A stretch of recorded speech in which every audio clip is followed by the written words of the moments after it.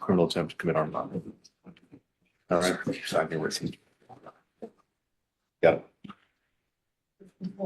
Mr. Rhodes? Which one? There's several. Oh, okay, yeah, sure. I can. This is the one from October of 2020. And I'll This is also just put count 1 and 2. the case number that I'm Assault dealing with on the record on too. Jakari Williams, shooting at Jakari Williams. Yeah, That so should kind of narrow things down. Count 3 is not involved. He's over here, he's position 2. He's position. He's position 4. And he's position. And this is the one involving Anaya. Is that Second. Anissa? 2, 4, and 7. Ayana. Yes, 2, 4, and I'm 7. sorry. Okay. Thank you. So, leaving under Alfred. Sign right there. Fine. On this one. It's all 3. Yeah. This is the one we talked about biting her and then pushing her out the car. It doesn't involve a firearm, so it's not as. And like I said, you're not admitting you did it. You're just leaving under Alfred to get the case closed. All right, you okay with that? All right. 2, 4, and 7. So just remember the out of position, it was not false, it was indicted. Ms. Hall, did you ever text me? What did you say? Did you ever text me? Oh, no, I'm sorry. Disregard. I changed my mind. Okay. And which counts on this indictment? 1 and 2. Okay, so you're dismissing count 3? Yeah, it emerged into Okay. 1. So.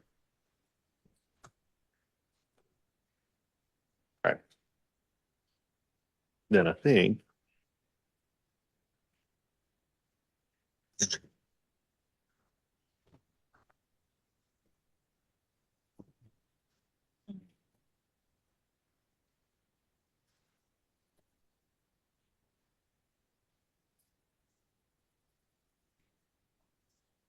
I'm gonna get the other 2 up here.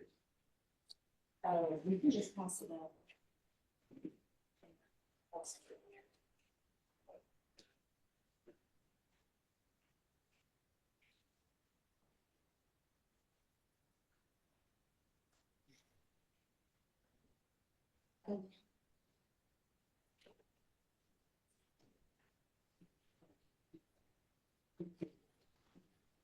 Here you go.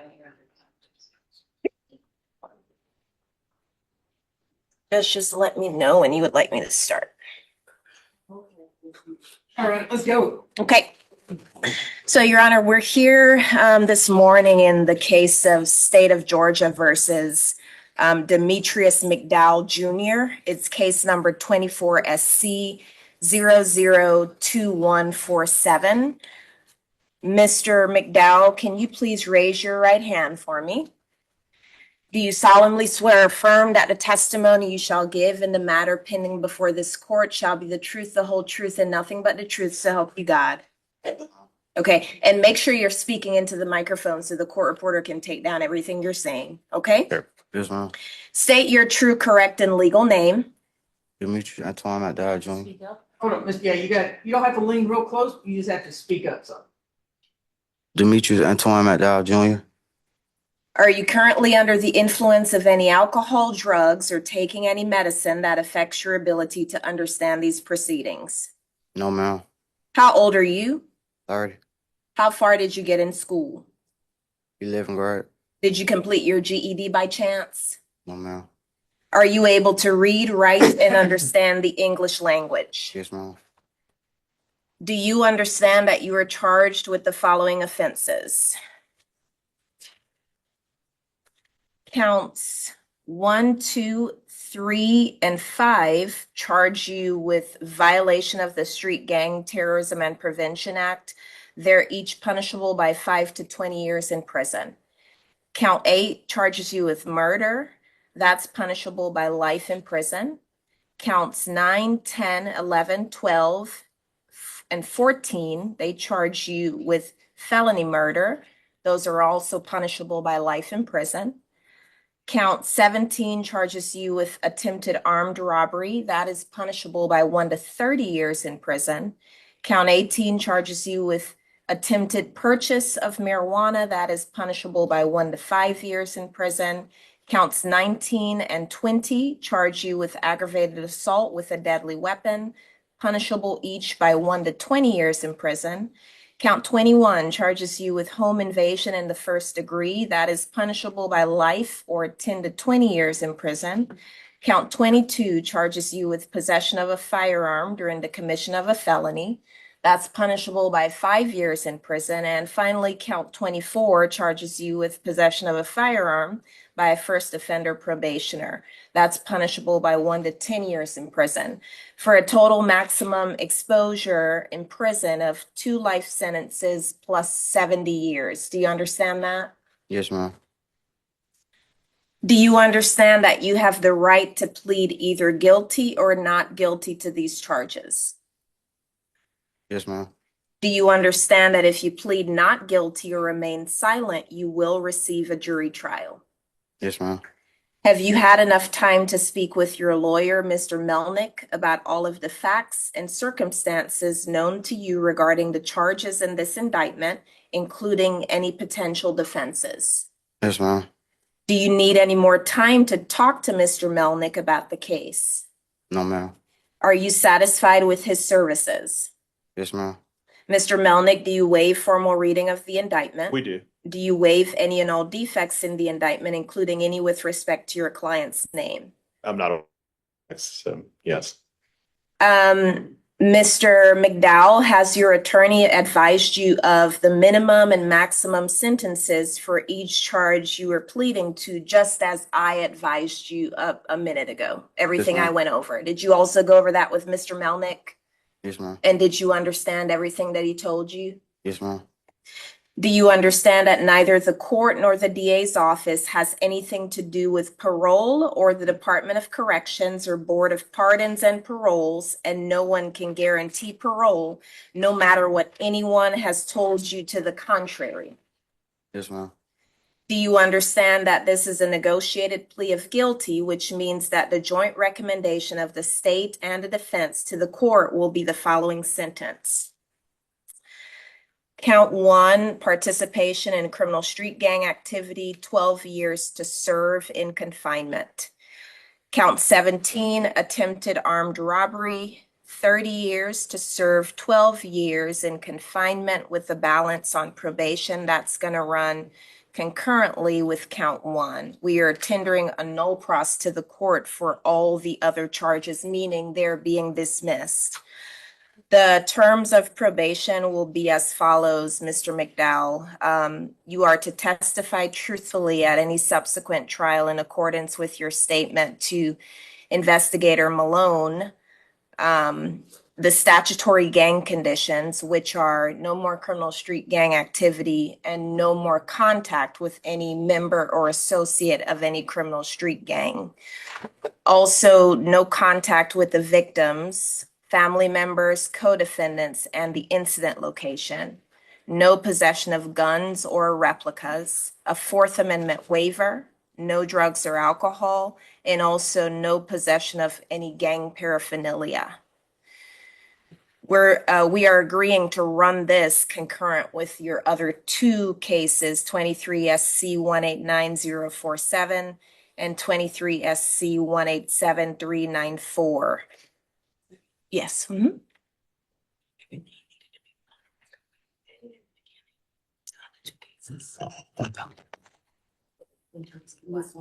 The numbers? And we go through all the charges. We do it all together so that they don't have, so they won't have to go. Each individual Sure. case, yeah. So I don't. I'll jump in. You can just go through hers and then Mr. Brown Miss, can go through his. no, it's gonna take longer. Ms. Hall? Hmm? Can you? I'll jump in. Ms. Murdell, in indictment number 23 SC 189047, do you understand that you've been charged with 2 counts of aggravated assault, family violence? Yes, ma'am. Do you understand that the minimum and maximum for aggravated assault, family violence. The minimum is 3 years to serve and the maximum is 20 years to serve. Yes, ma'am.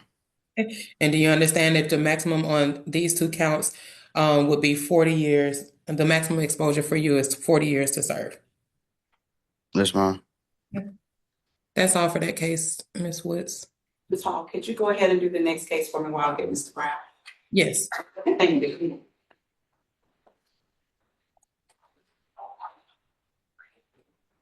And then, sorry, I didn't have that one pulled up. It's, Is, You- is the- it just the aggravated assault, possession of firearm? That's and correct. Possession of firearm by felon? no, that count 3 doesn't apply to Mr. Okay. McDowell. So just It's the first counts one 1 at a and time, 2. So Mr. I can do it, Ms. Hall. So Mr. McDowell, in case 23 SC 187394, on count 1, aggravated assault with a deadly weapon, the exposure is 1 to 20 years in prison. On count 2, possession of a firearm or knife during the commission of a felony, that is a 5-year consecutive for a total maximum exposure of 25 years. Do you understand that, sir? Yes, ma'am. You have to answer all that, yeah. So the total exposure for all 2 life sentences plus 135 years. Do you understand that, sir? Yes, ma'am. And Ms. Hall, do you want to go ahead and put your recommendation on the record? Yes. Mr. McDowell, do you understand that from the state's recommendation, this is a negotiated plea of guilty, which means the state will recommend to the court a sentence for count 1, aggravated assault, family violence. The state's recommendation is 5 years to serve to run concurrent to the other 2 cases. And for count 2, aggravated assault, family violence, the state's recommendation is 15 years to serve 10 years, balanced on probation. Special condition that you have no contact with the victim in this case, Miss Ayana, Ayana, last name Williams. No contact with her, but the judge does not have to accept that recommendation. The court can sentence you to the maximum on each of these charges and can run those sentences consecutively or one after another. Do you understand? Yes, ma'am. And just so that we are clear for the record, those sentences will run concurrently with the sentences in the 2 other cases Yes, And- and concurrent to each other. and concurrent to each other. And this is a plea under Alford versus North Carolina. Understood. You want to go ahead and put your recommendation on the record? Sure. So forgive me because I don't know the SC number, but with the 2 cases that Demetrius Senior and Junior have, position 1 and I think it's 2. so this is it. gotcha. Who is mine? Indictment 23 SC 189047. That's mine. 187394. Yeah. Number 4. Okay. Right here. 23 SC 187394. And with respect to that, the state offer would have been 12 or 10 to 10 to serve. I think it was 10 to serve 10 to serve concurrent with the other 2. with the other 2. Yes. And what's happening with the gun charge? The gun is 5 consecutive suspended.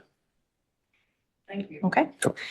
So, Mr. McDowell, do you understand, however, that the court does not have to accept that recommendation, that the court can sentence you to the maximum on each charge and can run those sentences consecutively or one after the other?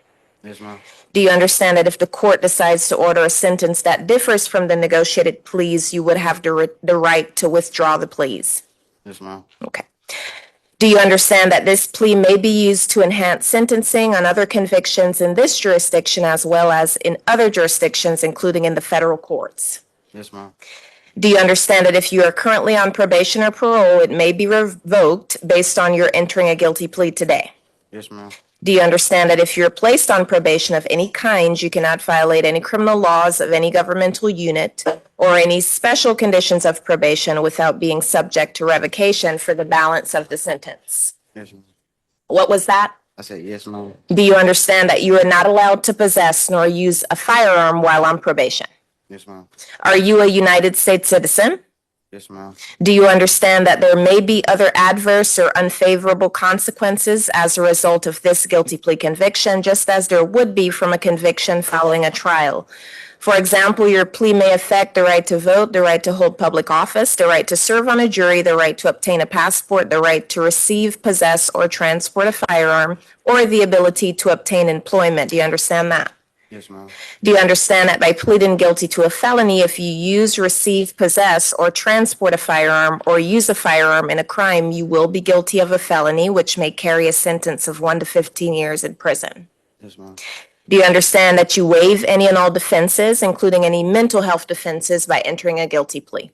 Yes, ma'am. In addition, you waive the following rights: the right to trial by jury, the right to remain silent and not incriminate yourself, the right to confront witnesses against you, the right to assistance of counsel hired by you or to a court-appointed counsel if you cannot afford an attorney at a trial of your case, the right to the presumption of innocence, the right to testify on your own behalf and to present other evidence, the right to subpoena witnesses and compel the production of evidence, the right to have the charges against you proven beyond a reasonable doubt, and the right to appeal if convicted of these charges following a trial. By pleading guilty today on the 3 indictments, sir, you're waiving or giving up all of the rights that I just enumerated to you. Do you understand that? Yes, ma'am. Okay. Has anyone forced, threatened, or promised you anything to get you to enter a guilty plea to these 3 charges, No, ma'am. to these 3 indictments? Is it your decision to waive these rights and enter a guilty plea because you're in fact guilty? So just for the record, Judge, on the 24 indictment, the multi-count indictment involving the murder case, I think it's 24 SC 002147 or 2. That is an offered plea, as well as the case involving Ms. Hall, 23 SC 189047. Larissa, we should probably take those individually. Sure, yeah. Okay, so Mr. McDowell, as to 24 SC 002147, that's my case involving the gang charges. Are you pleading guilty because you have decided that it is in your best interest to do so? Yes, ma'am. Are you aware that even if you do not admit guilt, this guilty plea places you in the same position as if you were convicted by a jury at a trial? Do you understand that? Yes, ma'am. Okay. So in that indictment number ending in 2147, sir, how do you plead? Guilty. Guilty pursuant to Alford? Yes. Yes, ma'am. Okay.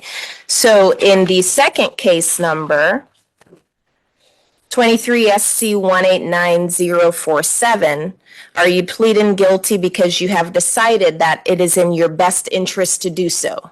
Yes, ma'am. Are you aware that even if you do not admit guilt, this guilty plea places you in the same position convicted by a jury at a trial?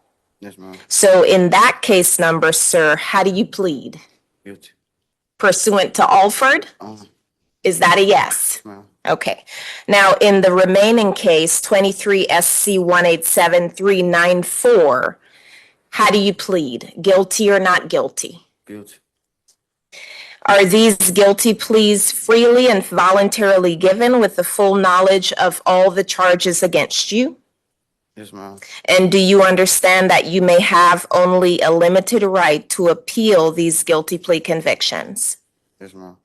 Do you understand that unless counsel is substituted or permitted to withdraw, Mr. Melnick will represent you until either the end of the current term of court or 30 days from today's date, whichever is later? Yes, ma'am. Do you understand you have 30 days from the day of your sentence to file a direct appeal? Yes, ma'am. And do you understand that you have only 4 years from today for a felony charge and 12 months from today for a misdemeanor charge to file a habeas corpus petition, which is essentially a legal term addressing your ability to address any constitutional defects or challenges to your guilty pleas? Yes, ma'am. Do you understand that you have until the last day of the current term of court to file a motion to withdraw your guilty pleas? Yes, ma'am. And do you understand that any of these filings we have just talked about must be filed by your attorney unless you are representing yourself? Yes, ma'am. Paul, before I get into my factual basis, is there anything you wanted to add that I may have missed pertaining to your case? No. Your Honor, the factual basis for 24 SC 002147 is as follows. On April 12th, 2023, at approximately 11 at night, armed robbers, this defendant, Demetrius McDowell, the co-defendant who has since pled guilty to 30, served 15, Keontae Jackson, and the third co-defendant, DeMonte McNabb, fatally shot their co-assailant, Calvin McDowell, who is the decedent in this case, in the driveway of 1591 Woodland Avenue in Southeast Atlanta. Terrence Malone was assigned a lead detective in this case, Judge, and he interviewed the victim of the attempted armed robbery. His name is Jarquavius, Jarquevious, last name Everson, Everson.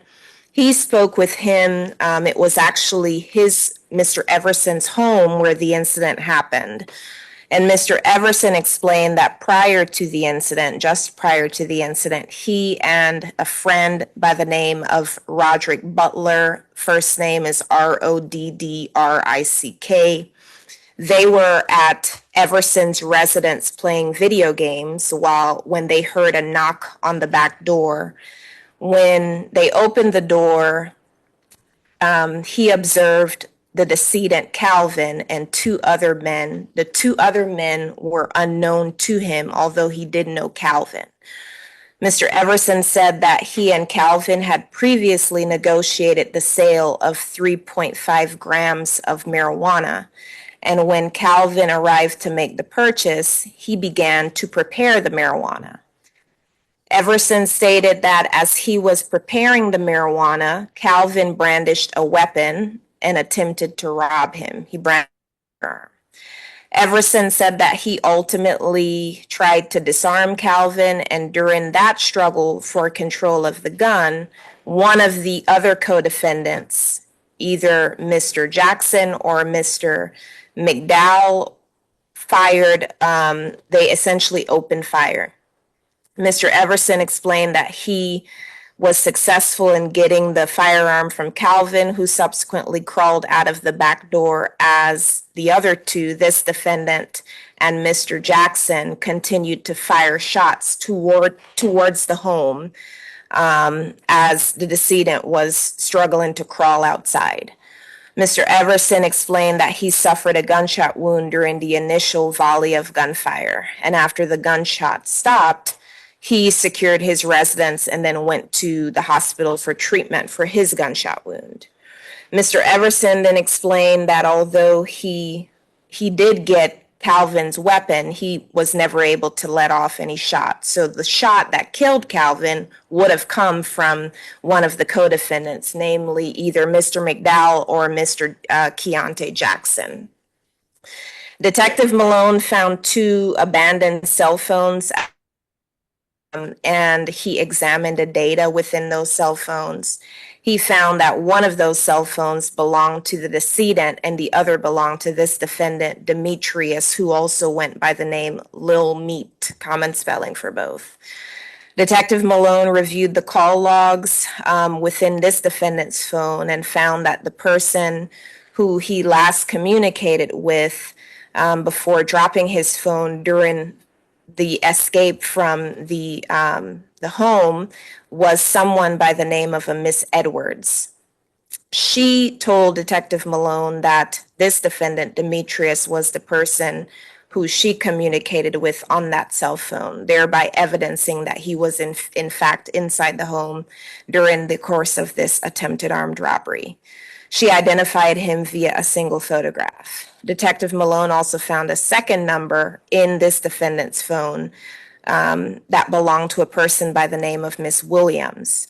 She explained that Demetrius was the father of her child, and since the fatal shooting, Demetrius admitted to her what had taken place, and he said he had residence with the decedent and the co-defendant Keontae Jackson, and he admitted to entering the home during the course of the armed robbery.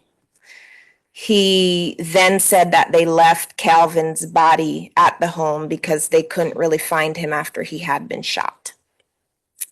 Detective Malone also learned that a person by the name of a Miss Seaborn was likely the last person to speak with Calvin before the shooting. And during Detective Malone's interview with Miss Seaborn, she admitted that Calvin had come to her and expressed an interest in going to the incident location to commit an armed robbery. After this defendant was apprehended, Detective Malone saw that he had a GPS ankle monitor on, and that placed him again at the crime scene. He also gave a statement and placing himself there and also placing co-defendant McNabb there, as well as co-defendant Jackson. The crime scene tech, Your Honor, found multiple shell casings at the crime scene, 12 7.62 39 spent shell casings and 11 9mm spent shell casings.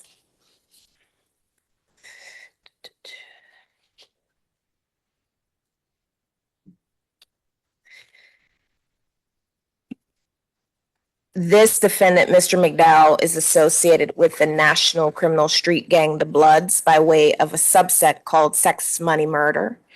Mr. McDowell has a B tattooed on his face and has been seen on social media using language characteristic of the Blood Association, as well as posing with numerous guns and large stacks of money. PDE is a hybrid criminal street gang based in DeKalb County, and the name stands for Paper Drugs Extortion or Paradise East.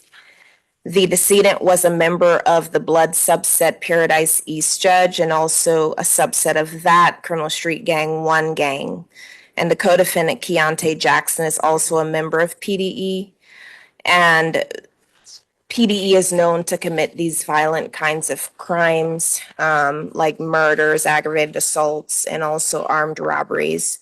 And all events occurred in Fulton County. I would like the record to reflect, Your Honor, that the murder charge in this case is being dismissed, taking into consideration the fact that the person who ultimately died was a relative of this defendant. I believe he was actually his brother. Also, they were in the course of committing a violent armed robbery on this drug dealer, which is another reason why we believe that the negotiation here is appropriate. Because had the decedent survived, he would have very well been a co-defendant on an armed robbery indictment. I also would like to place on the record that Miss Earlene McDowell. Miss McDowell, can you stand up, please? Oh, she's on that side. Okay. So she is the mom of the decedent in this case, Calvin McDowell. And she just wanted the court to know, I spoke with her this morning, she just wanted the court to know that this incident has tragically torn apart and affected her family. She told me that she's lost about 50 pounds since everything happened, just dealing with the fact that one son is deceased, and I believe this is also her son, and he's standing right here before this court. I explained to Miss Earlene McDowell that, you know, it's a tough situation to be in, but something has to be done. I couldn't just very well let him walk out the door with straight probation, Your Honor. So one more thing for Mr. McDowell. Mr. McDowell, you remember giving a statement to Detective Malone, sir, during the course of this investigation on the day that you were arrested? Yes, ma'am. And are you affirming that statement to be true today on the record? Yes, ma'am. Is that a yes? Yes, ma'am. Okay. And Judge, I believe that is all I have. Judge, there's a lot that I could get into in this case. This Wait. is all a negotiated disposition. I'm sorry. This is a negotiated disposition. I will say Earlene McDowell wants less jail time or no jail time for Demetrius McDowell in this case. And one of our primary motivations for taking this this plea is the fact that we're not just resolving this case, which had a lot of factual issues, I think, from the state's perspective, but also the other two cases as a global resolution. So I am asking that you accept the negotiated dispositions that we've reached in this case and for the other two indictments that are present before the court today. Ms. Hall? Yes, Your Honor. And had we proceeded to trial on 23 SC 189047, the state would have proven beyond a reasonable doubt that on March the 26th, 2023, this incident location that was used was 195 Fairmont Road. That is the victim's address. However, the more accurate location would be the model station on Martin Luther King Drive, which is in Fulton County. The defendant and the victim in our case, Ayanna Williams, they were in a car together. A dispute happened. In the middle of that dispute, the defendant is driving the car at that time. He reaches over and he starts to assault Miss Williams. At some point, he leans over while he's driving and he bites her. And then didn't stop there. He ended up pushing her out of the vehicle while it was moving. She ended up walking to her grandmother's house, and at that point, she called 911. When she made it to her grandmother's house, officers arrived. They were able to see visible injuries to her face. She had bruises on her chest. You could tell that she had been on the ground. Obviously, they didn't see her get pushed out the vehicle, but they could see that she had somehow had contact with the ground. She did have a large bite mark on the side of her face as well, which corroborated the information that was given by Ms. Williams. The defendant, there was a warrant taken out on the defendant. Obviously, he was arrested and charged accordingly. I have spoken with the victim, Ms. Williams, in this case. She is still having some residual recovery from her injuries from being pushed out of this moving vehicle. She doesn't want to have any contact or anything to do with Mr. McDowell. She says she has moved on with her life. She does think that he needs time incarcerated to reflect on his actions. But other than that, Your Honor, that is all from the state. Anything else? Mr. Brown? What's your factual? On if this case was to proceed to trial, the state would expect to prove beyond a reasonable doubt that on October 24th, 2020, victim Jakari Williams was shot twice by the defendants, Demetrius McDowell Sr. and Demetrius McDowell Jr.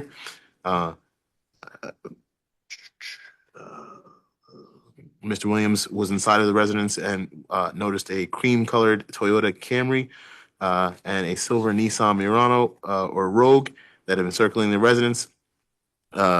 He recognized both of the drivers as Demetrius McDowell Sr., aka Big Meat, and Demetrius McDowell Jr., aka Little Meat. Mr. McDowell Sr. And Jr. live at the adjacent street on Florida Avenue and Windward Drive. The defendant stopped in front of the incident location and asked for some substance and said they were looking for a gentleman who was selling a car that lives there. Witnesses witnessed that that both defendants were asking questions about the vehicle. Witness Shelton stated to the police that after the questions, both defendants began shooting at the front of the location, which was 243 Florida Avenue Southwest in Fulton County. Witnesses saw both defendants began shooting at the location, striking the victim, Jakari Williams, twice in the forearm. Police were called, and the victim was transported to Atlanta Medical Center with heavy blood loss. Anything else? No, Your Honor. As I said, this is negotiated as to all three cases. We would ask that you accept it. Anything else from the state? Your Honor. Nothing further. All right, so for position 2, 23 SC 189047, I'll accept the negotiated plea. No further contact with Ayanna Williams. No drugs, no alcohol, no weapons, no replicas of weapons. You got to stay away from MARTA, bus, trains, planes, automobile, anything at MARTA, okay? Yes, ma'am. Did he live somewhere outside of Fulton County when he gets out? I don't know, Judge. I'm pretty sure he's going to be in Fulton County. That's where his mom lives. All right. Let's see, on number 4, 23 SC 187-394. I'll accept that. No further contact with Corey Williams, no drugs, no alcohol, no weapons, no replicas of weapons. I'll accept that as negotiated plea. And number 7, 24 SC 002947. No drugs unless prescribed, no alcohol, no weapons, no replicas of weapons. Okay, as you said before, no contact with anybody that's a member of sex, money, murder, CDP, or any other gang or affiliates. No further contact with Keontae Jackson. Quavius Everson, Roderick Butler. In social media.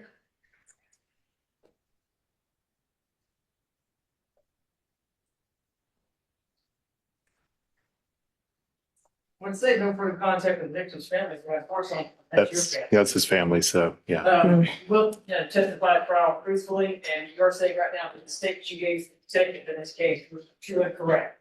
Yes, ma'am. I'll accept this plea also, I'll say to all of this free and voluntarily, given the press and been properly advised by Mr. Melnick. Ms. McDowell, I hope that Calvin's memory brings you, comfort. And his memory should be a blessing, and I'm sorry for your loss in both instances, okay? All right, best of luck to you, best of luck to you. Your Honor, if I may, there was a Fourth Amendment waiver as well on 2147. All right, and that Fourth Amendment. Thank you.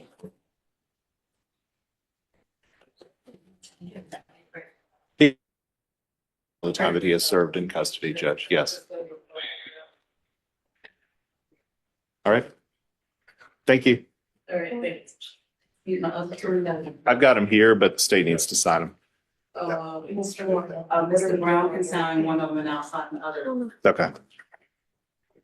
I need you right. Okay,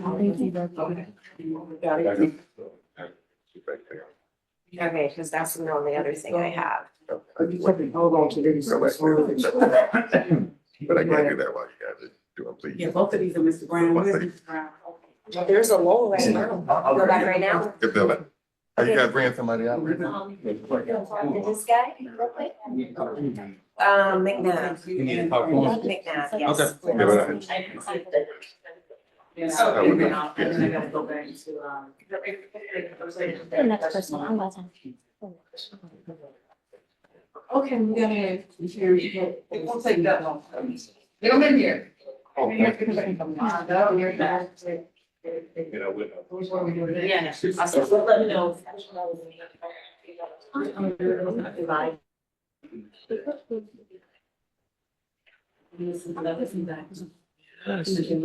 Here's Brandy, follows Brandon. Thank you. And then, after that, I have a few with Mr. Wright. Okay, Mr. Hudson is on. Let me leave that. And then I have and then, all of Ms. Paul's. See ya. My understanding of the Hosley, Matt, I had to talk to Mac, right? I haven't gone back to talk to him real quick. No.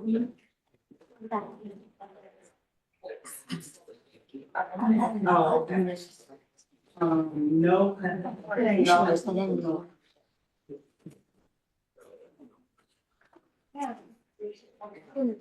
I'll grant permission to sign your names. Yes, or Deputy Hodge can sign it. She's standing right there. Oh. Here you go. It's signed. You want my pen? I got you real clear. Bring me back. It's my pen. I love them. I'm being about it. Clark Ellen is. Okay, but like, what? Oh, those are all court watch? Yeah, Use what? basically. We have like now. No context. Get spicy. Are those?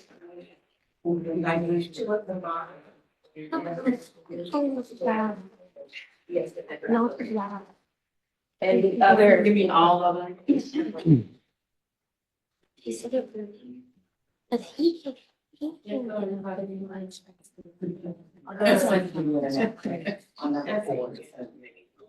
when you get out, when you get out, when you get out, can you hurt it? Yeah, I think so. I mean, they probably won't. They won't do it to his friends, just. Even me, you don't do for the burn. And they can't do that one.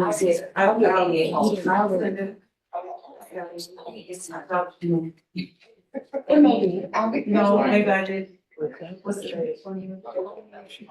Yeah, I don't understand. No, thank you. I got it. Okay. I think you said this before. Yes. Yeah.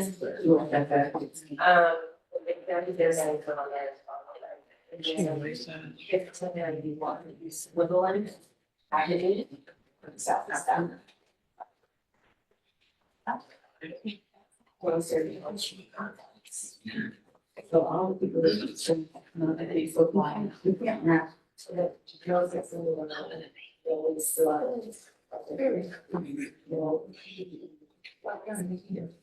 Very nice. And maybe other street.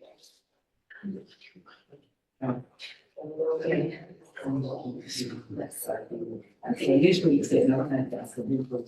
And he is. They cross over. Other than.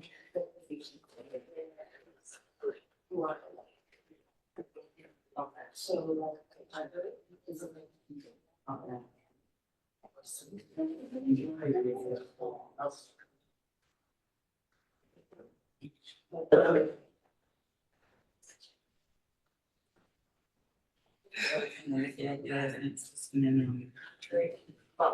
And all right. All right.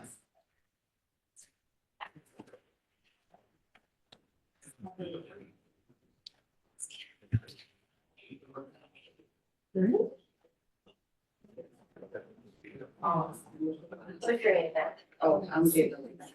Okay, so we're going on this mom's resignation. He's not there. Okay. Okay. Oh, the drill was. Right, yeah.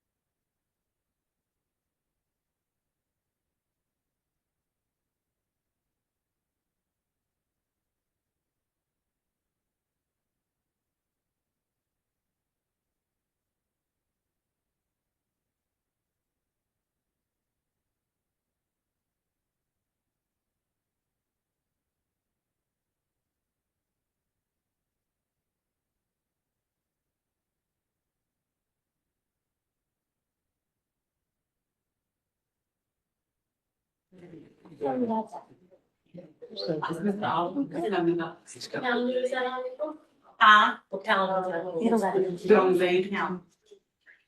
Oh, wow. Yeah. This one is. 30.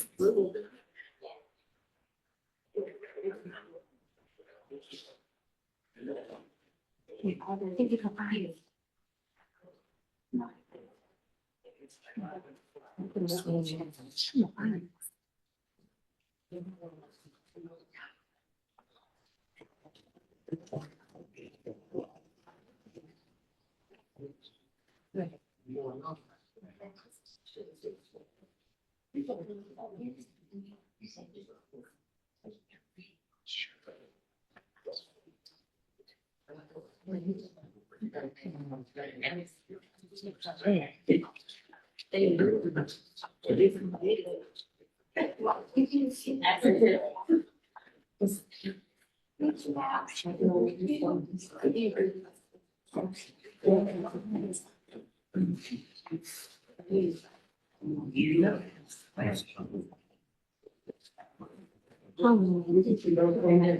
It is. No, ma'am.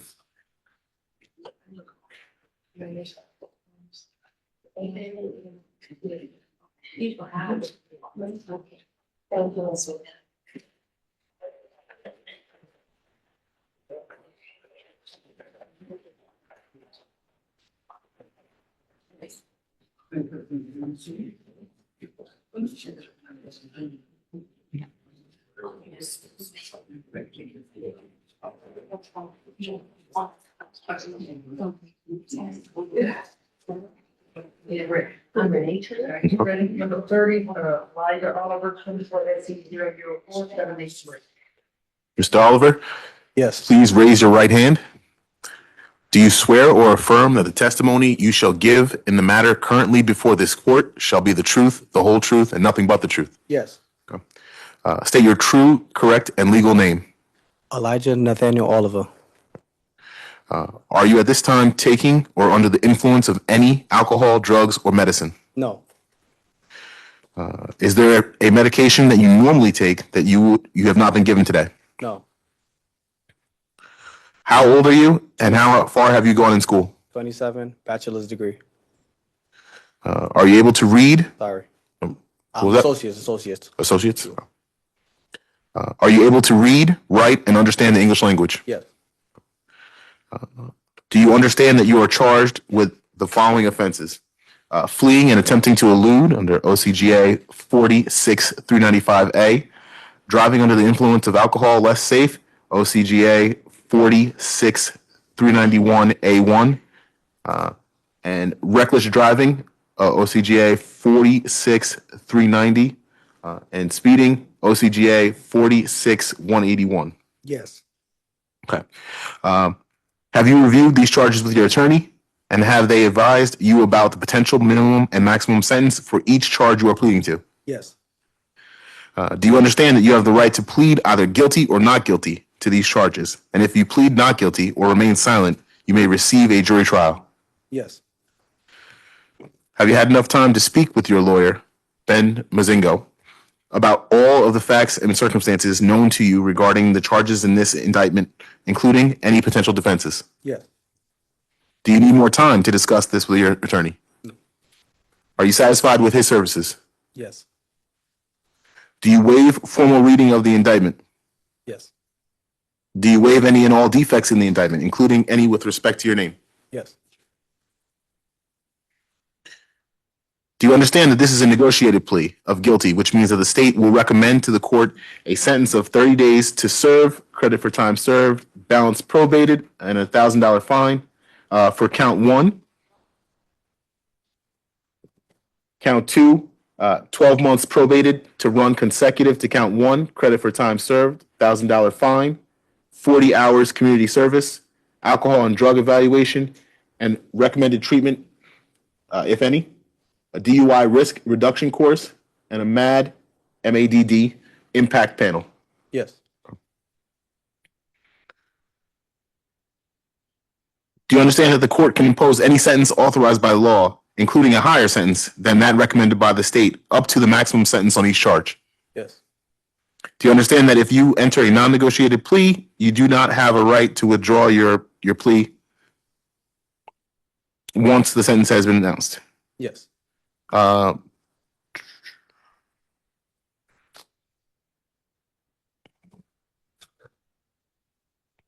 Do you understand that this plea may be used to enhance sentencing on other convictions in this jurisdiction as well as in other jurisdictions, including the federal courts?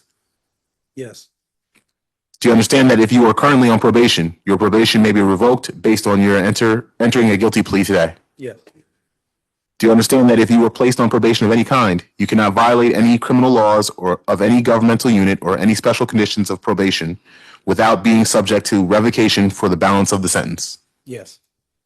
Do you understand that you are not allowed to possess or use a firearm while on probation? Yes.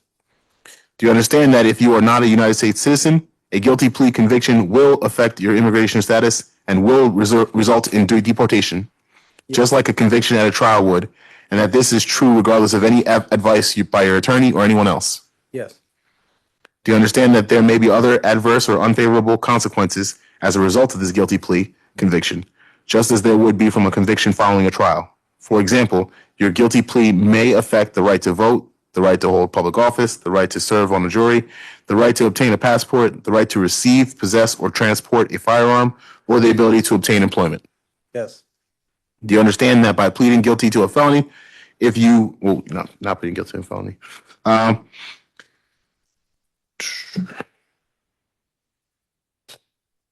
do you understand that you waive any and all defenses by entering a plea of guilty? Yes. Do you understand that by pleading guilty, you are giving up the following rights? The right to trial by jury, the right to remain silent and not incriminate yourself, the right to confront witnesses against you, the right to assistance of counsel hired by you, or to court-appointed counsel if you cannot afford an attorney at a trial of your case, the right to the presumption of innocence, the right to testify on your own behalf and to present other evidence, the right to subpoena witnesses and compel the production of evidence, the right to have the charges against you proved beyond a reasonable doubt, the right to appeal if convicted of these charges after trial. Has anyone forced, threatened, or promised you anything to get you to enter a guilty plea? No. Is it your decision to waive these rights and enter a guilty plea because you are in fact guilty? Yes. How do you plead to the charges of fleeing and eluding and DUI less safe? Guilty. Is this guilty plea freely and voluntarily given with full knowledge of the charges against you? Yes. Do you understand that you may have only a limited right to appeal this guilty plea conviction? Yes. Do you understand that you have only 4 years from today for a felony charge and 12 months from today for a misdemeanor charge to file a habeas corpus petition challenging this guilty plea? Yes.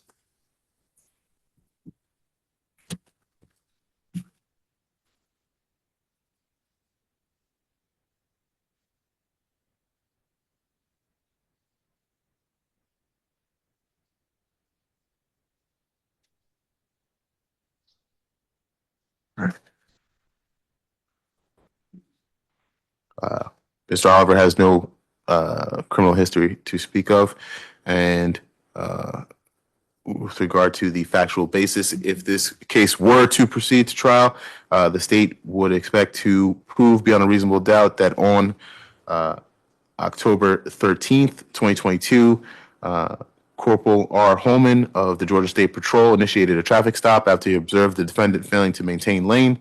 The defendant, Elijah Oliver, was operating the vehicle at the time. He fled. A pursuit ensued during the chase. Mr. Oliver drove recklessly, weaving through heavy traffic on I-75, traveling at speeds in excess of 140 miles an hour in a 55 mile per hour zone and traveling on the wrong side of the roadway. Ultimately, the GSP trooper utilized a pit maneuver, which is a precision immobilization technique maneuver used to disable the vehicle. Once in custody, Corporal Holman observed that Mr. Oliver had bloodshot and watery eyes, the odor of alcoholic beverage emitted from his person and breath. Mr. Oliver was Mirandized and asked about alcohol consumption. He refused a blood test, and warrants were obtained, and Mr. Oliver was transported to the Fulton County Jail.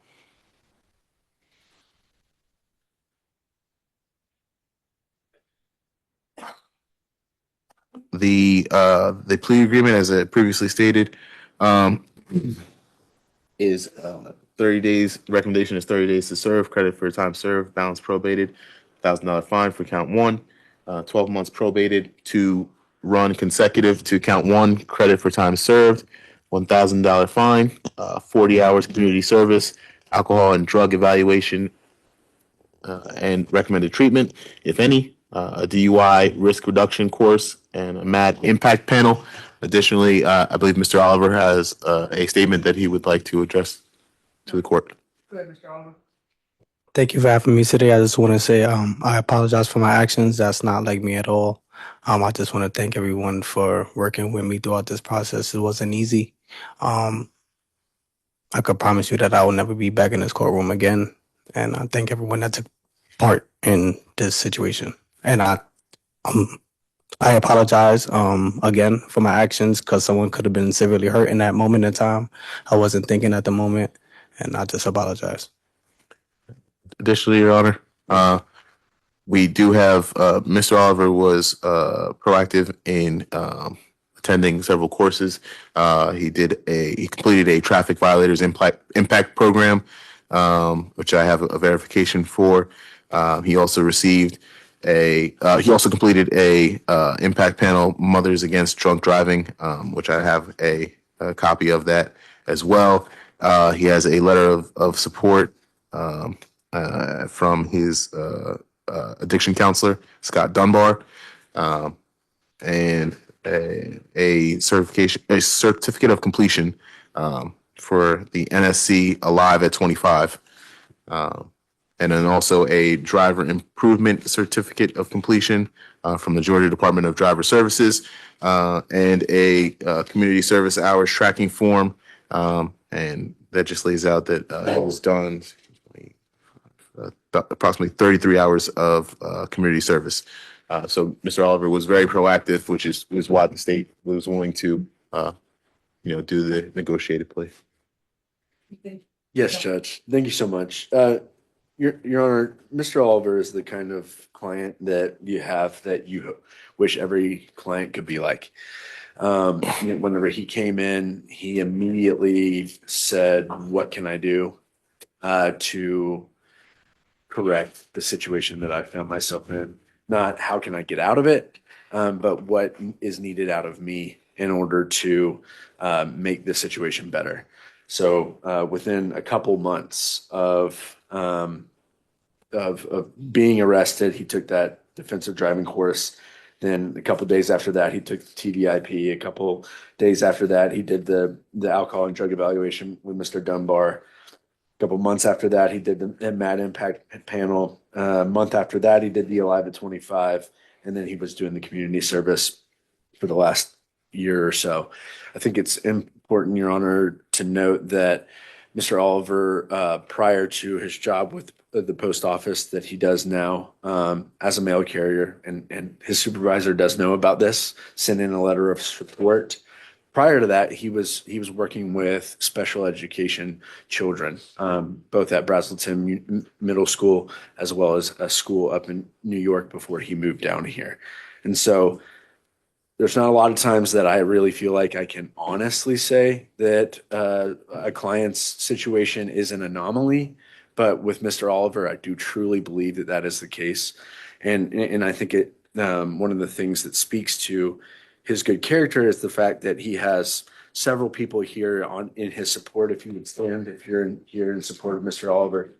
So his mother, as well as his spiritual mother, and some coworkers from the post office, a friend of his are here, and just wanted to show Your Honor that he does have their support and that he will be, thanks so much, y'all can have a seat, and that they will be supporting him to make sure that he does well while he's on probation, Your Honor. So as we discussed up at the bench, I'm requesting that because Mr.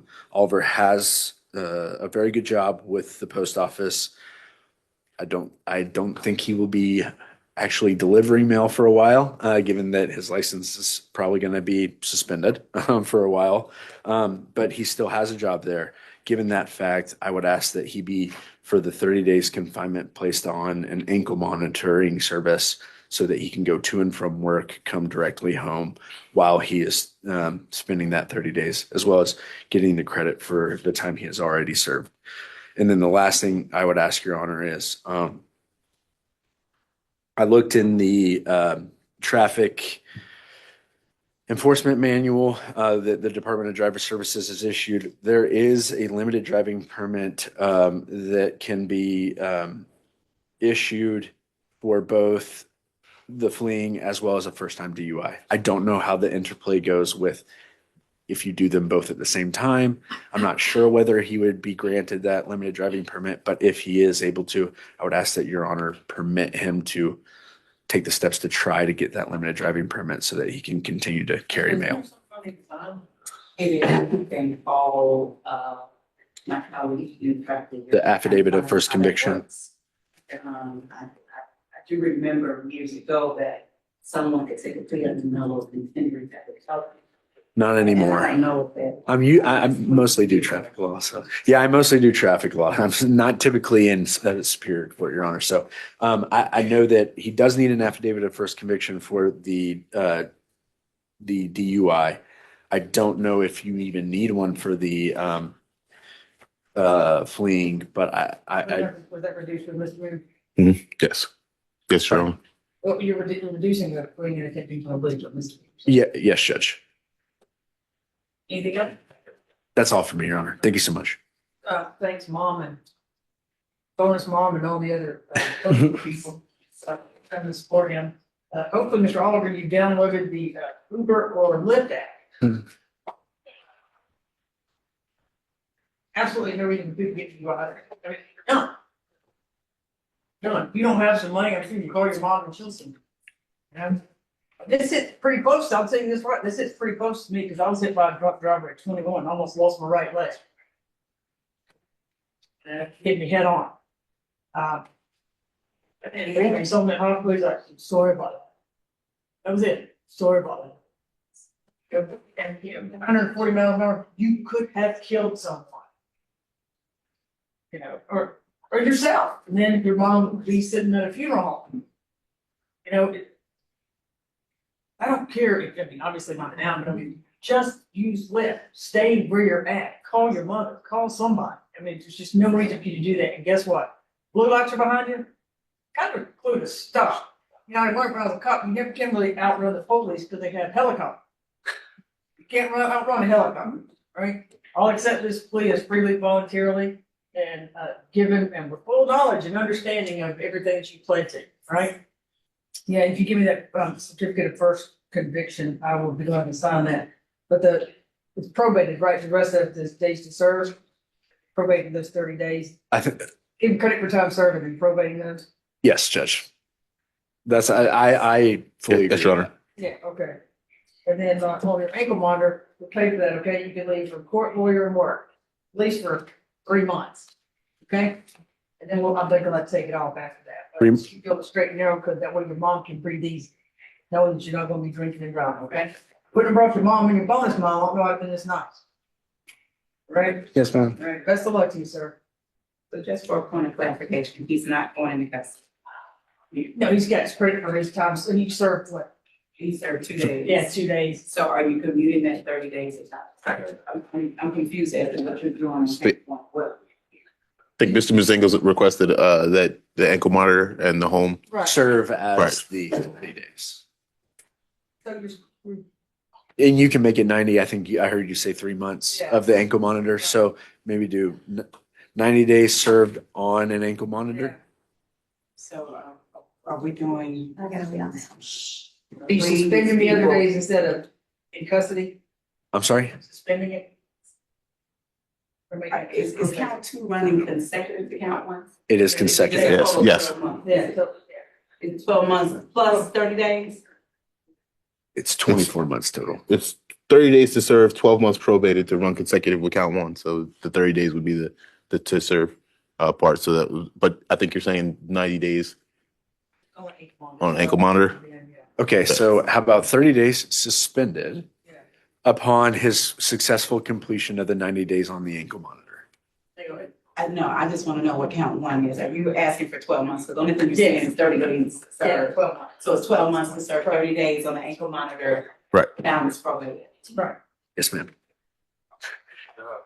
You want to give her that? Because it lays it out. You gotta give me the front end. The offer form lays it out. 30 days. Okay.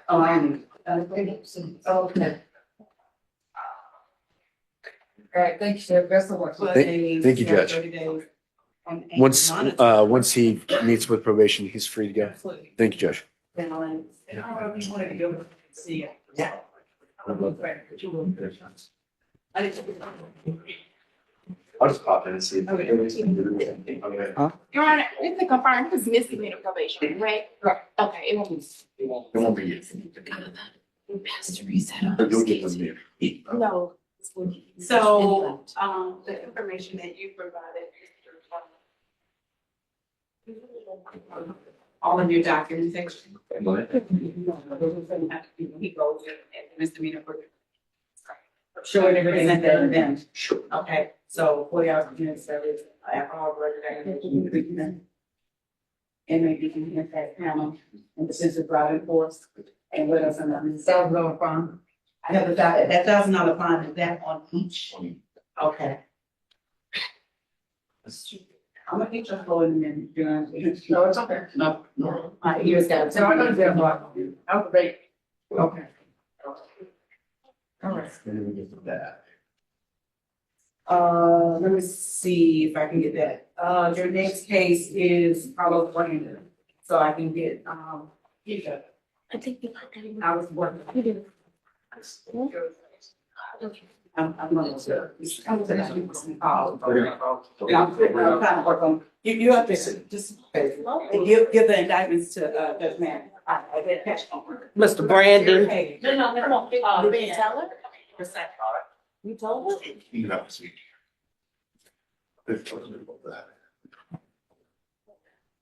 Yeah, approach. Yes, ma'am.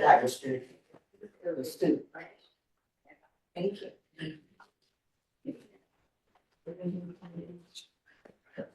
What did you say? Don't get out there looking at my mail. I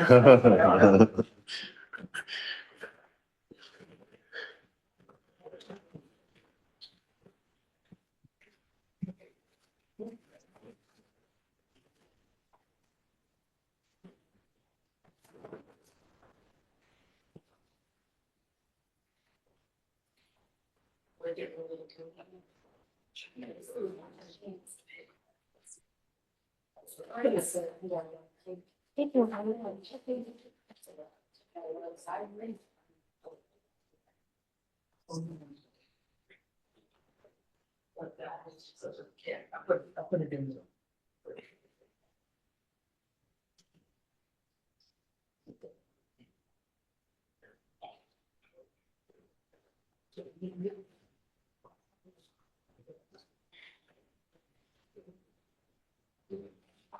Mhm.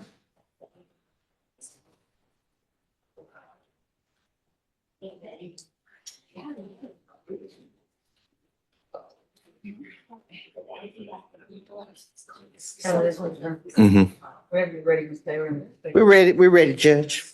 Ready, Ms. Taylor? Okay. Mr. Brandon, can you please raise your right hand? Do you swear or affirm that the testimony you shall give in the matter currently before this court? That's your right hand. That's your right. Right hand. Right hand. Military right. Right hand. Huh? Okay, all right. You lead this shit and jump back on. Okay. All right. So right hand raised. Do you swear or affirm that the testimony you shall give in the matter currently before this court shall be the truth, the whole truth, and nothing but the truth? Yes, sir. State your true, correct, and legal name. Carlos Brandon. Are you at this time taking or under the influence of any alcohol, drugs, or medicine? No, sir. Is there a medication that you normally take that you have not been given today? No, sir. How old are you and how far have you gone in school? 35, 11th grade. Are you able to read, write, and understand the English language? Yes, sir. Do you understand that you are charged with the following offenses? Possession of a Schedule II controlled substance, possession of a firearm during the commission of a felony, willful obstruction, tampering with evidence, improper lane change, and possession of a firearm by a convicted felon? Yes, sir. Have you reviewed the charges with your attorney, and have they advised you about the potential minimum and maximum sentence for each charge you are pleading to? Yes, sir. Do you understand that you have the right to plead either guilty or not guilty to these charges? And if you plead not guilty or remain silent, you may receive a jury trial? Yes, sir. Have you had enough time to speak with your lawyer about all of the facts and circumstances known to you regarding the charges in this indictment, including any potential defenses? Yes, sir. Do you need more time to discuss this with your attorney? No, sir. Are you satisfied with her services? Yes, sir. Do you waive a formal reading of the indictment? We would waive a formal reading of the indictment. Do you waive any and all defects in the indictment, including Would any waive. with respect to your name? We would waive any defects in the indictment for purposes of this plea.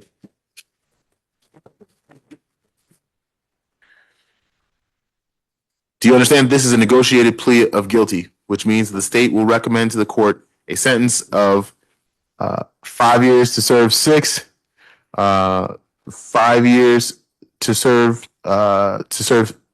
6 5 years to serve 6 years. 6 months. Oh. 5 years to serve. My apologies, Judge.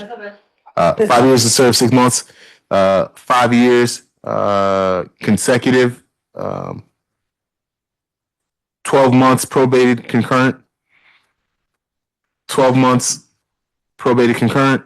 12 months probated concurrent, and then 5 years served 6 months for the possession of firearm by a convicted felon. Yes, sir. And that's on indictment 24 SC 000398. Just to make the record clear, on the 5 years consecutive, you want to say 5 years consecutive probation, you just said 5 years consecutive. Oh, my apologies. 5 years consecutive probation. On indictment number 24 SC 00097. We've got possession of a Schedule 2 controlled substance. And again, 5 years, serve 6 months. Willful obstruction. We got 6 months to serve. Tampering, 6 months to serve. Concurrent to 24 SC 000398.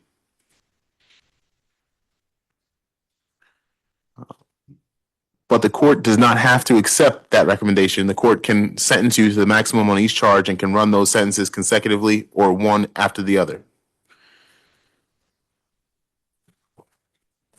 Do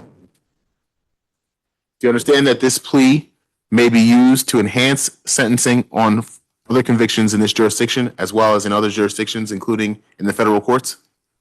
Yes. Yes, sir. Do you understand that if you are currently on probation, your probation may be revoked based on your entering a guilty plea today? Yes, sir.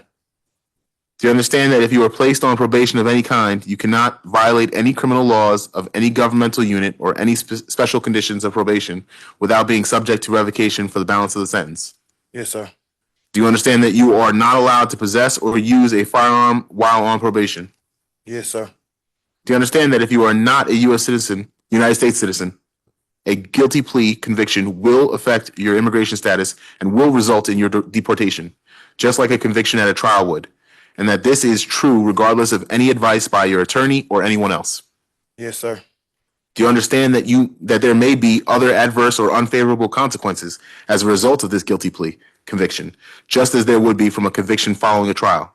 Yes, sir. For example, your guilty plea may affect the right to vote, the right to hold public office, the right to serve on a jury, the right to obtain a passport, the right to receive, possess, or transport a firearm, or the ability to obtain employment. Do you understand that by pleading guilty to a felony, if you use, receive, possess, or transport a firearm, you will be guilty of a felony which carries a sentence of 1 to 5 years in prison? Yes, sir. Do you understand that by pleading guilty, you are giving up the following rights? The right to trial by jury, the right to remain silent and not incriminate yourself, the right to confront witnesses against you, the right to assistance of counsel hired by you or to court-appointed counsel if you cannot afford an attorney at a trial of your case, the right to the presumption of innocence, the right to testify on your own behalf and to present other evidence, the right to subpoena witnesses and compel the production of evidence, the right to have the charges against you proved beyond a reasonable doubt, the right to appeal if convicted of these charges after a trial. Yes, sir.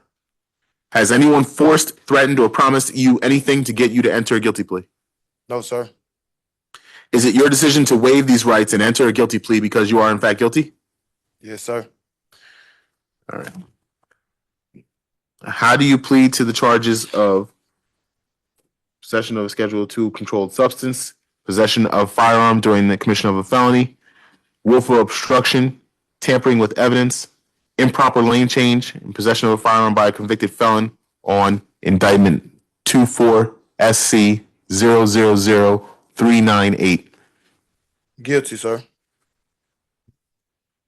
and on indictment 24 SC 00097, the charges of possession of Schedule I controlled or Schedule II controlled substance, willful obstruction, and tampering. Guilty. Is this guilty plea freely and voluntarily given with full knowledge of the charges against you? Yes, sir. Do you understand that you may only have a limited right to appeal this guilty plea conviction?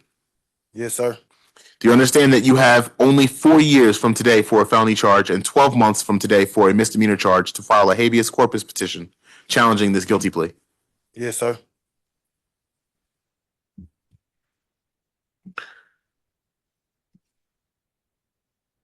Mr. Brandon's previous criminal history includes a first offender completed without adjudication for possession of marijuana with intent to distribute out of Fulton County Superior Court, docket number or indictment number 09 SC 83775 on November 4th, 2009.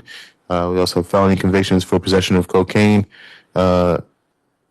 criminal damage to property, possession of cocaine with intent to distribute, burglary second, and Mr. Brandon has pending cases in Fulton County Superior Court for theft by receiving and aggravated assault, possession of a firearm during the commission of a felony, and possession of a firearm by a convicted felon. That's not him, Judge. I got three fellow on them rounds. You wanna? Yes, Ms. Washington. That's what there's some, they already said something to you about that and it said some kind of mistake. He was never charged with that. That ain't me, period. One's not him, so. The Aggravated assault. aggravated assault and all that, they was just saying, he said, that's not him.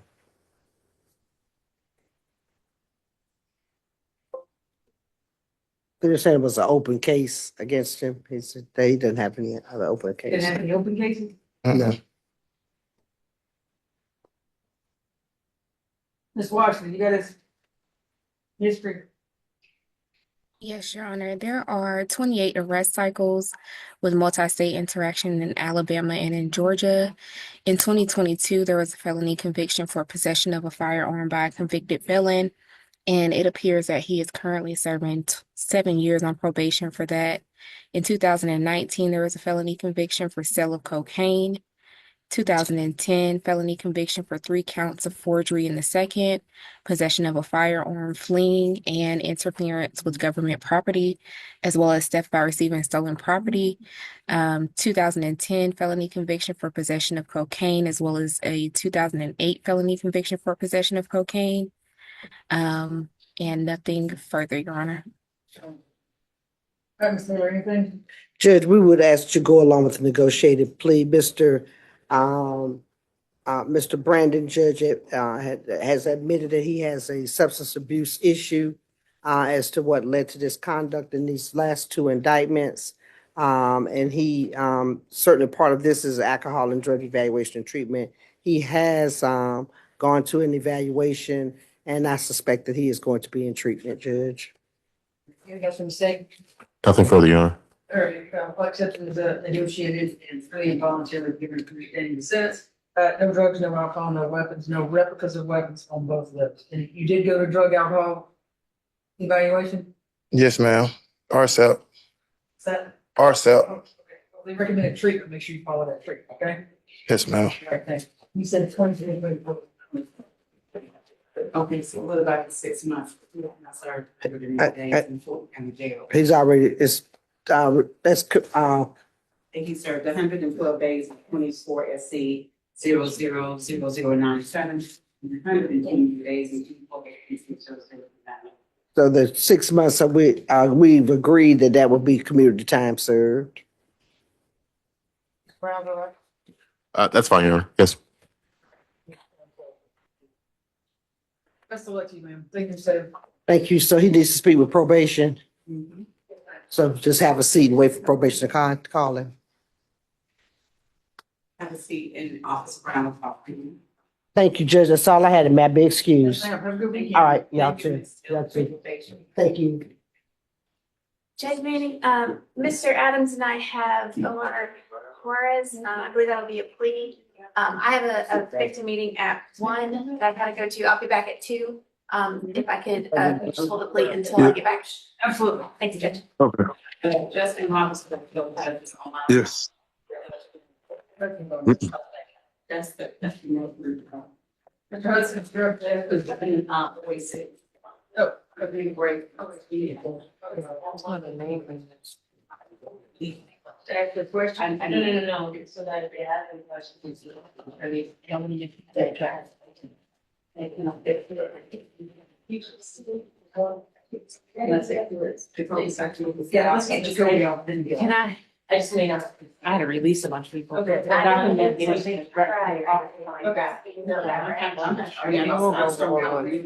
Okay, the doctor needs to know that I'm. You can do that. What is the new to work? He's 46. Yeah. I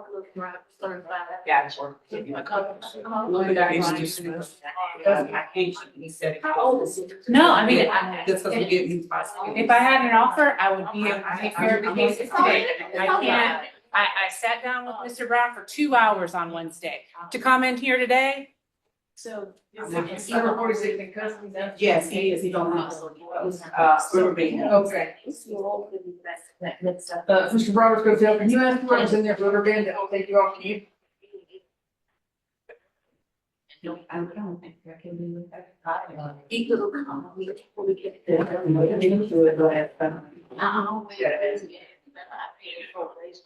I thought there was a way. I got his in the grade, so I didn't take that. Thank you. Thank you. Okay. But they should. Okay. But he haven't got the. Okay, hearing this, Mr. Brown. or Mr. Brown, but Ms. Taylor, eat something so she can make food real quick. Is he back here? Yeah. Okay. I was saying that, wow, okay. Sorry. So are you ready to bring him out or? Yeah. I think she wants. to talk. We're gonna have to give Ms. Sanders a second. No, I think she wants to talk. Oh. I just want peace. I'm gonna go back there. I don't know. Pray for me. All right, we're doing number 46, because Ms. Sanders With- says, and Judge Carson, 3 minutes. But I don't have a sleeper. Robert, Yeah, I'm going right. Oh. Yeah, I don't have you don't have a plea marked down? No. It's unnegotiated and he's Oh, ready to okay. go. Gotcha. All right. We're ready to go. Yeah. I'm about 5, I'm counting down. Yes, sir. Hey. Anybody got a phone, turn your phone off.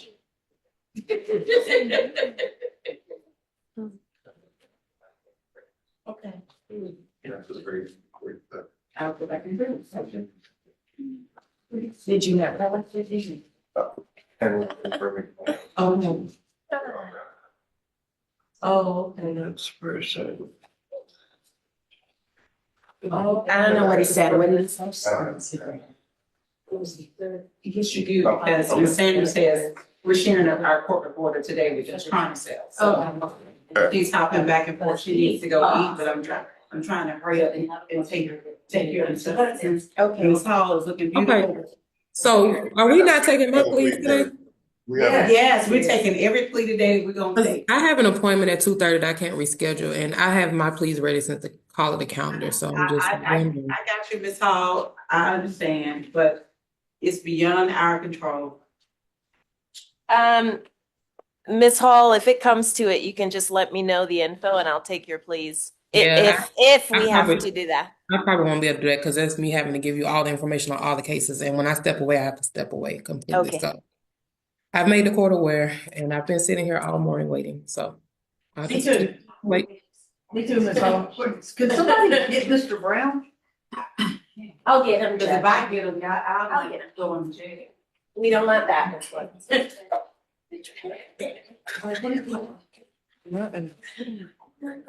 Mario, we're ready for you. Didn't I tell him that when he was in here? You did.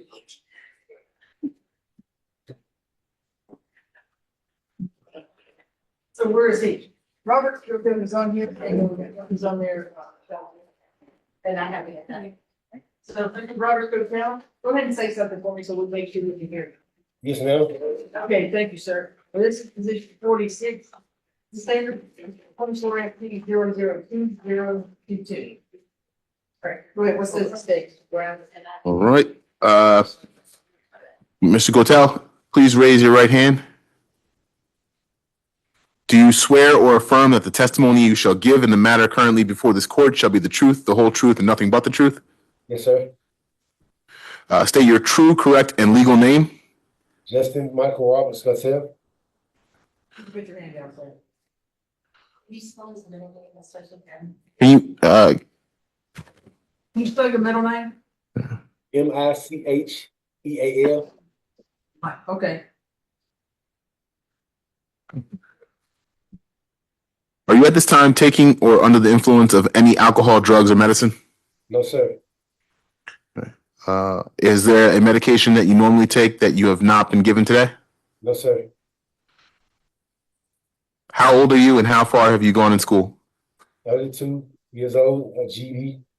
I'm sorry, can you speak up and enunciate? We have a court reporter who's trying to take down everything you're saying. 32 years of age, GD. Are you able to read, write, and understand the English language? Yes, sir. Do you understand that you are charged with the following offenses?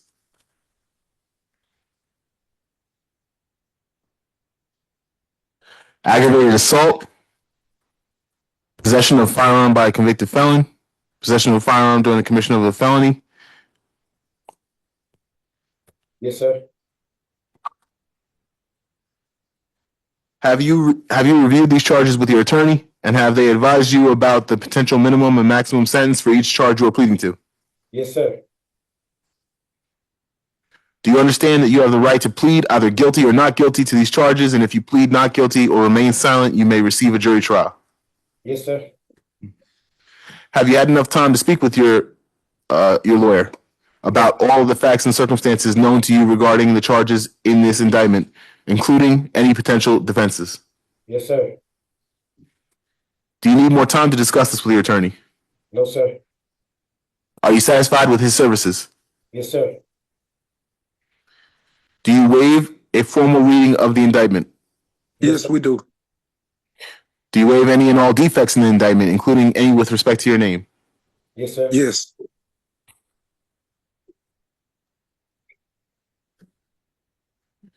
Do you understand that if your guilty plea is a blind plea, also called a non-negotiated plea, the state would still recommend a sentence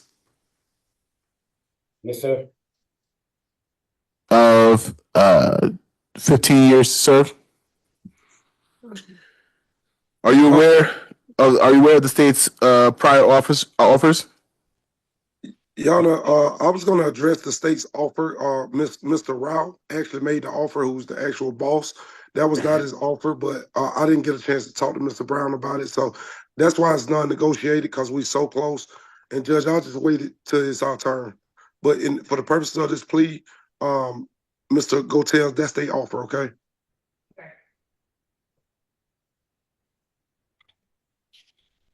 He had actually, Mr. Rao had actually offered 5 years to serve, Judge. That's his actual offer when we was in court last time. And he told me that last week when we came to see Ms. Woods, that he was offering 5 years to serve to Mr. Gotel.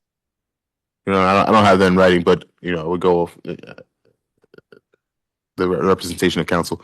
But for purposes of this plea, Are you aware of the state's or are you aware of the state's prior offers, and have you discussed their offer with your attorney?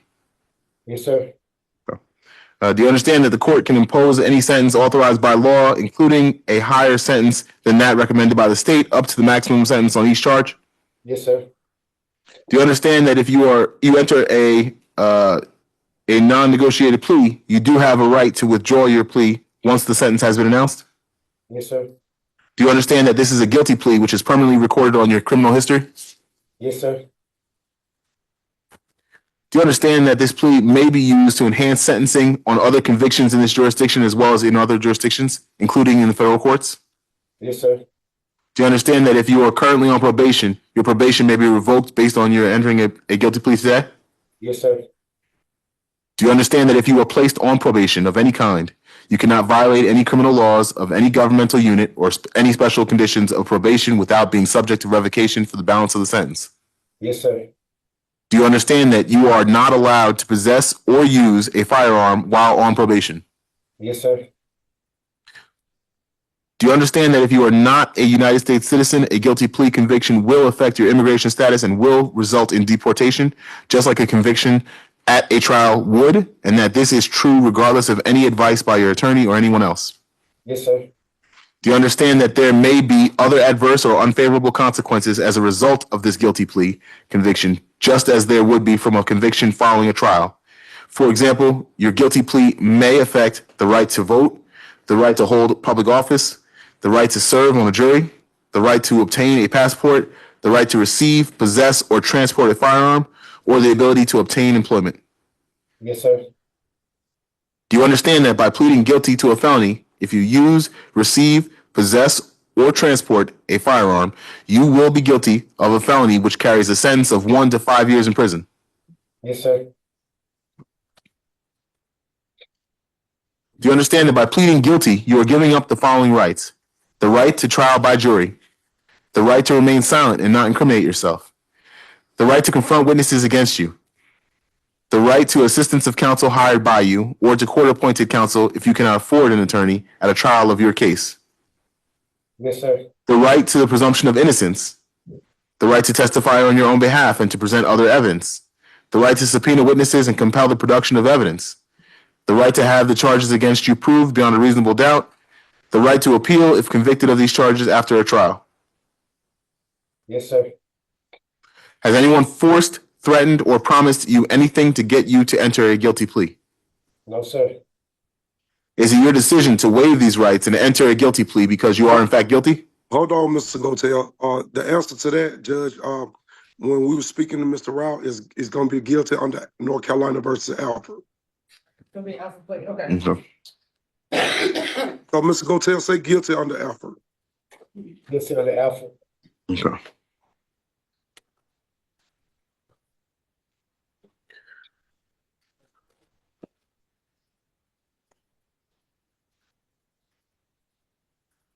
With that saying, Mr. Brown, you asked him, are you pleading guilty because it's in your best interest?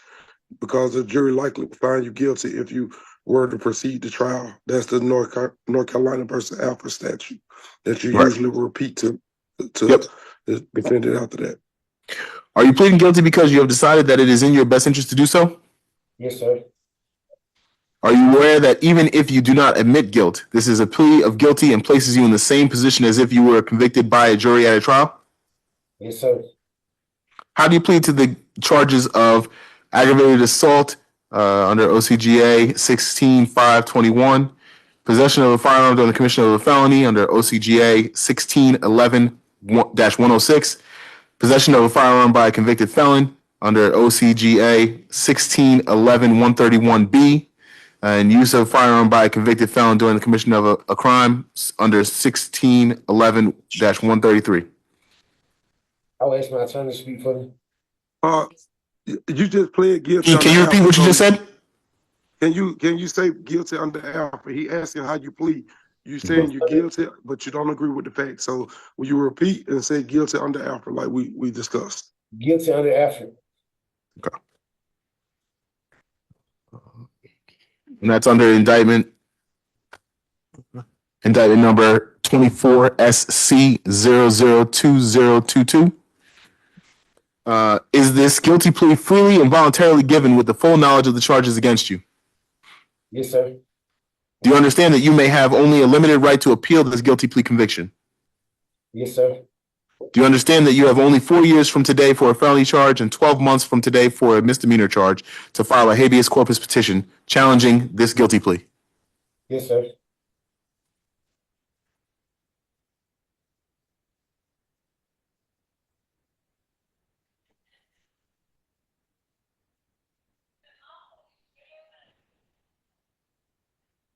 All right.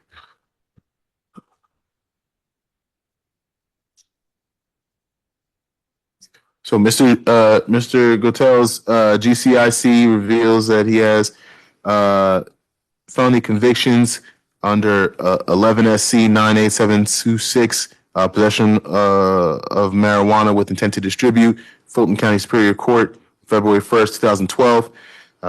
We have an obstruction misdemeanor.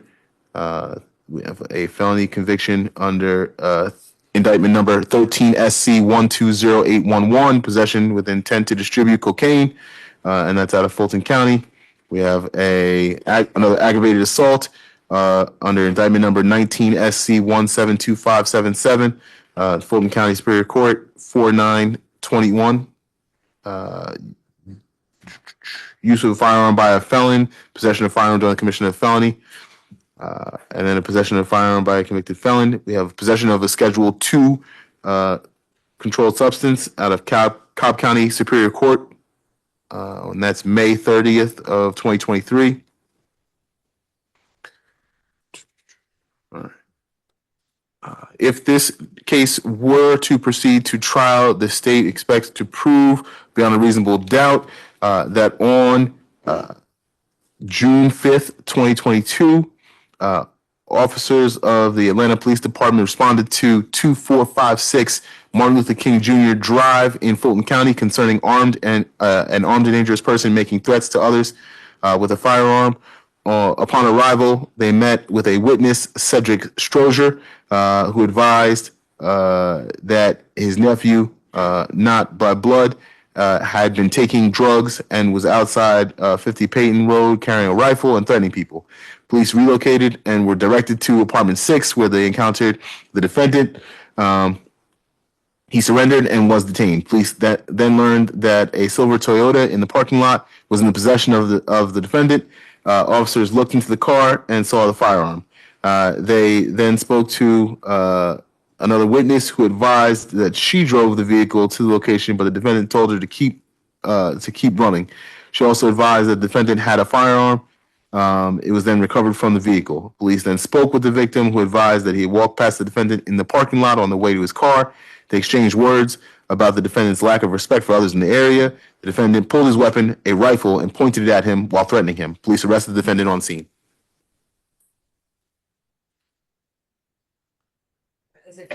That's it for the state, Your Honor. Your Honor, Mr. Brown, thank you for the rendition of facts. Judge, I just want to highlight the facts. Mr. Brown actually corrected the facts as we know them. That is accurate, Judge. My client did not get caught with a weapon. However, Judge, my client was on drugs at the time. That's the reason why he has that record that he has. The Cobb County conviction judge was represented by Mr. Andrew Schwartz, who also used to be a prosecutor in Fulton like me. We all used to work together.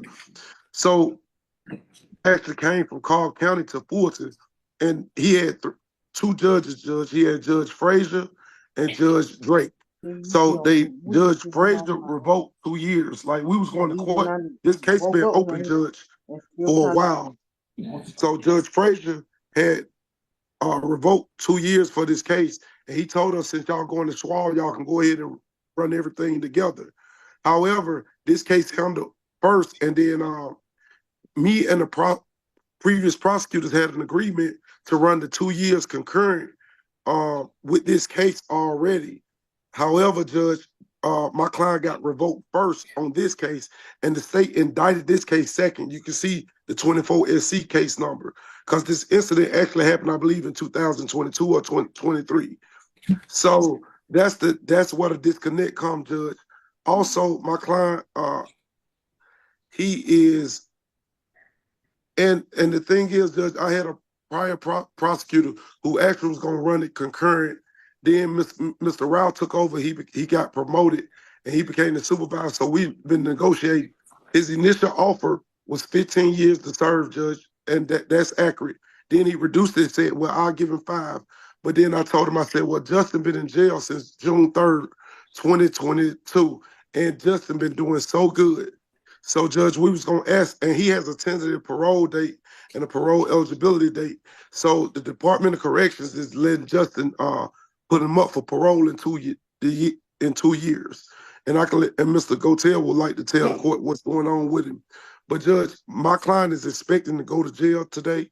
He's not expecting to get 15 years or even 5, but somewhere in the interim between that 2, 3, or 4 scale, Judge, he's already been revoked, and Judge Drake actually corrected the sentence and only revoked him for a year. However, the Department of Corrections still got him down for 2 years, and he got to do the 2 years. So no matter what, I'm okay with it, Judge, because his paperwork never got corrected, so he's doing 2 years no matter what. I was telling Justin that be expecting that between the interim, he might have to do another year. So even if he gets 3 years to serve, Judge, Mr. Gotel will be happy with that. Judge, he's not a recidivist, and no one got injured. And the alleged victim sent the waiver to the DA's office, telling them he didn't want to prosecute his nephew. However, because Justin stayed with him from time to time, and he'd be with Justin's grandmother from time to time. However, I think that it's best that Justin do some time in jail because Justin needed it, Judge. He was addicted to drugs. He since then motivation for change, reentry, and he did already complete his GED, but he's working through a early release program through the jail, through the Department of Corrections. And Yana, Mr. Gotel would like to tell you when his expected release date. But Judge, I expect that Mr. Gotel will get some more time on top of that. But that's my rendition, Judge, and I just wanted to let you know that my client since then has got all the drug treatment in the Department of Corrections. So, Judge, I believe that this will be a fair resolution. Anything that's run concurrent that's under 5 years, between 2 and 4 years, or 2 and 3 years will be more appropriate, given that this case is supposed to have been resolved in 2022 with his revocation already. Thank you. Mr. Hudson, what was your breakdown? Because there's 4 charges. You know what? Gotham said that he wasn't really too worried about the aggravated assault. So he was like, I'll just give him 5 years for everything. And so I told Gotham that he was getting ready to parole out. So Gotham like, well, he'll leave it to the judge. So initially, the initial prosecutor was giving Mr. Gotel 18 months.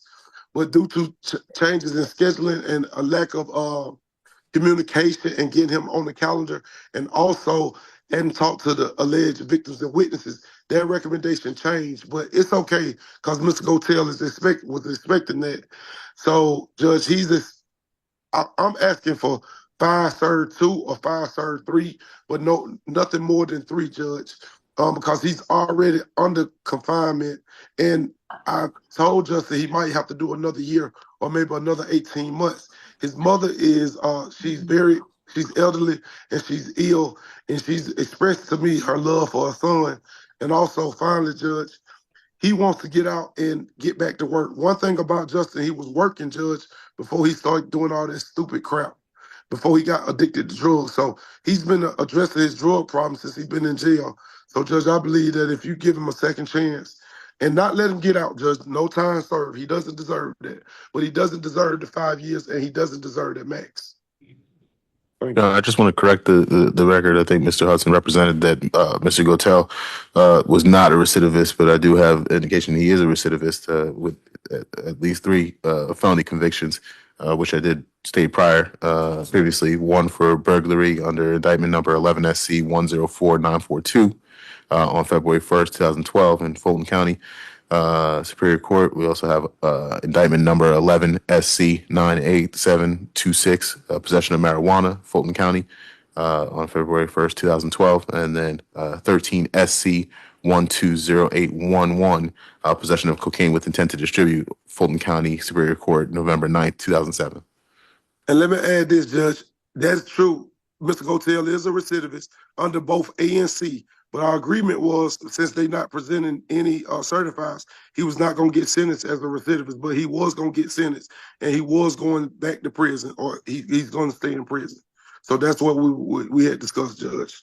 And this case been around for about 6 months that we've been trying to negotiate it.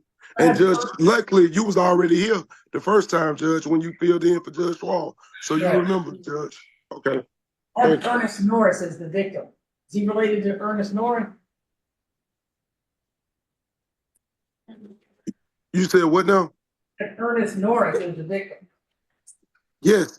That's like his uncle. They not related by blood, but he actually raised Justin. Okay. All right. All right, let's see. No drugs unless prescribed, no alcohol, no weapons, no replicating weapons. No further violent contact with Ernest Norris. Now, I know that Mr. Brown said while you're on probation, you can't have a gun. Sir, you can't have a gun or be around a gun for the rest of your life. You're a convicted felon. It's not just while you're on probation, right? So. Also, Your Honor, I just wanted to point out my recommendation was 5 serve 3, Judge, in case I didn't make it clear. But that's why we're going non-negotiated. All right. So I'll give you 5 years on each one, run concurrent and 3 to serve. Thank you, Judge. Judge, can he get the credit from June 3rd, 2024? We appreciate that. All right, you say. You need to figure it out. Do you want that balance judge to be suspended? I don't know about. Because is he already on active probation, Mr. Hudson? Yes, he's still on probation with Judge Frazier and Judge Drake. But either way, he lives in Fulton County, Judge, so he's gonna be reporting. All right, we'll get it. We'll get it figured out. So count 1 would be 5 years to serve, 3 years balance suspended. Count 2 would be 5 years concurrent suspended. Count 3 would be 5 years consecutive suspended with count 1. And count 4 would be 5 years concurrent suspended. Yeah. Was it 5 years to serve, Judge, or 3 years? 5 to serve 3. Which one is it? Wait a minute, hold on. 3 years served, because you know. You wanted to serve 3, right? Right. 5 years to serve 3. Right. I have 5 years to serve 3, the balance of those 2 years is suspended. Count 2, possession of a firearm by a convicted felon, I have 5 years suspended, but to run concurrent. Count 3, possession of firearm during the commission was always consecutive to the felony, so that would be 5 years suspended consecutive to count 1. Count 4 should be 5 years suspended. Yeah. With count. Thank you, Your Honor. All right. Thank you, Mr. Gotel. And thank you, Mr. Brown. And Judge, my client been in jail since June 3rd, 2024. So can they reflect on the sentence sheet? Yes, we can, right? Thank you, Your Honor. All right. Good to see you, Mr. Hudson. Thank you. Thank you, Judge. And thank you once again, Ms. Woods. I appreciate you too as well. Bye-bye. You have 1 person in custody, Mr. Stevens. That's in. Go ahead, Candy. Go ahead, Ms. Sanders. She should have that back to 120, so let's go. She comes. Oh, yeah. All right, we're gonna stand down for about just 10 minutes. I gotta, is it, what we doing, Mr. Stevens? Everything is reset per Mr. Rao. So I was gonna put it on the record. All my cases with Mr. Brown are reset per Mr. Rao. Where is he? He left and I asked him to stay. I asked him to stay because I knew that this was gonna be an issue, It's an issue. but everyone, you know, We have. It is. have And Mr. I'm gonna talk to Mr. y'all in the back. Oh, Because we we don't got have a to keep everybody in the front. and everyone take just a break. You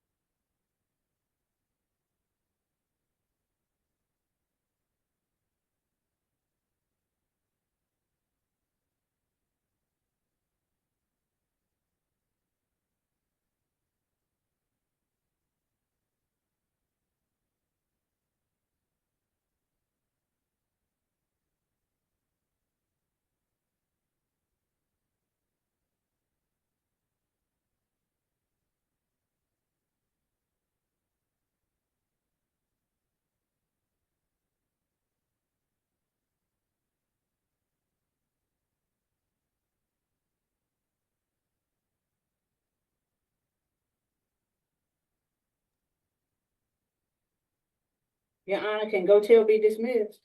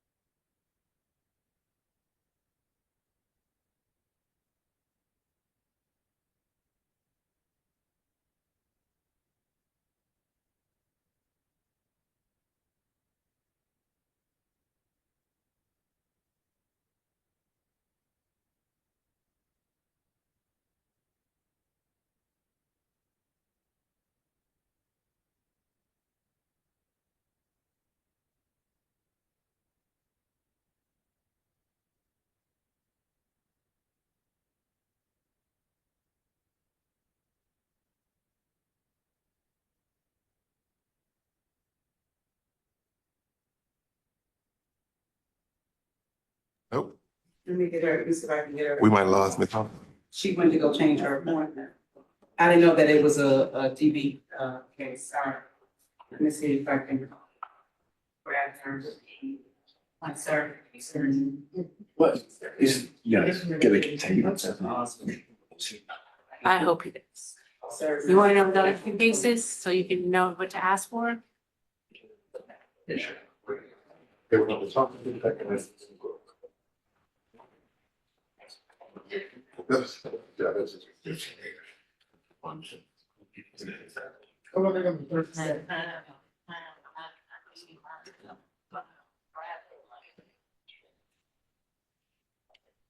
That's why he's not just.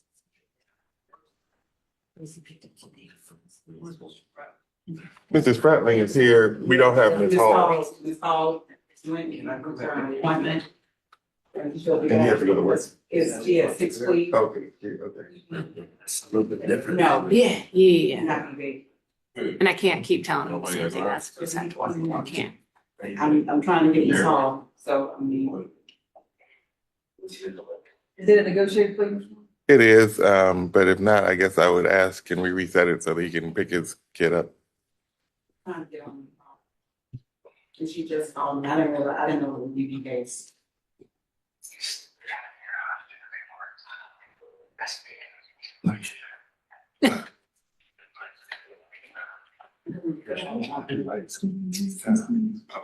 Yeah, I just. We also, oh, sorry. We can do probation. I'm ready. I'll have a number for you. Okay, well, let me do that.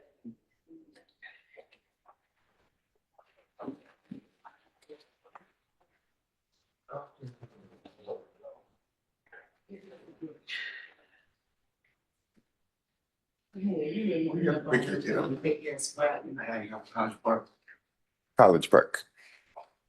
All right. No, he's jumping on. All right.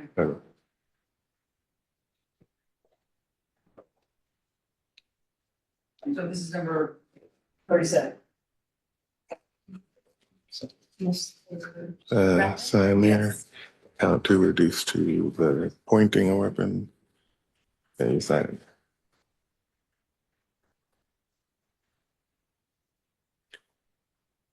And this is your position.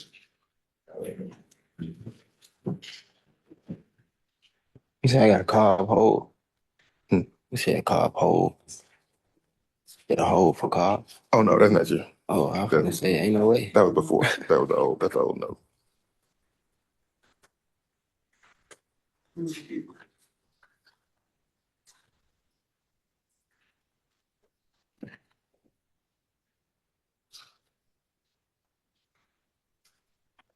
So just let us know when you're ready. Like you said, I remember. Yeah, she jumped on. Okay. Trying to find what position this is. 37. Oh, you found, I got 35.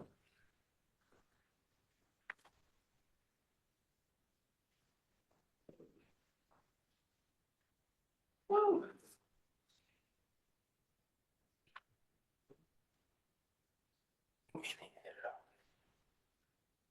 I said, when did they had all that? Oh, that's what they indicted you on. Yeah. Ready, Ms. Hall? I'm ready. All right, it's number 37, Preston Spratling, 24 SC 005132. Go ahead, Ms. Hall. Mrs. Spradlin, can you please raise your right hand? Do you swear or affirm the testimony you should give in a matter currently before a court should be the truth, the whole truth, and nothing but the truth? Yes, ma'am. You may lower your hand. Please state your true, correct, and legal name. Preston Spratling. And are you at this time taking or under the influence of any alcohol, drugs, or medicine? No, ma'am.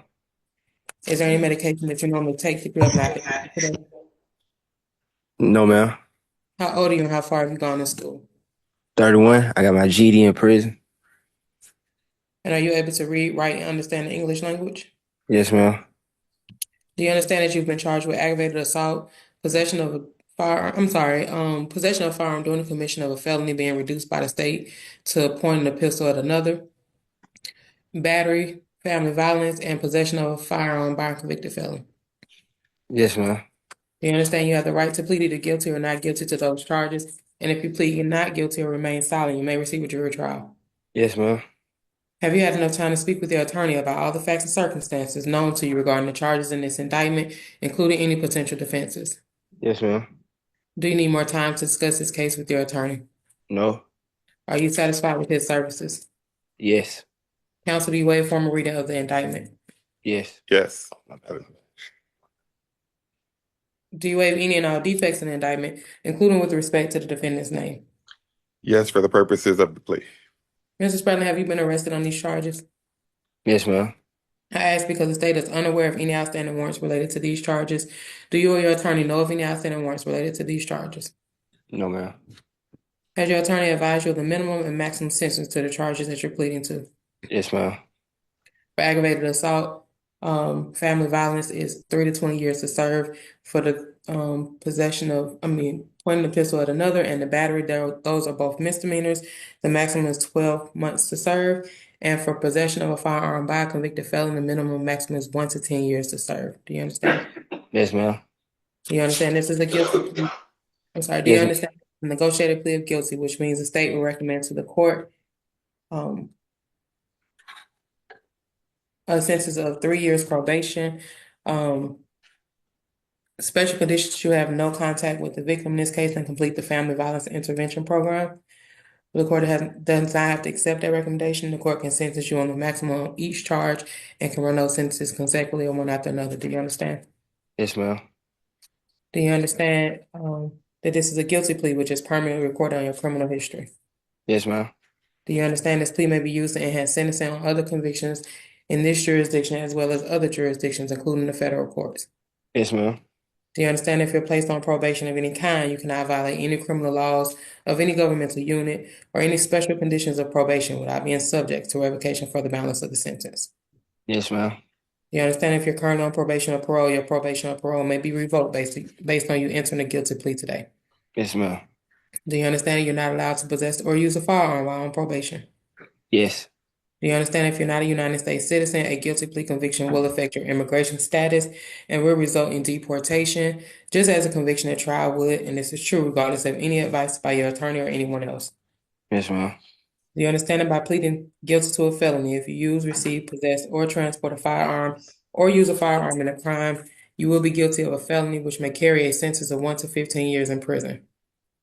Yes, ma'am. Do you understand that you waive any and all defenses, including mental health defenses, by entering a plea of guilty? Yes, ma'am. Do you understand if you went to trial, you will have the right to a trial by jury, the right to see, hear, and confront witnesses called to testify against you, and the right to remain silent and not incriminate yourself? Yes.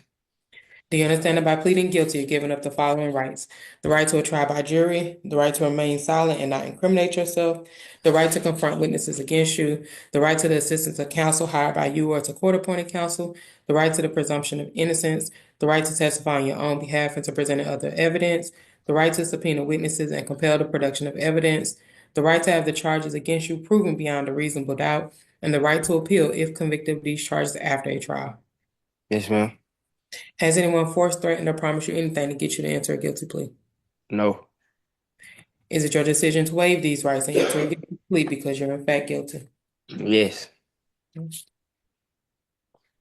indictment number 24 SC 005132, how do you plead to the charges of aggravated assault, family violence, pointing the pistol at another, battery, and possession of a firearm by a convicted felon? Guilty. Is this guilty plea freely and voluntarily given with full knowledge of the charges against you? Yes, ma'am. Do you understand that you only have 30 days from today to appeal this guilty plea conviction?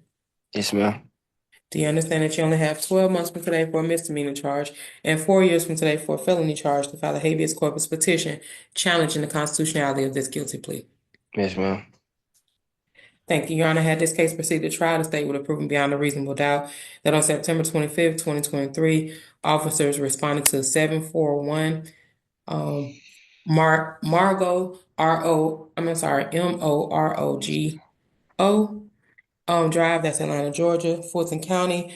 When they got to that location, they spoke with the victim in this case, and first name is Clydr Daria, last name Wilburn. They spoke with Ms. Wilburn. They spoke with her, and she said that she had gotten into an altercation with her ex-boyfriend, the defendant, who was also the father of her unborn child. At some point, the victim was going into her apartment. Defendant came behind her and came into her apartment. There was a maintenance man at this apartment doing some maintenance work in her kitchen when this occurred. The defendant ended up grabbing the victim. She was 4 months pregnant at the time, and drug her across the floor. He also choked her. He struck her in the face with a handgun that he had. And when officers arrived, they did see a mark over the victim's eye, leaving bruises there. There was a maintenance man who officers spoke with. He did not want to be involved in this case, so we did not have his name, but he did speak with officers about what transpired when the defendant came and attacked the victim. We have spoken with the victim in this case, Your Honor, and she doesn't want any contact, any violent contact with the defendant, and she doesn't want any communication with the defendant. So that's why we did no contact with Ms. Woodburn as a condition of his probation. That is all from the state. All right. I think we're- Just from the defense, Ms. Hall, do I have permission to sign your name on the indictment? And regarding defense, I would just ask that you follow the negotiated recommendation. We obviously disagree with some of the facts as stated, but he does admit that the altercation ensued, and so that's why he's entering this guilty plea. And yes, the court has my permission to sign the indictment. Anything else from the state? Nothing further from the state. All right, I'll accept this plea as voluntarily informed and taken down. No further contact with the victim. Daria Wilburn, no drugs, no alcohol, no weapons, no replicas of weapons. She must complete that family violence intervention program. It's like a 24 or 26 week class, okay? And then submit proof to probation that you did that. So probation. 1 second. Ma'am. I'm sorry. She did 3 years on count 1, 12 months probation on count 2, 12 on count 3. So she did. Yes, Your Honor. Yes, Your Honor. And the same for count 4. The possession by would be the 3 years probation as well. Anything else? I know, Your Honor. I know they're all concurrent, I believe. Yeah. Right, okay. I guess probably need You just have to talk to her real quick. All right. Yeah. Thanks. Not Ms. Hall. I don't think everything else from Ms. Hall. We have other. So how long do we have to fill? Well, I was trying to reschedule it, remember? So I just got off the phone when y'all made me come back to court. So I don't know. Like I had to leave at 2:30. And so I was trying to reschedule it, but I had to get off the phone to come and take this plea. So what do y'all want me to do? We can discuss Mr. Baines real quick if you want to log off or you want to be here for Mr. Baines. Yeah, we can do whatever y'all want to do. I'm here, ready.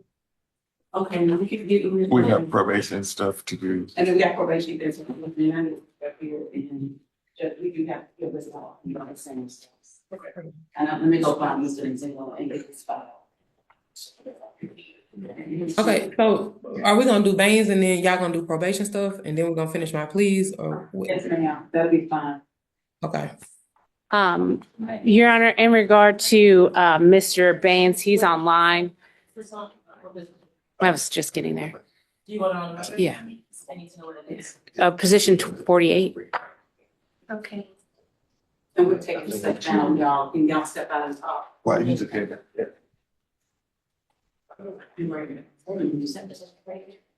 Yes. Christopher Baines, he's online, Your Honor. His current charges are aggravated assault and aggravated battery. He was offered the adult diversion program sometime back. Since that time, Mr. Baines has been removed from the program. And he feels at this time, his request is to ask the court to dismiss the case. I attempted to explain there's an offer that's been made, a misdemeanor offer that's been made. I did explain that to Mr. Baines, as well as the judicial process, which would require at this point, if he didn't want to enter or accept a plea, to the misdemeanor and enter a plea of guilty, that the next steps would be trial. However, he believes that the court should dismiss the case. And so that's just a little bit of background, and then I'm going to just turn it over to Mr. Baines to add anything in addition that he'd like. Good afternoon, Your Honor. Raise your hand. He's my kid. Firm testimony about giving is the truth. Raise your right hand. You swear firm testimony about giving is the truth, whole truth, nothing but the truth. Yes. All right, let's go ahead. You speak up a little bit, because the court has to take it down. Okay, Your Honor. The prosecution had gave me a deal into which I was basically required to complete a certain amount of steps in order to basically have the cases dismissed as far as the deferral program and pretrial. Now, given that to understand, I completed everything I could complete on my end. The issue came about when a part of the deal was for me to contact the prosecutor within 48 hours of signing the deal, which I did immediately. I did not get a response. Once I contacted the prosecutor, she told me that I had to go back and talk to my attorney. My attorney told me I had to go back to her, so they gave me a runaround. Now I completed everything else as far as the community service, staying. I actually, because of this case, I moved 2,000 miles away from the alleged victim in order to keep with any problems. I have been working hard, basically trying to get me a job and trying to basically become a professional. For 4 months, I have been contacting the DA and my attorney in order for them basically to get me into the classes. I did not get any response. I didn't get no enrollment or for none of that. And the incentive of the deal is that if I complete those steps within 6 months, I'll be allowed to basically get the case dismissed early. It got to the fourth month and 5 days, and I still didn't get no response. Now, during that time, I had experienced homelessness, I experienced starvation, and I experienced the death of my grandmother a week prior to that. When I emailed her the letter, I had not eaten in 3 days. So I was under extreme duress. And I'm steady contacting everybody just to try to see if I can get this last little step of the process done. By the time it was the fourth month, one of those courses takes 10 weeks, which is 2.5 months, which actually would have eliminated me from the 6 month incentive that I was basically trying to achieve. And with that situation, behold, I contacted both of the attorney and the DA and let them know my displeasure for them basically dragging their feet and basically giving me the runaround the whole time when I'm adamantly trying to get this job done. And because apparently I offended them, which I showed the email, I was professional the whole time. I just voiced my displeasure for the just lack of cooperation. The DA deemed me basically basically deemed me not basically a good candidate for the program. And then she said basically you got to take it back to the judge. Now, me personally, I felt like I was given a faulty deal, and I feel like that for this situation, uh, a special performance order needs to be enacted because I can in order to basically get this done. I have not contacted the witnesses. I actually currently I just accepted an offer from Northwestern Mutual brokerage firm to become a finance manager. And on February 19th, I passed the license and disability exam on my first try, which not too many people even passed on the first try. But I've been gainfully basically the best I can from my efforts in order to get this done. And I didn't get no cooperation or help from the other side. And which really upset me that I'm still going through this process I'm still living in my car. And I'm basically trying to get employed so I can basically get on my feet. I had nothing to do with this situation. Well, I had no fault in this situation because I kept contacting both sides in order for them to please help me get this done. And nobody wanted to help me. And I felt like that was a faulty deal, and I felt like it was an unconscionable deal. And I felt like the court should at least hear me on that and understand where I'm coming from, and feel like the DA should honor their portion of the deal and basically dismiss both charges. That's all. That's all. Yes, Your Honor. I have no idea what the defendant is referring to when he says that he's spoken with me. Multiple times. I haven't had one conversation with this defendant. Even when I gave the offer to his attorney when we sent him into diversion. So I'm not sure who he spoke with at my office, but he certainly did not speak with me. Your Honor, just to give you some background, the defendant was charged with aggravated assault and aggravated battery. Um, because there was a victim in this case that did not want to see him go to jail, we worked back and forth, me and defense counsel, and we finally came up to this offer of him doing a diversion program for 6 months. I don't know why he failed to do that. I listened to what he said. It sounded like he said he didn't do community service. He was trying to contact us and all other type of things. But there is a list of things he should have done. And if those were completed, when I got notification of that, as you know, Your Honor, I would have dismissed the case.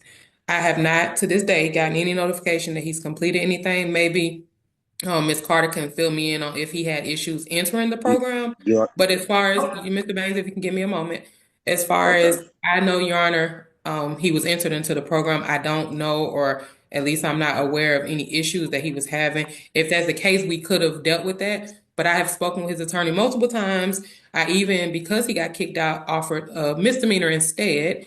And now he just wants a dismissal. And so that's not something we're inclined to do. We do believe that he did commit the crimes that he committed. We didn't have to give him diversion. I do not have to dismiss the cases or reduce them to a misdemeanor. So at this point, Your Honor, if he doesn't want to work the case out, the case can move forward to trial, and the state will say we're ready. Your Honor, And just to clarify, he was given the adult diversion program. Part of entering the adult diversion program is that you attend an orientation. And at that orientation, they explain some classes that they offer, as well as explain where you can and can't do the community service, things like that. When he entered the program, initially, we were waiting for the judicial hold to go through. That judicial hold went through for him to start the program. At that time, it was during the cyber attack, so there was nothing going out. So he was contacting me. I was then contacting the state to say, hey, he still needs an orientation date. Let me know when you can get an orientation date. This kind of went back and forth. Every time he contacted me, I would contact them. He also had, it's Ramona Toole, I think she's a deputy a deputy ADA or DA, I'm not sure. But he also had her contact information. He sent an email to myself and them that they didn't find to be appropriate. And at that time, they deemed that we're not going to accept you into the program. This is kind of a gift. This is, that you are allowed to enter the program. And based on this email that you sent, we're going to remove you from the program. So he was not, at that point, never able to finish the program because he wasn't able to attend the orientation or the classes that they offer. So while he may have done some community service, he did not complete the entire program. Your Honor, I'd like to speak. I have emails, documentation, and timestamp from the addresses I was given to email these ladies. I can send it to you right now.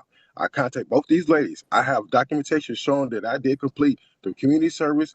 I completed basically the supervision. I completed everything else except the part that was required. I was never given the opportunity to enroll in those classes, even though I contacted her. And let me say this: the security hack happened on January 27th. I signed the deal on January 24th. That was 24 hours. The expiration of that 48-hour time span was 24 hours before the January 27th. So that means the 25th and 26th, I did not get any information. I can submit the emails when I contacted whoever's Anthony Hall. Right. When I contacted them, I have. Right. Put your mute. I'm gonna put your mute because I'm gonna talk. I'm not dismissing the case. So you can continue to communicate with Ms. Carter. She can continue to communicate with the state. But I guess you're gonna put this ready for trial, Ms. Carter. If that's what Mr. Baines wants, if he wants, if we are going to formally reject the misdemeanor offer, our next step would be trial. The only thing I would ask of the court, if we could possibly specially set that date, so Mr. Trial knows to avail himself to the state of Georgia. Your Honor, I have documentation that I did my part. Is what I'm saying. I have documentation. I'm not going to dismiss the charge. No, I said, can they have you honor that? How you? I just need to understand as far as how can you just offer somebody a deal and not do your part, and I did everything to complete my part. All right, Mr. Banks, put you on mute again. We're not going to dismiss the charge. I have a full room here of people. Well, can we special set it for dates? You have to give him notice, or we have enough time to give him notice for in that trial calendar. And you can continue to talk with Ms. Carter, and she can continue to talk to Ms. Hall. If that's possible. And then you want to get date certain for this. How much time is it? I don't wanna say the railroad. How long will it take you to get here, Mr. Baines? Take yourself off mute, Mr. Banks. Just answer how long it will take you to get here. I don't have a specific time span because basically because of this process, I've been getting Mr. denied. Banks, Mr. Banks. It's just Wherever you're at, like a 3-hour drive, a 2-hour drive, a 4-hour drive. It's not, you Your don't Honor, know. Your Honor, I live in California. It's a 32-hour drive. Okay, well, you either plane or 32 hours. You gonna fly or you gonna drive? I can't call it right now because I don't have a vehicle that can drive 32 hours. I guess you'll fly, okay. So do you need 30 days to avail yourself for a trial date? Because your next court date, we will be going to trial. I'm saying as far as apparently it's not gonna get dismissed. Is there some way we can still work out a deal? You need And if 30 not, days. Yes, we can. We can still Me and work your out. attorney will speak about that, and we'll talk about that. Yes, we can. Yes. Yeah, There's- I can just, you can mute for now, Mr. Baines, and I'll give you a call. And I think that we have it's just a 12-month probated sentence and I think an anger management course. Is that acceptable, Ms. Hall? Yes. Okay, I'm gonna go over the plea colloquy with him real quick and then we can come back on and we can enter the plea. Okay. No. I'm about to get off, so y'all Oh, just let me know okay. what you're gonna do. No, she's gonna get back on later. You're gonna get back on later? She's got Yeah. things to do. I'll call him and then by the time you get back, we'll be ready. Okay. Okay. Thank you, Ms. Hall. Thank you so much. All right, now what else? You're welcome. You ready for the month? Yeah. Okay. DeMonte McNabb, Hang back. he's position number 5 on the trial calendar, He's the I believe. Yeah, the co-defendant. What? He only had one case. Well, he has 2 listed there, but one has been dismissed. One is a re-indictment of it. So it's case 2147. I think that's number 5. Number 8. Yeah, McNabb. Oh, okay. Sorry, I didn't print that one. I'm sorry. It's been that kind of day. 782. It is 2147. 2147.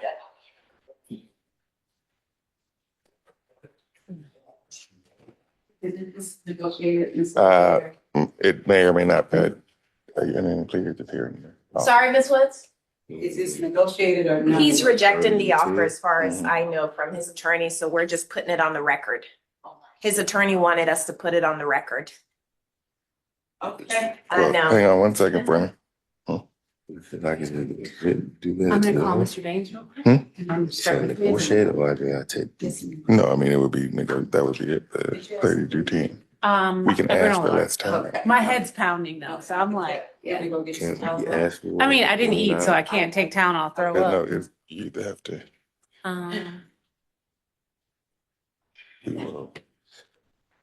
Your Honor, in this case, what we would like to do is, we want, it's essentially a non-negotiated plea. I wanted to have the state put their offer on the record. I was going to make a request for less time than that, but essentially he understands that I want him to understand what the offer is, make a request to the court for something different, and let the court tell him if you would be willing to do it or not. So, Your Honor, on case number 24SC002147, State versus DeMonte McNabb, the maximum exposure on the indictment that Mr. McNabb is facing is 2 life sentences plus 195 years. The state is offering to null pros all counts with the exception of count 1, participation in criminal street gang activity, and count 17, attempted armed robbery. For count 1, the recommended sentence is 10 years to serve in confinement. Count 17, 30 years to serve 10 years in confinement with the balance probated with the following terms of probation. Statutory gang conditions, namely no further criminal street gang activity and no contact with any associate or member of a criminal street gang. No contact with the victims alleged in the indictment, the victim's family members, co-defendants, and the incident location. No guns or replicas, a Fourth Amendment waiver, and no drugs or alcohol. And we are not objecting to an Alford plea in this case if he wanted to do that. And Your Honor, in this case, I believe you sentenced the co-defendant earlier. Mr. McNabb, and the state has not filed any recidivist notice in this case, so he is not a recidivist as far as this plea goes. Mr. McNabb is there was a group of people, I think 5 in total. Mr. McNabb was the least culpable in this situation. He was driving the vehicle. He ran into some friends from his neighborhood. He agreed to drive them around that day in exchange for payment. At one of the stops, 3 gentlemen who were in the rear of his car are much younger than him. They are one of them was the brother of the prior co-defendant, Mr. McDowell. Those 3 gentlemen went to buy marijuana and decided they were going to commit a robbery, and during that robbery, someone was murdered. Mr. McNabb didn't have any idea what was happening that day from our perspective. He was just the vehicle. And so I did tell him, I mean, when we've gone over his discovery, I told him what he did wrong was when he saw these gentlemen get in his car, he should have said, hey, you guys can't get in here. I know that you're, not people I should be hanging out with, shouldn't be giving you a ride, but he did. And so here he is. He has not been in trouble for 10 years. He was working. His mother's here. He can live with her once he gets out. And so what I'm asking the court to do is, I thought a more reasonable sentence would be I know that there is a requirement of the 10 on the gang charge, but I'm asking the court to give him a shorter period of probation or no probation following that. And if the court would consider giving him a reduced sentence to serve of 5 years as opposed to the 10, I think given what his actual activity was in this case, which essentially was just driving, according to everyone involved, he never got out the car, he never had a weapon, he never went in the house, he didn't shoot anybody, he didn't hurt anybody, he just drove. And so we're asking the court not to give him the 30 years with 10 to serve. He has been in for 460 days at this point. We would also ask for credit for that time, obviously, and we would want to do it as an Alford plea. So, Judge, the last conversation I had with Mr. Norman, he told me they were gonna reject the plea. So I neglected to give this court this defendant's criminal history, which. Washington on here. Can we get it? Sorry? I got it. Oh yeah, you can get it from her. That's fine. Yes, there are 8 arrest cycles. I did not see any felony convictions that were listed on the GCIC. There was a 2014 misdemeanor conviction for theft by taking, and nothing further. He does have convictions, Your Honor. They're just not listed on the GCIC. In 2013, he was convicted of 2 counts of robbery and 2 counts of aggravated assault with intent to rob. Also, it shows here possession of a firearm during a felony and obstruction of law enforcement. And it looks like he pled guilty to that case in 2015. Also in... Is it juvenile at that time? I don't believe so. It was in Superior Court. There's an SC number. So if he was, he would have been charged. Maybe it was an armed robbery reduced to robbery. Theft, a misdemeanor in Douglas State Court in 2014. In 2019, he was arrested for false imprisonment, battery, That was in Clayton County Superior Court. There's a 2020 CR number, so that means it was indicted in Clayton County, but it's still showing as pending on the GCIC. And it looks like he was convicted of a battery in 2021 in the Cab State Court. Judge, Mr. McNabb, it is true that he was the getaway driver in this case. It's very hard to believe that he did not know what was going to go down in this case when at least three armed men got into his car, one of whom was armed with a rifle. And then they got out of the car and some are running back. So that is very difficult to believe that he was just an innocent driver. Given his history, granted, the recommendation for him is lesser than the last two because we do take into consideration that he did not get out of the car. But the theory of this case for Mr. McNabb is conspiracy liability and parties to the crime. But for him driving them to that location, they would have not gotten there. And it's that simple, Your Honor. So if he wants to go ahead and enter a plea, then I can go through the colloquy, but at this point, I'm not even sure what he's doing. Well, do you want to plead with you? Oh. I really want to ask me Where she wants you to do it. It's an unusual request, Your Honor, but may the defendant have a moment to talk to his mother who is in the audience?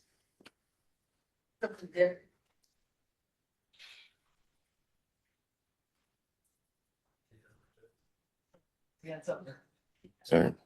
If we could just give it 1 minute and then back.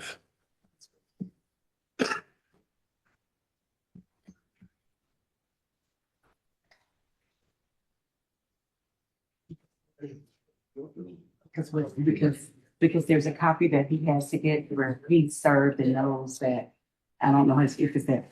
See, we're going to come in, go up there and help her now. You got us doing stuff. We ain't done it. We got probation, yeah, 30 to 12. Yeah, joint. I mean, I didn't handle it, but that was just. We have some probation revocation.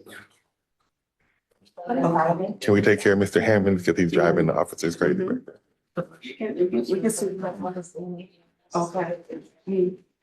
Everything, we're gonna handle whenever. Well, I'm asking, can they bring him now? Because he's caught. Handle our brief revocations. Yes. We got somebody that is fucking. Yes. Oh.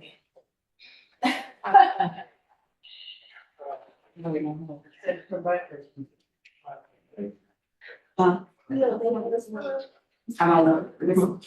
Mr. Hammond, please go down. Which one is it, April? What do you have to do? Which one is it? On the revocation calendar, because I think it's just. They're all different, 3 or 4. Right off the ground. And Hammond is we deal with, we're trying to get 4.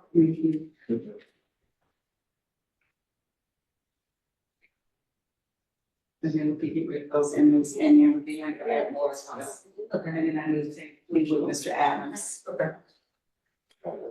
And then I think that will take most care of all our, while we're waiting on.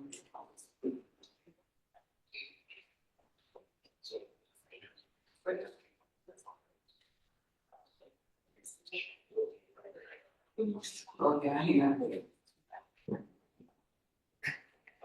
This is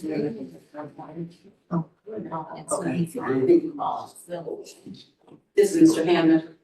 This is Mr. Hammond. He is Revocation. revocation calendar, position number 4. Oh, sorry. Thank you. Revocation calendar. Yes. Officer Brown.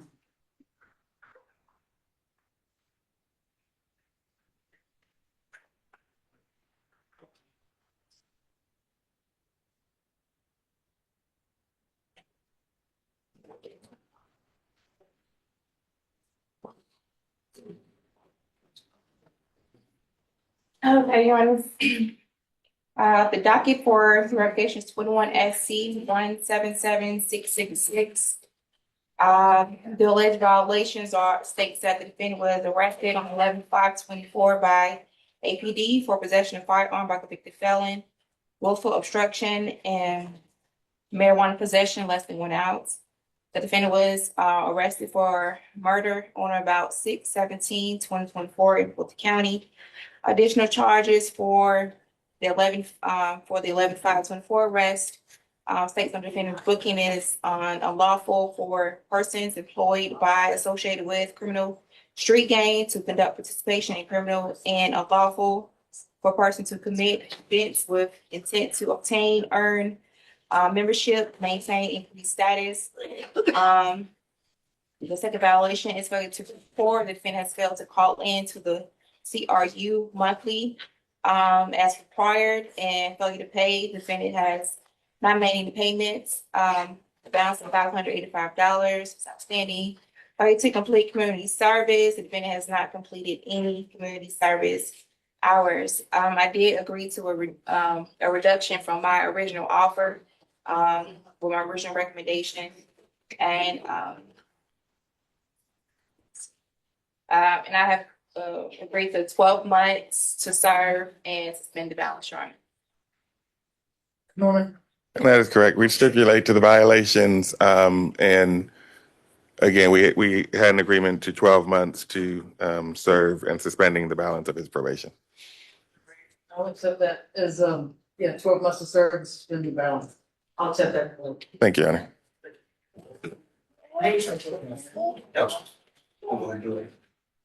Oh, Willie Watson. Watson. Oh. Willie Watson. Okay. Let's do it. Okay. Okay, I need everybody to step out. Or just.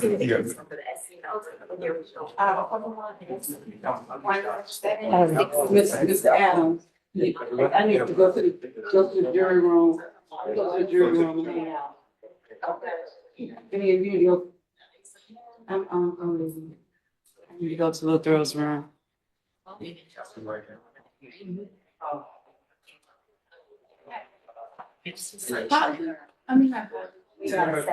Kelly, give me a second one. This is, you don't have.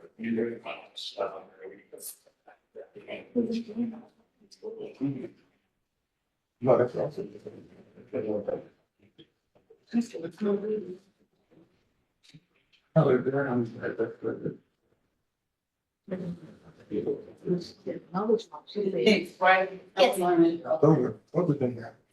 Oh, no, not before. how are you doing? That's my soul. Look, I couldn't see. Right. Well, I remember I looked up several times, I'm blocked. That's what you were. I saw you move, and I was like, oh. I was like, No, he's not this thing. Little beat. I'm gonna go look. right.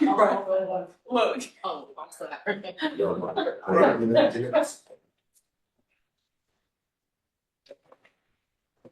Thank you, You all guys. going on break? I'm sorry, what happened? Why is Oh, everybody? Can we mute the, What we're going to do right now is we're going to mute all the mics. We are just taking a 5-minute recess where we had to have everyone leave the courtroom. So if you just Gotcha. give us 2 seconds, we're gonna mute the mics, disable the camera, and then we should be starting back in about 10 minutes. Thank you, ma'am. Thank you. Oh, give me a second.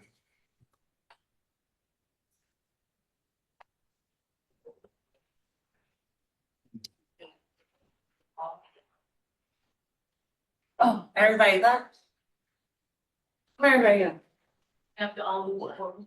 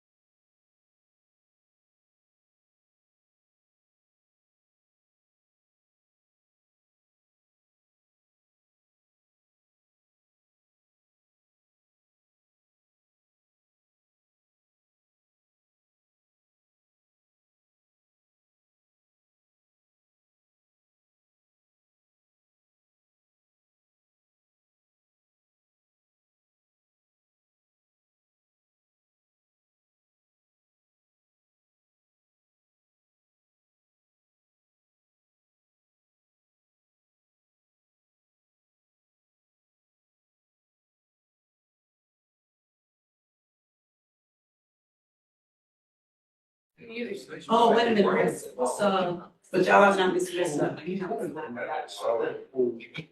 It's something that, did you give me something? A judge, oh, here, go, give it, cause I don't wanna mess up anything. And I want, cause he has, let me have to get copies. He gets. Oh, I need to sign this part. I hear you. Yeah, so it's 5 to 20 on the gang charge. I hear you, Ms. Carter. I'm just gonna shut my mouth. Oh, you wanna do that? I'm just gonna shut my mouth. You wanna do 'cause it I on don't get Friday, it, but huh? it's not for I me to thought we were, get. like, so the Friday and you're calling in on the 24th? Well, I said, no, I don't know what that's gonna be. so the next day would be the 21st, but you would do following that day. Litigation. Because Because they do it every day. I don't do it every day. I guess that you want to have the Superior Court.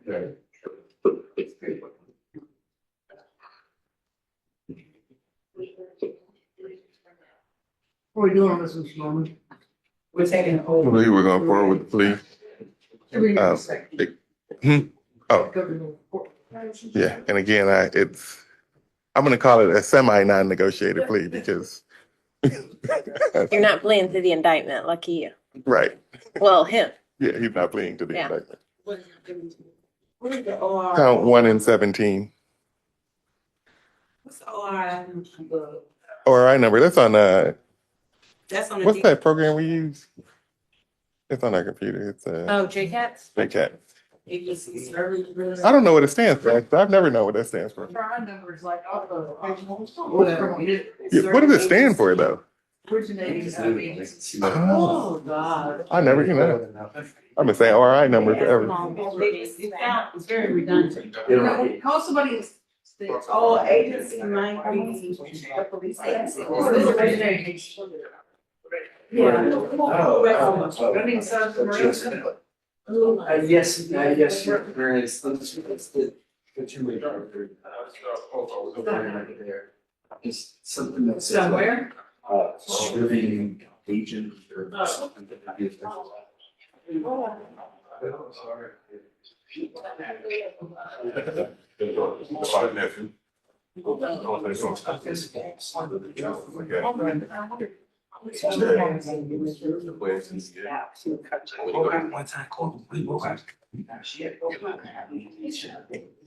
Originating agency, right, I got it. Yeah, but That was pretty good. right here. That's not all. Okay, what needs to go there?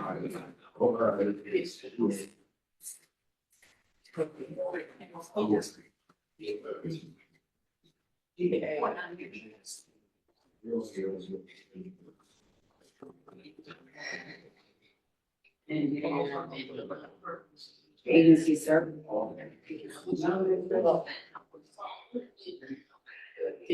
Good people.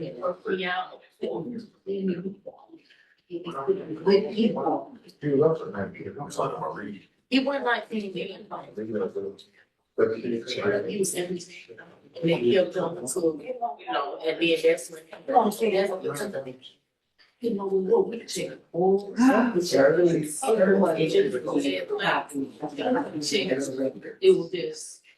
like.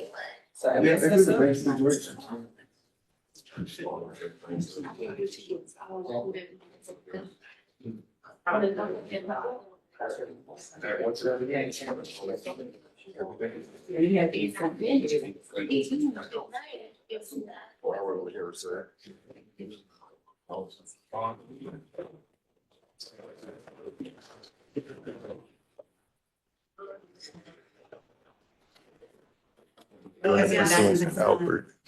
We're doing it right now. Okay. Sign here that we're doing it, Alfred, only 1 and 17. Just the one gang that we talked about and the attempted. I don't know if you see attempted armed robbery. So that's the only thing you're pleading to is 1 and 17. They're null press and everything else. It don't matter about the evidence. I don't matter the game. No, I mean, other options that, like, this is a plea of the. Yeah, I know. Say. Right. Yeah, but I'm not able to do printing. It's not easy to do it in that, because Oh, no. That's it, just that one.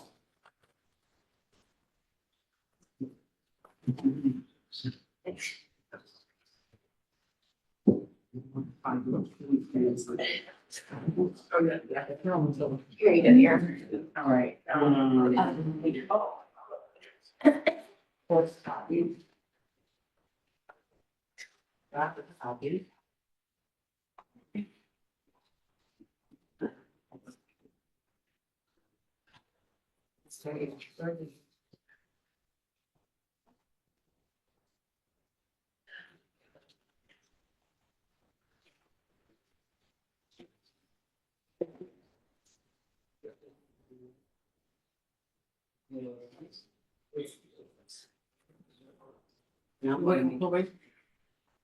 Oh, I didn't know we were waiting on anybody.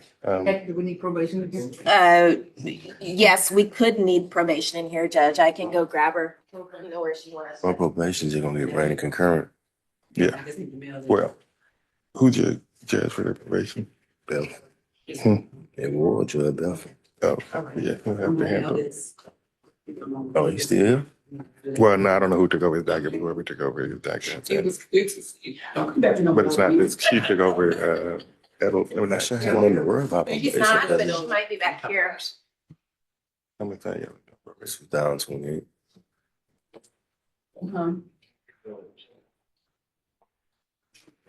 That's what the fucking was back there, you know? And it locked me. I don't even talk. That's all my doctor. You never go take care of that. Who don't show this? Who don't take this? I think it did. This is okay. This is McNabb. She's coming. I check this. We're back on McNabb. McNabb is the only, he only had one case, correct? Yes, just one. You okay, Mom? Okay.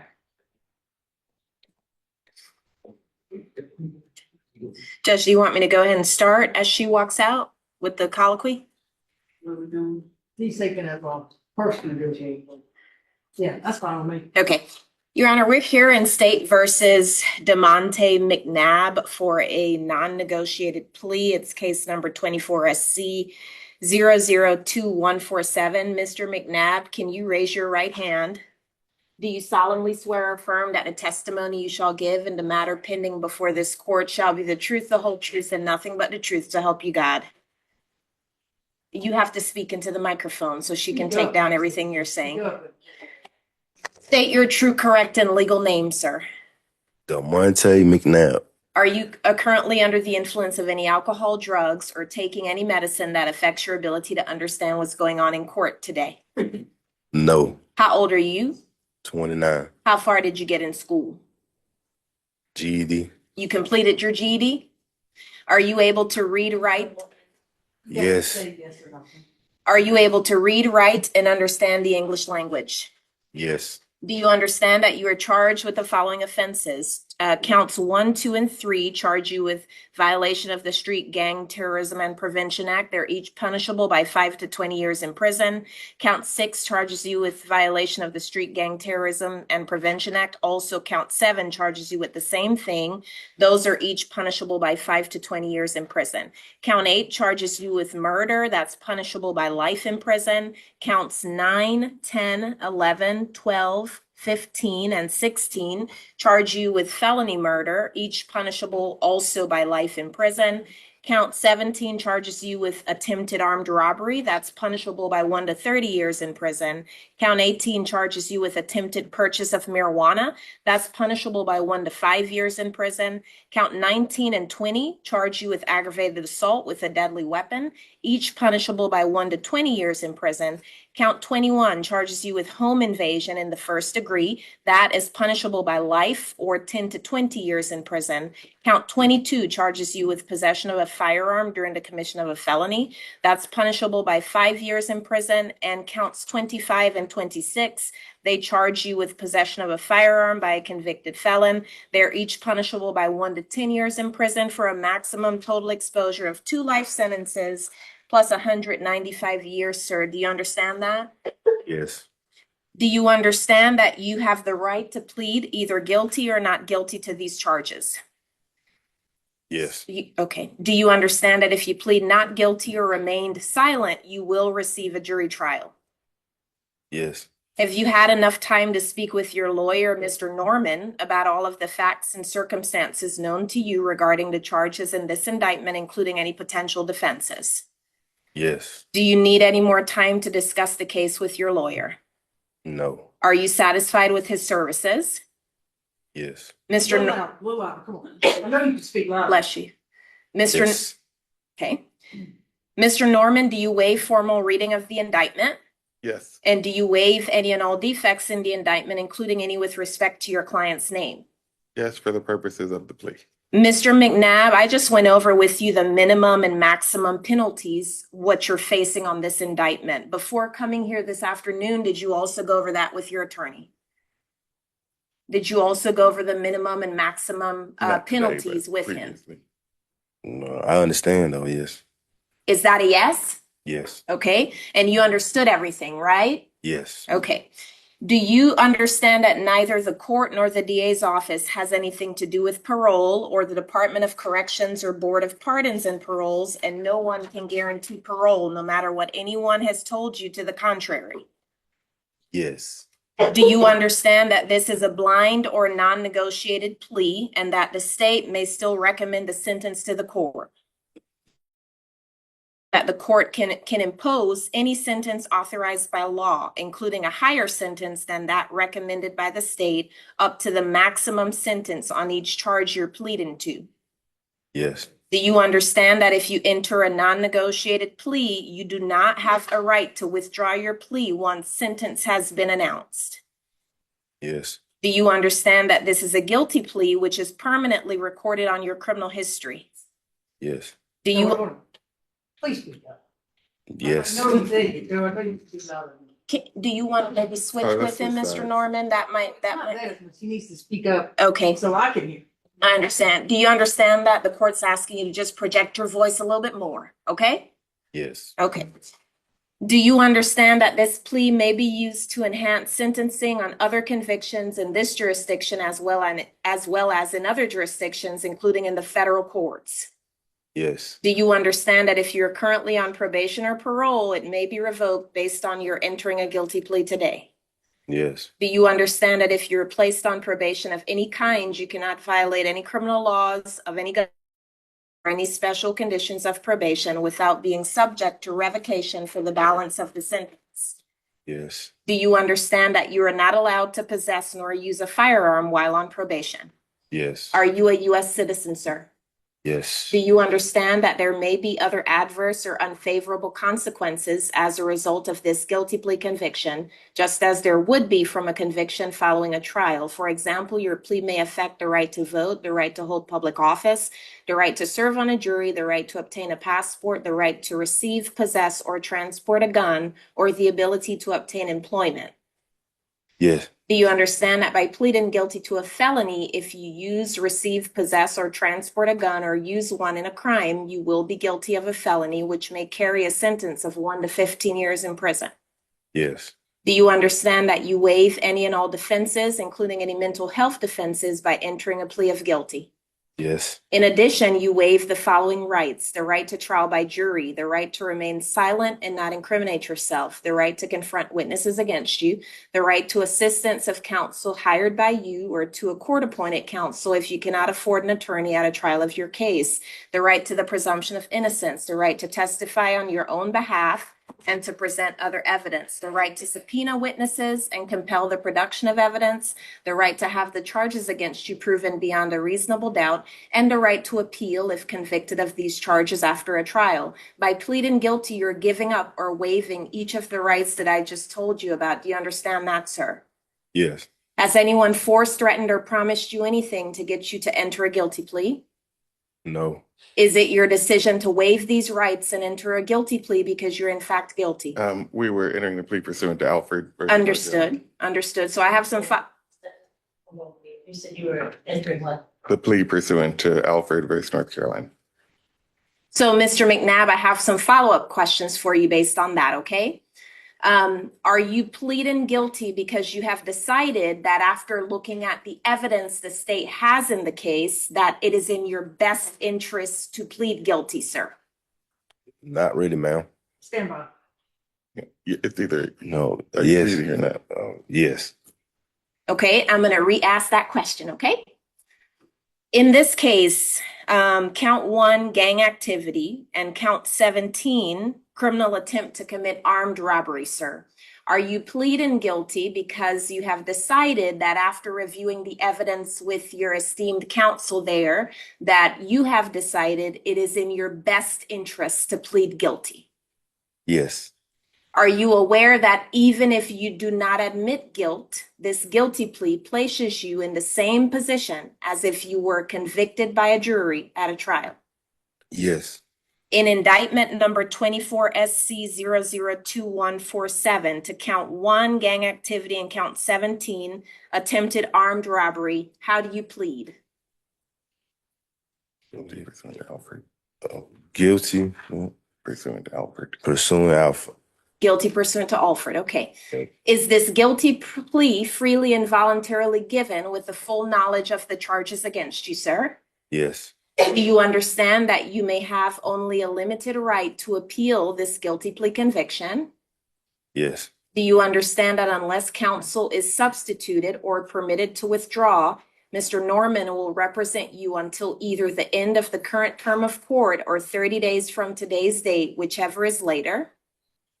Yes. Do you understand you have 30 days from the day of your sentence today to file a direct appeal? Yes. And do you understand that you have only 4 years from today for the felony charges to which you're pleading to file a habeas corpus petition, which is a legal term addressing your ability to address any constitutional challenges to your guilty plea? Yes. Do you understand you have until the last day of the current term of court to file a motion to withdraw your guilty plea? Yes. And do you understand that any of the filings we have just discussed must be filed by your counsel unless you are representing yourself, sir? Yeah.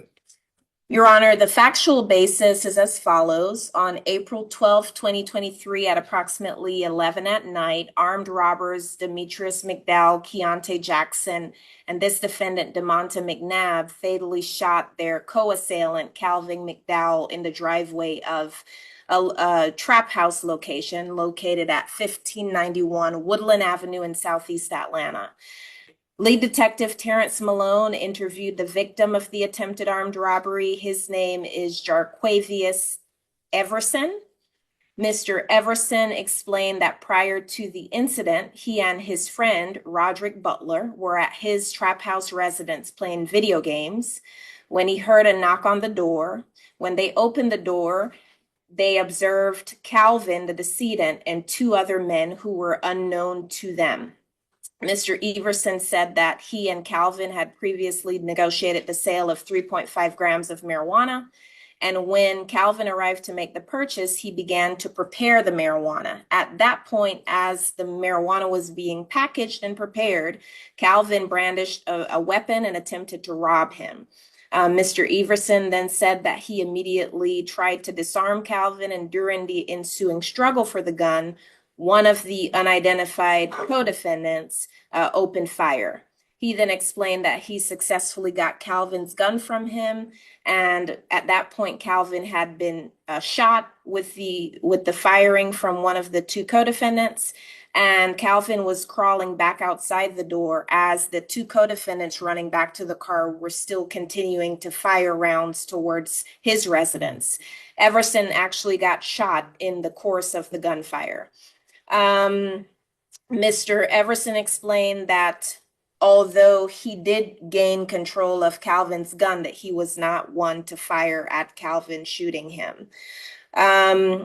The detective spoke with the last person who would have spoken with Calvin prior to him going to that incident location, and that person said that Calvin said he was going there to commit an armed robbery. That was the plan for that night. After his arrest, Demetrius McDowell, the co-defendant, named this defendant as the driver of the getaway car. This defendant, Mr. McNabb, was the one to pick up all these guys, take them to this location to do this armed robbery, and then was the getaway driver in this case. On April 29th, 2023, Detective Malone interviewed the owner of the vehicle Mr. McNabb was driving. That was her boyfriend. She said, essentially, Judge, that Mr. McNabb stole her car and she tried to call him to get it back and he refused to return it. And then the following day, she saw it at her house in the driveway with bullet holes in it, is what she told the police.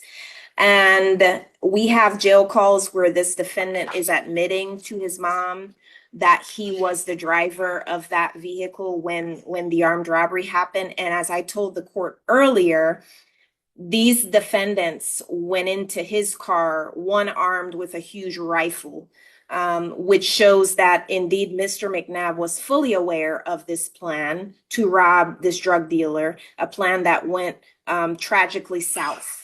The defendants are associated with the Bloods, a criminal street gang, and also with Paradise East, PDE, and One Gang, which are blood subsets. And those gangs are known for committing violent crimes like these crimes, aggravated assaults, and other violent crimes, Your Honor. All events occurred in Fulton County.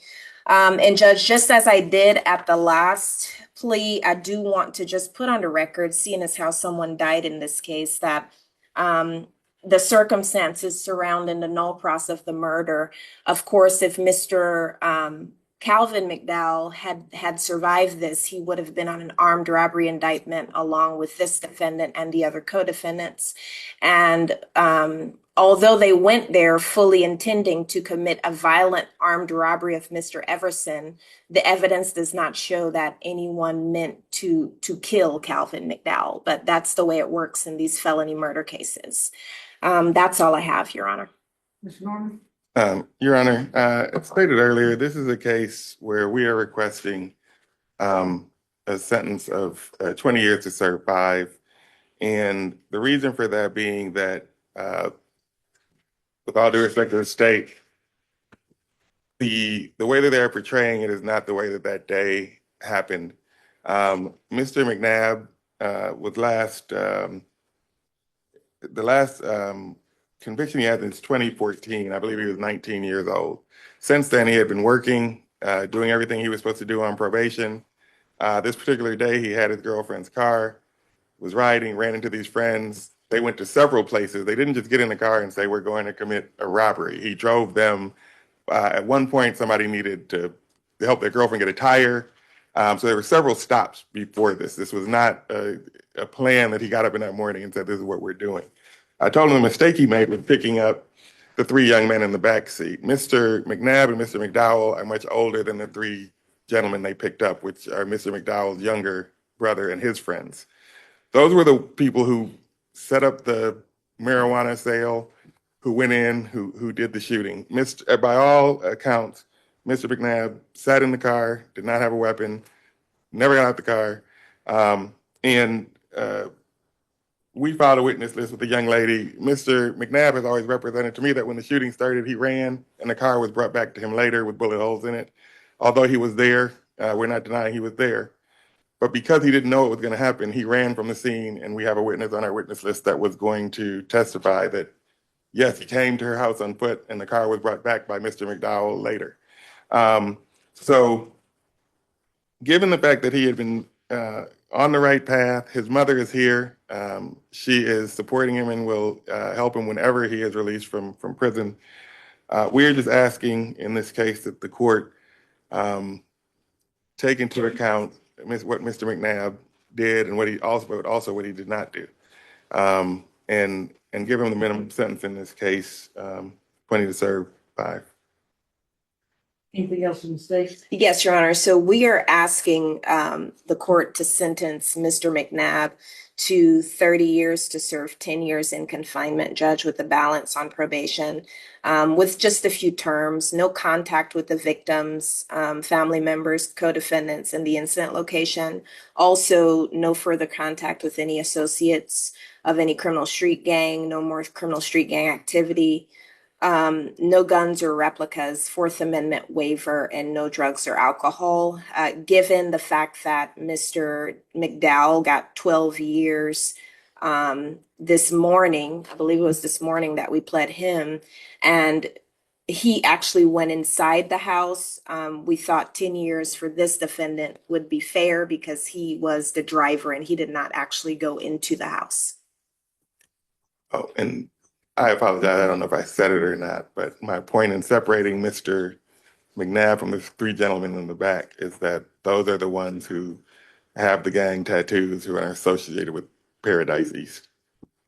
There would be no drugs unless prescribed, no alcohol, no weapons, no replicas of weapons, no social media, no further contact with any gang affiliates, gang members, or any known members of gang. No further contact with Keontae Jackson, Demetrius McDowell, Fabius Epperson, and Roger Buck. No, none of them people.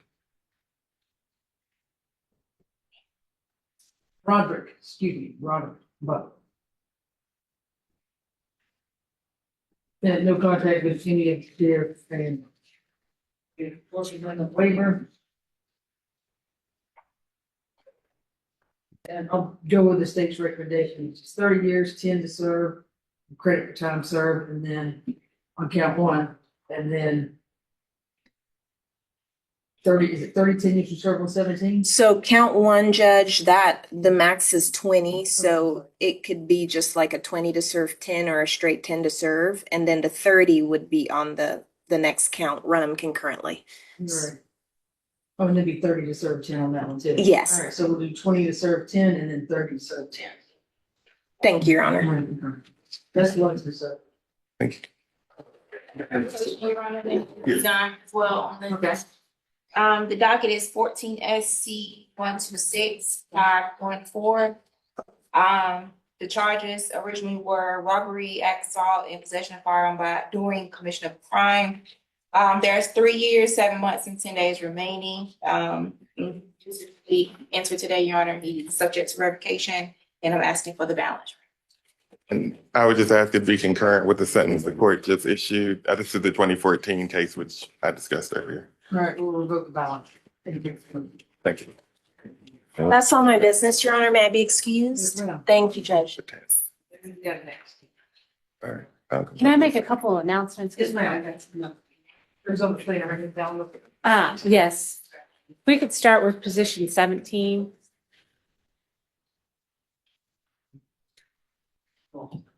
Dimitri Davis, 24 SC 004 Yes.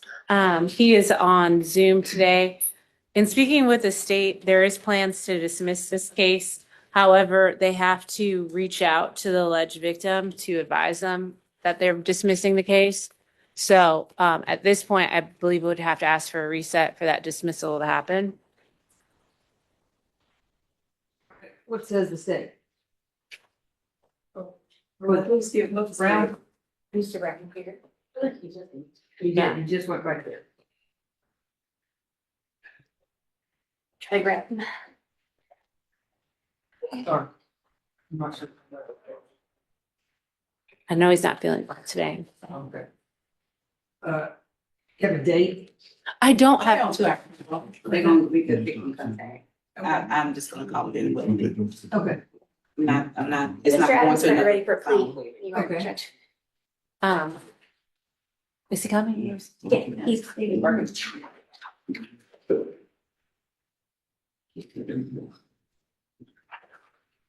At 3 years, 1 month, they want to go 2 years, and 1 month and 29 days. Yeah, about 2 years. That's what I'm saying. That's what they want to roll all up. Yes. Oh, I'll be said.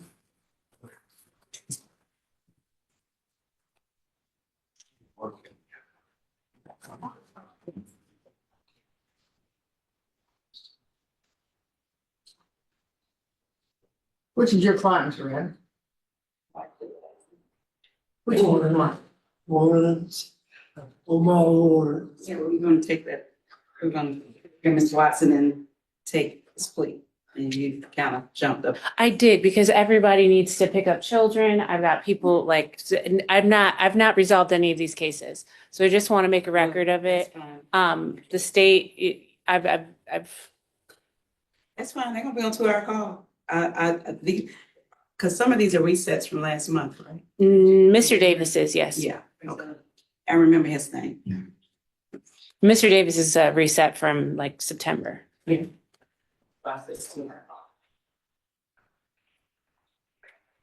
Mr. Davis also lives out of town, so we'd actually need especially set. It's just if it's not dismissed, wouldn't imagine it's not going to be. That's the case with them, it is. This position 17. Every day. That correct, we need to, so you can have victim contact. Right, correct. It's my understanding they plan to dismiss the case as well. Yes, Your Honor. All right. I guess you just let Ms. Woods know there's a victim contact and we'll show it later. I will get in contact with Ms. Woods once we've made victim contact and.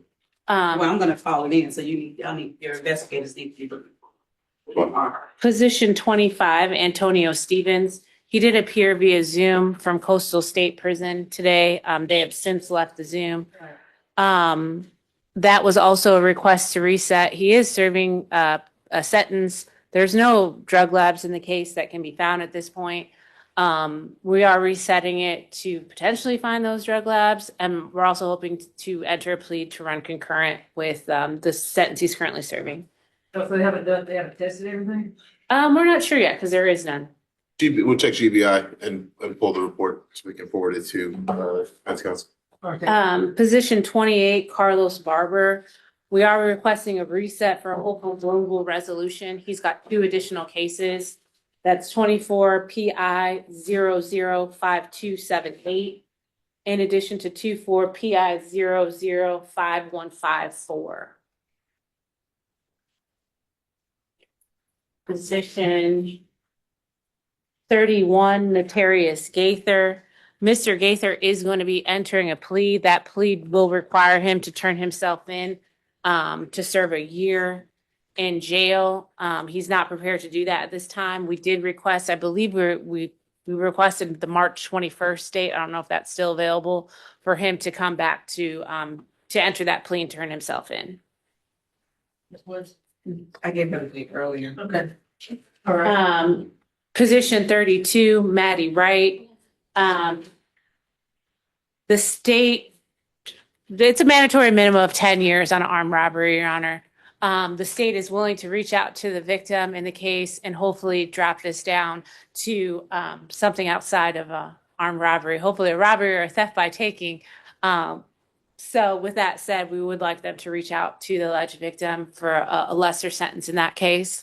Okay. And then lastly, I have Mr. Gregory Adams.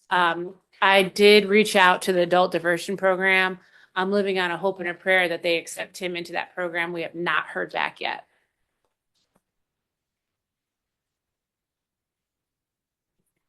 So you still on McGirt? McGirt is here. He's going to be entering a plea. And everybody else that I have on the calendar, we've got pleas worked out. And I want to approach the bench on just one case, and we should be. Let's do it so it's Friday, right? Yeah. Can I release everybody else that I just read off? Yeah, absolutely. No, that wasn't him, that was the other. Now, what are you thinking now? They told you were acting up, they told to your name. This is position 1 on the probation revocation calendar. For one? Yes,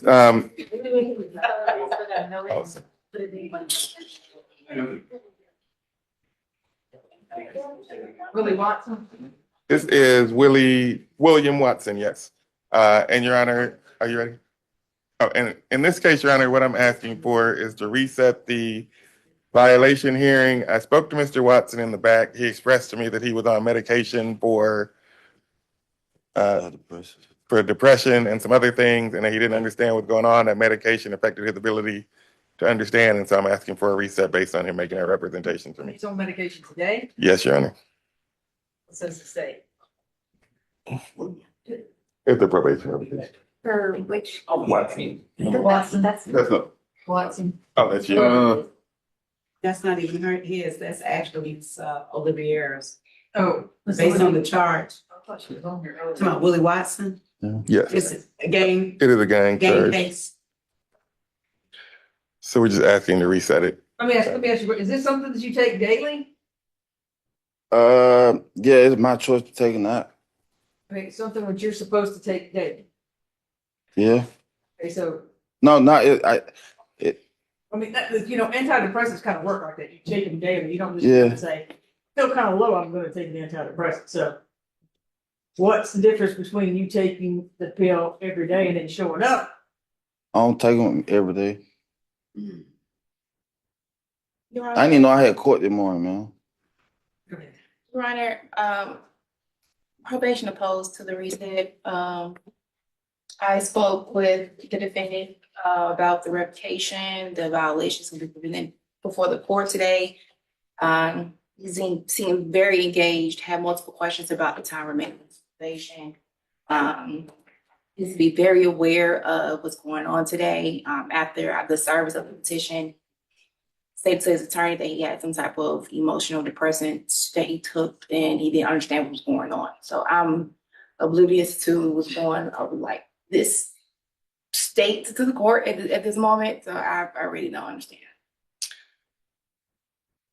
And all I would argue, Your Honor, is, I mean, I have to rely on what he's telling me about whether his medication affects his ability to understand. You on that medication on January 27th? Last time we were here? I wasn't here January 27th. When is Casey on the January 27th council? I think it was, maybe. Okay, so this medication, you're supposed to take every day. If you want it to work, you're supposed to take it every day, not just. I know I just got on this medication though. Probably 40 days ago. All right, over 30. What is it that it's doing to you? Having me drowsy, having me not remembering stuff. That's why, like, when he came back there and said I had like 3 years on papers, I thought I probably had 2 years on paper because you sentenced me. So I'm really like confused on how much time I got left and all that. What did you didn't understand anything the probation officer told you? Yeah, huh? Yeah, I told her the same thing. So that you didn't know. She said she don't know if she got the time right. That's what she said. So the defendant said that he took a plea for 3 years, but that 3 years included an additional 11 months. Right. And deducting that time from the time that he took the plea, the time remaining is the time that it is. And the defendant stating that that's not accurate and it should be less than what it is. And what the state was proposing, if we stipulated, was to revoke 2 years, 1 month, and 29 days. When I tried to explain that to Mr. Watson, he told me that the medication affected his ability to. You don't understand 2 years, 1 month, or 29. You don't understand that? No, because on this paper it say 3 years, 1 month. Okay. Yeah. This Woods. Goodbye. You're gonna just sit there in jail? No, what I'm saying is on his paper right here it say, oh, What I'm saying is, you're gonna sit there in jail until they bring you back. So you're not getting out today. no, I'm not saying this because I'm getting out today. I wasn't saying this trying to get out today. Okay. Been on this for 40 days, so have you constantly been tired and sleepy for 40 days? Yeah, kinda. That's why I don't try to take it every day. They had me like drowsy, they had my battery light down. And I told him I had one of my transcript. This my first time even talking to somebody. Right before I just walked in the courtroom. So Ms. Brown talks to Right before I just walked in the courtroom.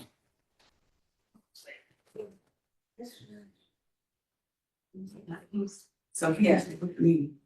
He was first appearance on January 13th. He took this plea April 26, 2024. He hasn't even been in 4 years.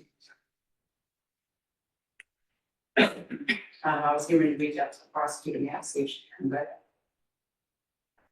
I unless, Officer Brown is, are you expecting Mr. Ruggiero to handle this revocation, or are you doing? I assume they will be here. She probably didn't know.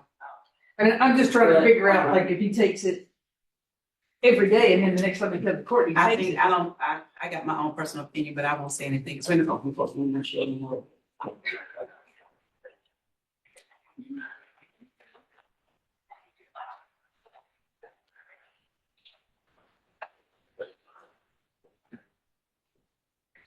And I will state that the defendant has three different credits towards his probation time.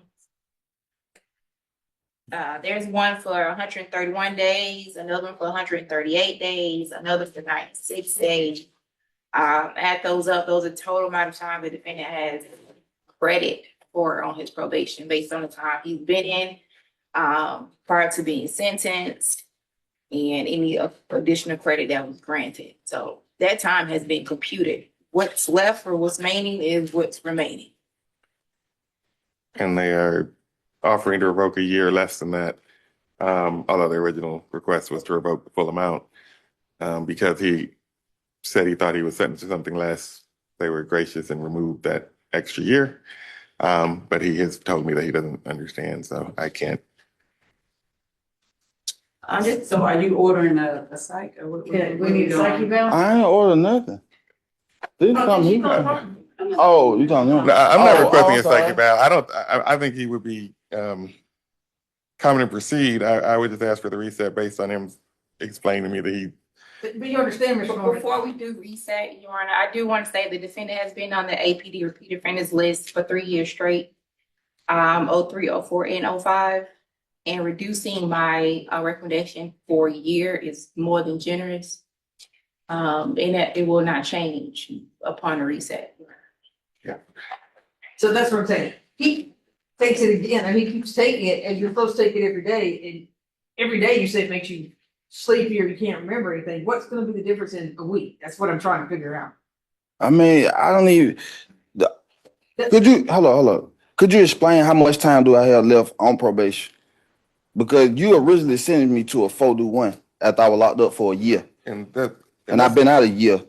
So I'm trying to see how I got 3 years left. That's what I was asking him. It's not that you don't understand what's going on. You don't understand the math. And the issue is that the paperwork said there was a 5 to serve 1, not a 4 to serve 1. He keeps saying 4 to serve 1. She sends me. I mean, whatever's on there is a Senate sheet. That's all. Yeah. So Ms. Brown, it's 2 years, how much? The time remaining is 3 years, 1 month, and 29 days. but if Mr. Watson is willing to stipulate, there was an agreement to revoke 2 years, 1 month, and 29 days. So they're coming off a year, if you want to stipulate now. And the balance will be terminated. The balance will be terminated. Ma'am, could you They hold will on? reduce your sentence No. by a year. I know that, but could you look at transcript of when I was sentenced and what you sentenced me to? That's all I'm asking.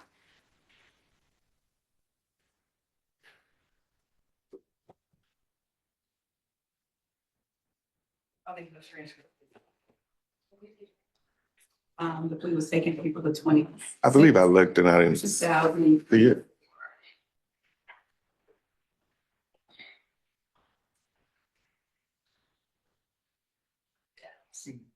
You said April 6th? April 26th, 26th. Probation revocation, right? Can we move on? Yeah. We lost the private phone because they got a verdict, they need. All right, go take a verdict. Sanders.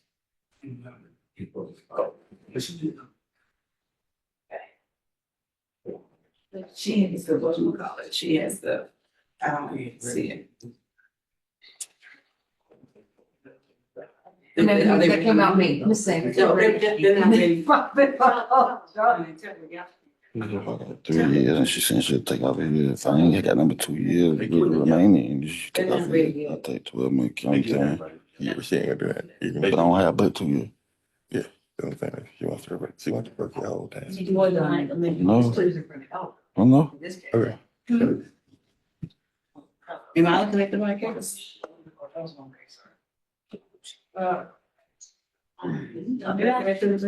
So it's not a question, it's. What are you asking me? What are you asking me about? What are you asking me about? Yeah. She said this is the lowest you go. 2 years because of your history. And it didn't confirm. Yeah, She wrote me out. You took this plea in April. Because this is an inconvenience. Another offense.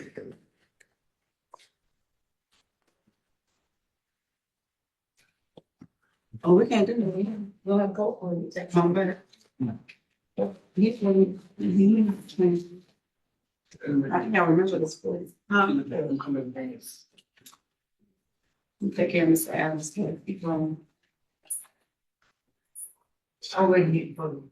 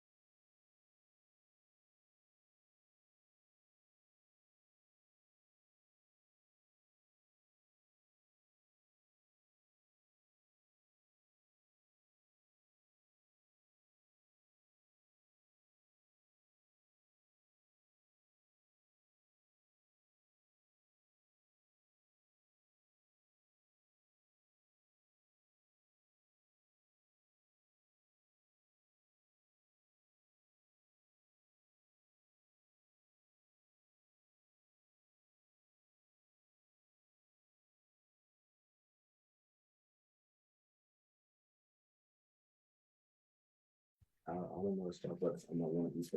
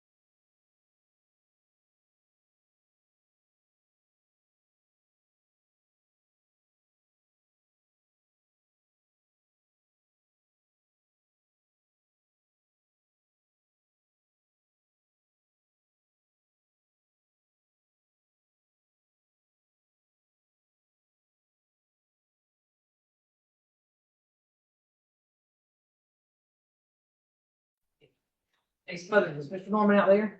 Oh, you need Norman, is he out there? No, man. Oh, he went in the back? I don't know if he did, Judge. That's so, come on, let's go. Right, we got to get it. Thank you. No. I don't know if they went down. He and offered taken it. 5 years. Get your point, let's go. Probably Let's do it. after first offender. Okay, which one? If we can't get anything better, Mr. I Watts. asked for Oh, just okay. the misdemeanor But Miss on Olivia it, is on and he there. said no. I But am I'll just ready. keep pushing my luck on that. I Judge, gotta which one you apologize want to Miss first? Olivier again. We're gonna take, oh, it's Willie Watson, he's on the, probation revocation. Miss Olivia, you there?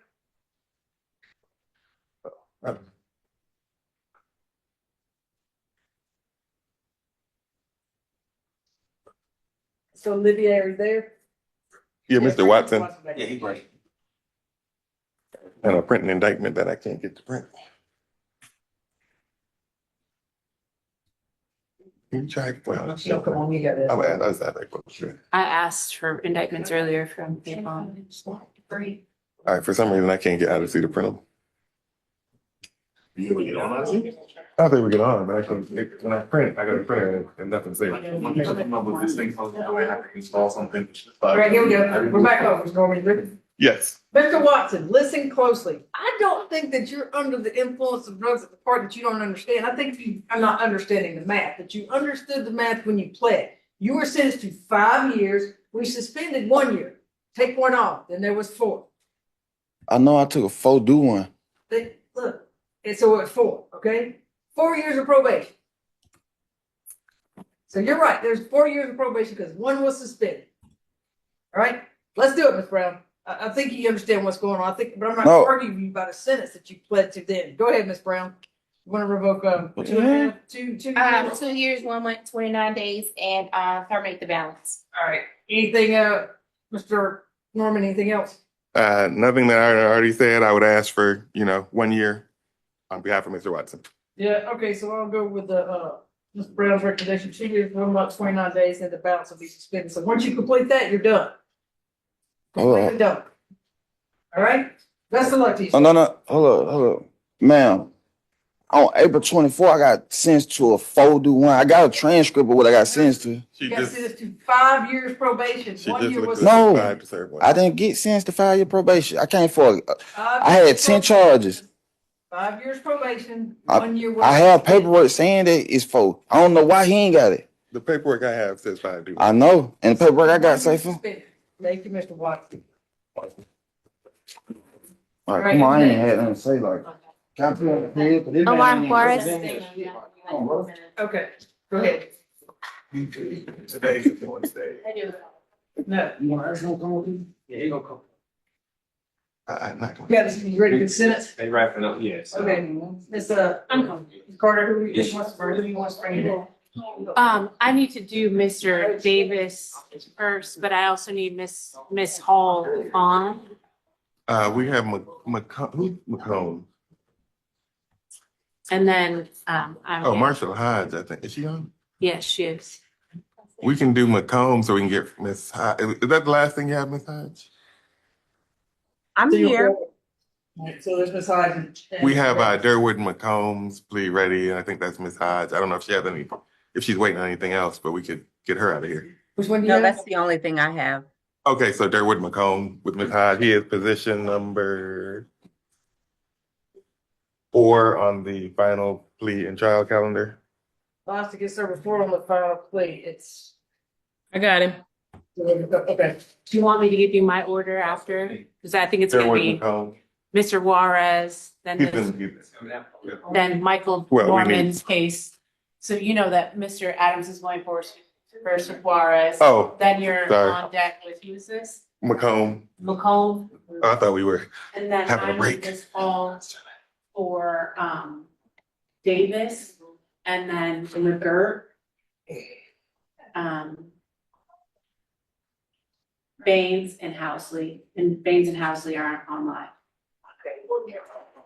Okay. And then I'm approached about Mr. Matt, he's got 3 cases. I just wanted to run the non-negotiated value. Because if it's gonna be, it's just gonna be, where you're gonna go with the state's offer, then we'll just be ready. Okay. Okay, so I don't want to waste everyone's time to go through the whole entire plea colloquy, and it's gonna be like, no. Are you guys 30, bringing somebody 20. up now?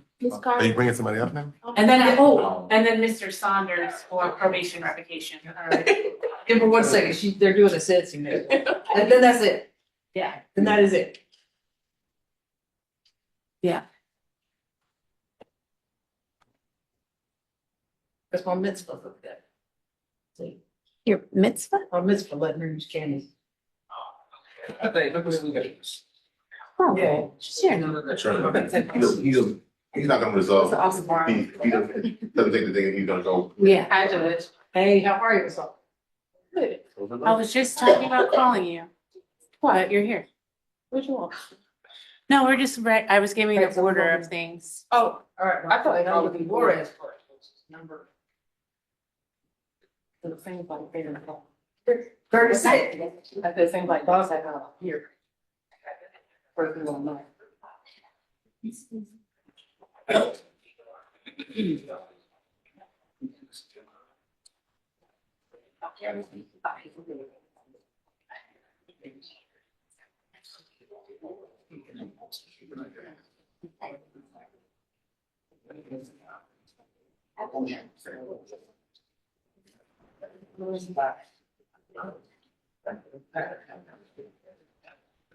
This part is the same order that we talked about earlier.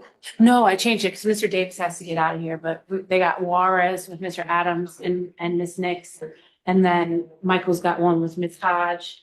And then we're gonna do Davis, McGirt. No. So I had reached out to H before I drove up here and she said that she was lining my police area. And there was one for y'all said, where's she? Mr. Yeah, because I still have an appointment, like, I can't. The judge has one. She got Juarez, McComb, Davis, McGirt, Baines, Towsley, and Saunders. No, I have to go. I know I'm not getting in front of Mr. Adams, so.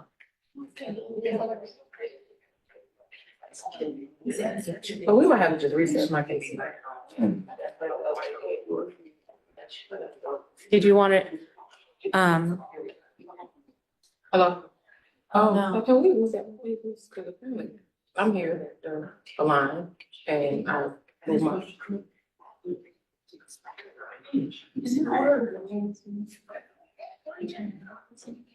No, I'm here, they said, there's these other. I still have, I pushed my appointment back. And then, so. Oh, no, he went in there. Oh. I don't. What you can say, Adam, I don't know. I want no. I drove up here because I was supposed to drive to an appointment. That's why I actually. But we're gonna have to like. I know what's going on. It's, I gotta go back to where people pay me.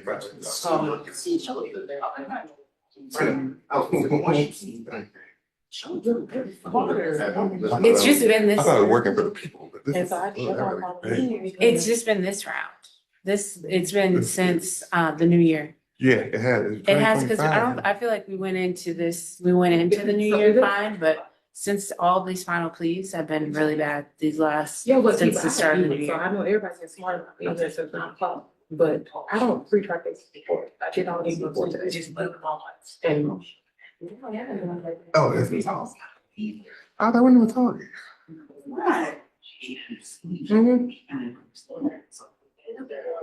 This shit is just crazy. He wanna argue, he was like, you ain't talking about my case. I'm like, they asked for 3 years. It's down to 2. I obviously talked to somebody. Like, No, it ain't that. I need to stop. For talking. no, she was down to 2. He kept saying he doesn't have 3 years left, but like, it's like your sentence is quite different. That's what the sheet says. That's what the judge just looked up. He's arguing about what sentence he took. Yeah, but all my cases have been ready to call it out. Please. Hey, It is now 4 o'clock. and then So, yeah, he in a wheelchair. he took a plea in I'm in a April. wheelchair. And I in November. Like, he didn't make it a full year. And you got like 6 prior, like it's, and then we don't have, I don't know what he wanted me to say. I just.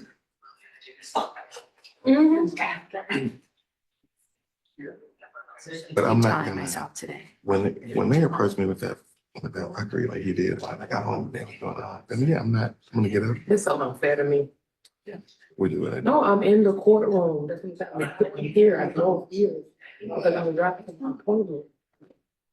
I'm acting like it's crazy.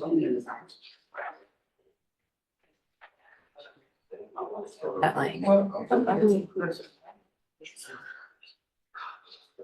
and like they have two attorneys, and so they don't realize. I don't know. You know, I think this is unfair.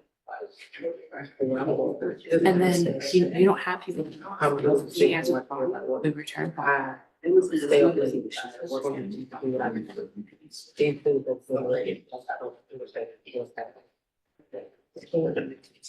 I'm about to call Asia, see if I come over or whatever, because we might have to be sense. I just got charged for $200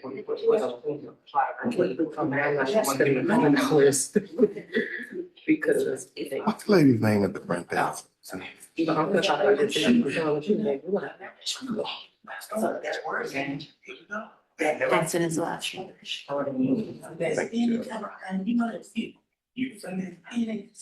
what, let me call Asia's basic call.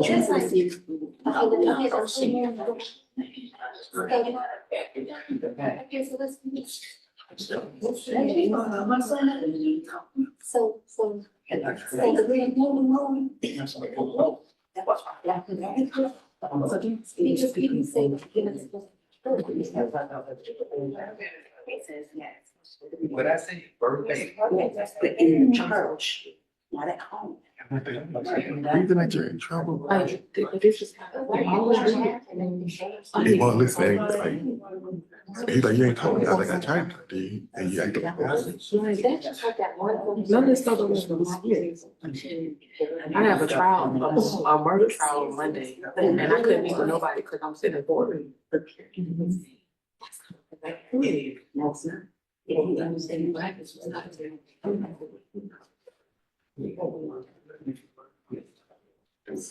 would you write down what it is? Except having to hold on to.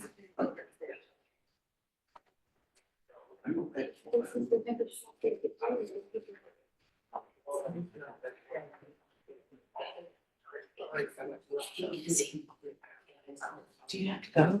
Yeah, Because Michael's will be here next week. I'm not here. Today's my last day, is court, my last day was here. My case will get seen, it's gonna be reset. I've been here, it's ready. If we need to reset that, I'd like to just tell them. Yeah, I can do it next. Waiting, I'm not done, I'm trying to talk to you. but I have a man that needs to get pick up child.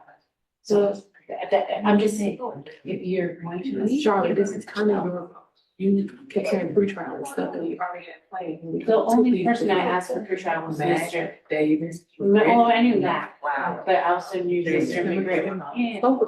So, because we weren't ready, we couldn't do it. I knew we were gonna take my police before any. Yes, we weren't already. I didn't, It that don't was matter what you know, it's what I know, and you make up. I'm not, what is she doing? that was, that I needed a pre-trial back, I needed to talk. You said you was looking for I didn't need a pre-trial with you, I should have said, I need to talk to Mr. Mack and I need to talk. But this is probably, there's always one delay in your cases, I mean, one file, there's one extra out. We can I use- say this. Because of what you did. Yeah, I can reset it, I don't have the power. Okay, but if you need to go, so I can ask the judge to reset the case. No, I think we're waiting on April to come out. It don't really matter, I can't do nothing, it's not a court reporter here, so. Yeah, they're taking the sentence. Maybe. I don't want her to like miss her stuff. Yeah, what time is your appointment? Oh, it was at 2:30, Judge, and then I called and had to push back to 5, after I paid $50, I had to push back. But I had. When's yours? I've got Mr. Oakley, Mac, McGridd, Davis, Baines. So, I mean, I can reset them. And because I came that last one.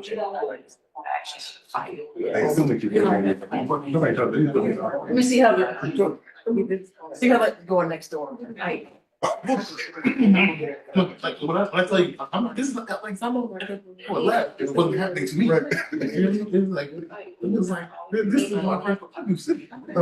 Man, that's a whole different, animal. She gonna do it, and then she will do it.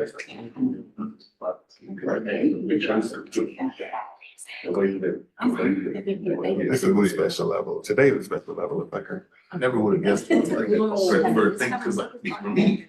I don't know. I can't help it. Right. Civil litigation. Like, what you doing with money? I had more preparation one day when getting the well they treat them or like a real. I don't know. That's crazy. No matter what. I was talking about somebody who they talk about for years. Like, that's time, right? And then like I have these things. like all to the purpose is you're like it's amazing. You're like Which is a lot of things. Sometimes it's much more complicated. So you don't, I don't want to blow up and then it issue. Hey, my man, we got it.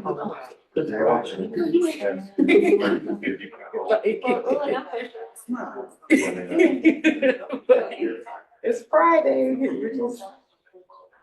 Do you have following on there? Are they interested? I just started. Yeah. They gonna come because you know they interested.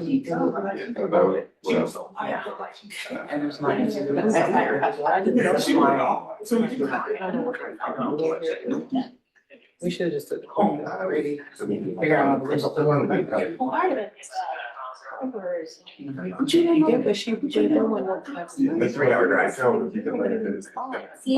are we finished? Oh. The lady who fits over here. Watch them.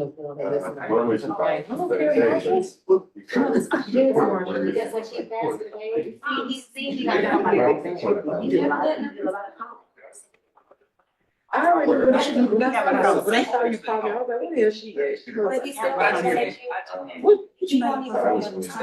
So you say, you didn't know. Her fault. That was big.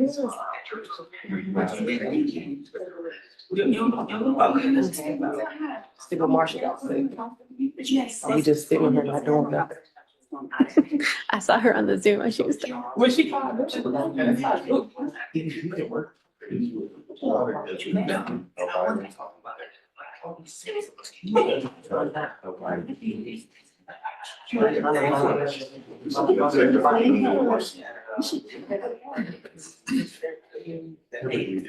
so proud of research. Yes, there's. You know, I don't want to read it. That's all. All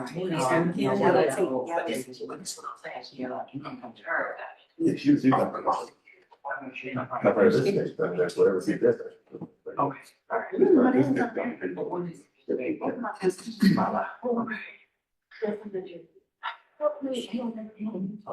Yeah, but it takes a while to get out of it. Yeah, so I have to.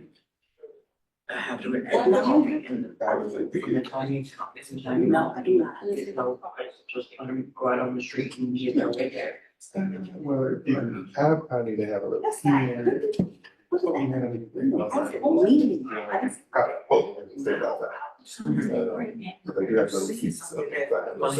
Will they be released from my car?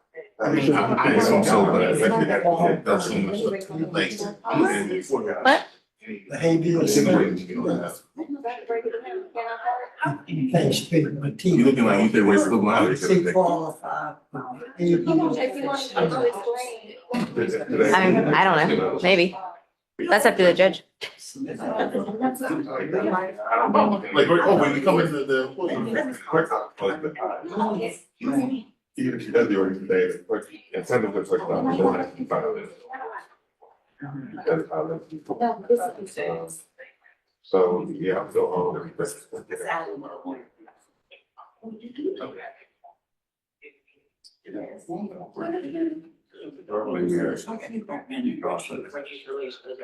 matter where he wish to live, anywhere he wants to. I do that all the time. Did you say? So just because. Yes. So what I'm saying.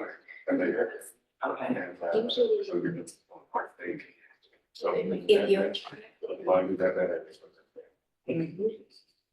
If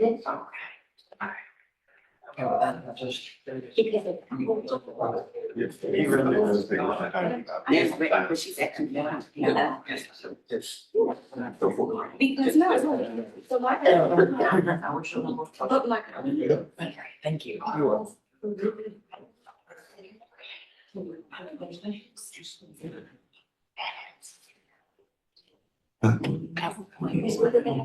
It's never. I can't. It's over though. Luckily, What's up? it's like a relationship, a bad relationship that we broke up. So, but I don't know. This new person. Who's the new person taking over?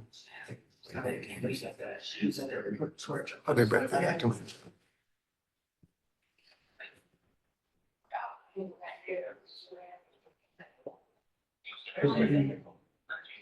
That she was born.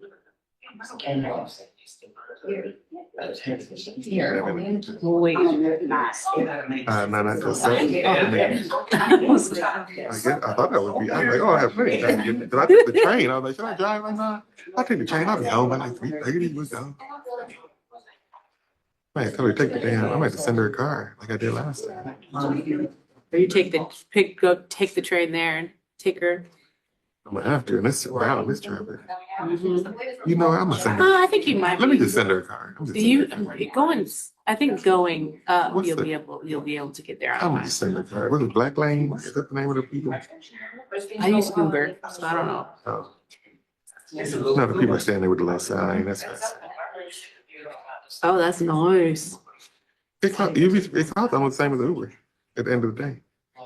It's like, might as well get the service. That's what I feel like. If you're gonna pay $20 more, might as well have somebody standing there waiting for you.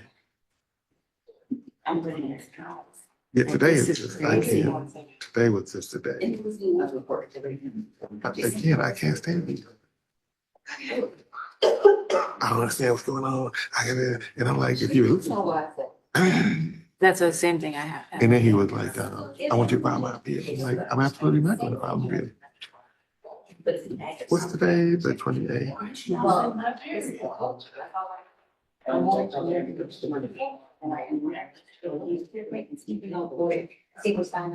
We have a thing on the door. We're going to unlock their phones. Oh. I got it on Amazon. It's actually pretty nice. Our waves. It goes on the inside, so you don't have to change the outside lock in your apartment, so they can't yell. Ooh. Oh no, I'm not gonna do it today. The price has changed. Today it's $173. Yeah, you get on that train and meet her at the airport. Yeah, I'm gonna go get it. Sometimes it's like $99. But sometimes going up is faster than going south.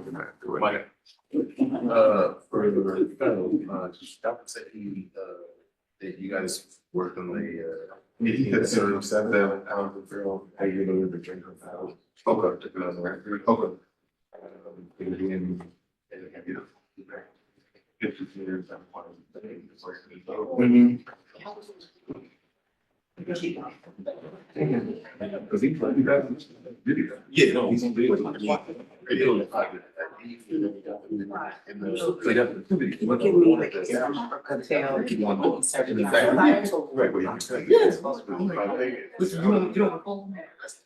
What was the verdict? On all counts? Oh, wow. What was his? Like, so he probably be on my roof. I was like, no, she'll get trying to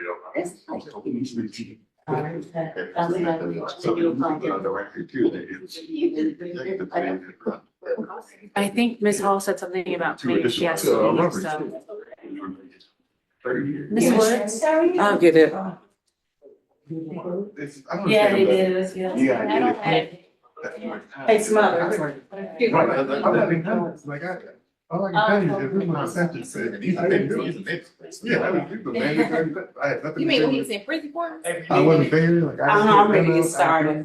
Because everybody else will be gone now.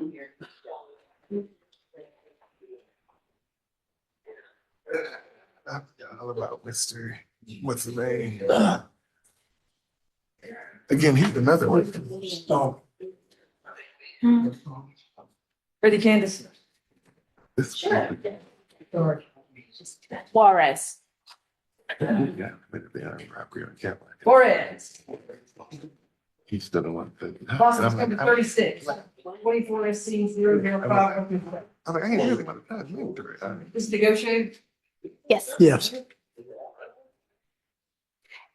And Judge, while the defendant is coming out, Nah, not this part. I don't know. I actually submitted this case for reindictment this morning because there was an error in the language of the count one. Does not appear as though the new indictment has been filed, but it should just get a -01. It's not changing any of the counts. It's just changing the language. Yes. Okay. And I showed Mr. Adams the draft new indictment. So the only thing that is changing is just really just a small bit of the language. And so I just wanted to make sure that Your Honor was aware that the case number might change. But I think it should just be a -01. Okay. All right, ready, So let's go. what indictment is he signing? That's what indictment is. yes, that's the She'll try to find it. Okay. Let me get it here, right? yes. Okay. To my office. All right, go ahead. I know everybody's having a fit, I know everybody's crying, but Following you, I just ask a question. I don't know, whatever Cassie decided to do, I don't even hear. Go ahead. Okay. Mr. Juarez, please raise your right hand. Sorry, what is your name? Sorry? What is your name? Oh, Megan Nix, NIX. So Oh, that I can probably on the record. Yeah. He said, I'm talking about that for 2 hours. If you're not gonna eat it, give me the kids go. I'm just gonna bring you back. Okay.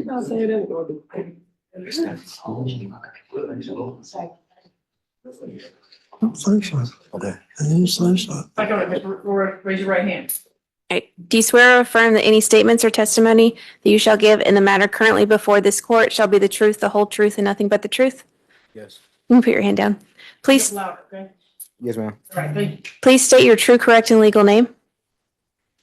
Omar Noel Juarez. Are you at this time taking or under the influence of any medicine, drugs, or alcohol? No, ma'am. No, ma'am. Is there a medication that you normally take that you have not taken or been given today? No. How old are you? The age of 25. How far have you gone in school? High school graduate. Is English your native or dominant language? Yes. Okay. Do you understand that you've been charged with the following offense, aggravated stalking? Yes. Do you understand that you have the right to plead either guilty or not guilty to this charge? Yes.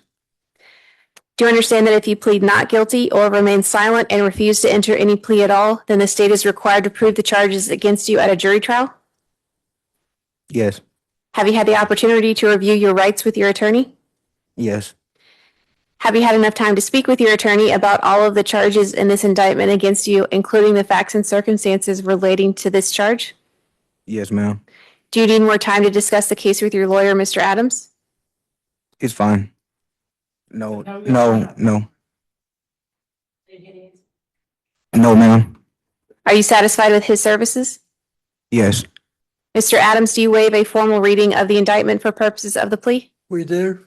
And do you waive any and all defects in the indictment for purposes of the plea? We do. Mr. Juarez, do you remember having been arrested on this charge?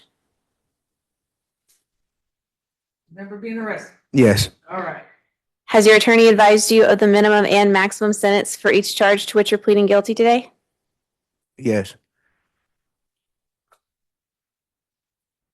Do you understand that today you're entering a negotiated plea of guilty, which means that the state will recommend the following sentence to the court? State recommends a 5-year sentence to be served on probation. Special condition is no contact with the victim, Zaria Geter. That's ZHARIAGETER. Do you understand that the court is not required to accept the state's recommended sentence? Yes. Do you understand that the court has the right to sentence you to the possible sentence on each charge? Yes. Do you understand that if the court decides to order a sentence that differs from the negotiated plea you were expecting today, you have the right to withdraw your plea of guilty? I'm sorry, could you repeat that? Do you understand that if the court decides to order a sentence that differs from the negotiated plea you were expecting today, that you have the right to withdraw your plea of guilty? Yes. Are you currently on probation or parole anywhere?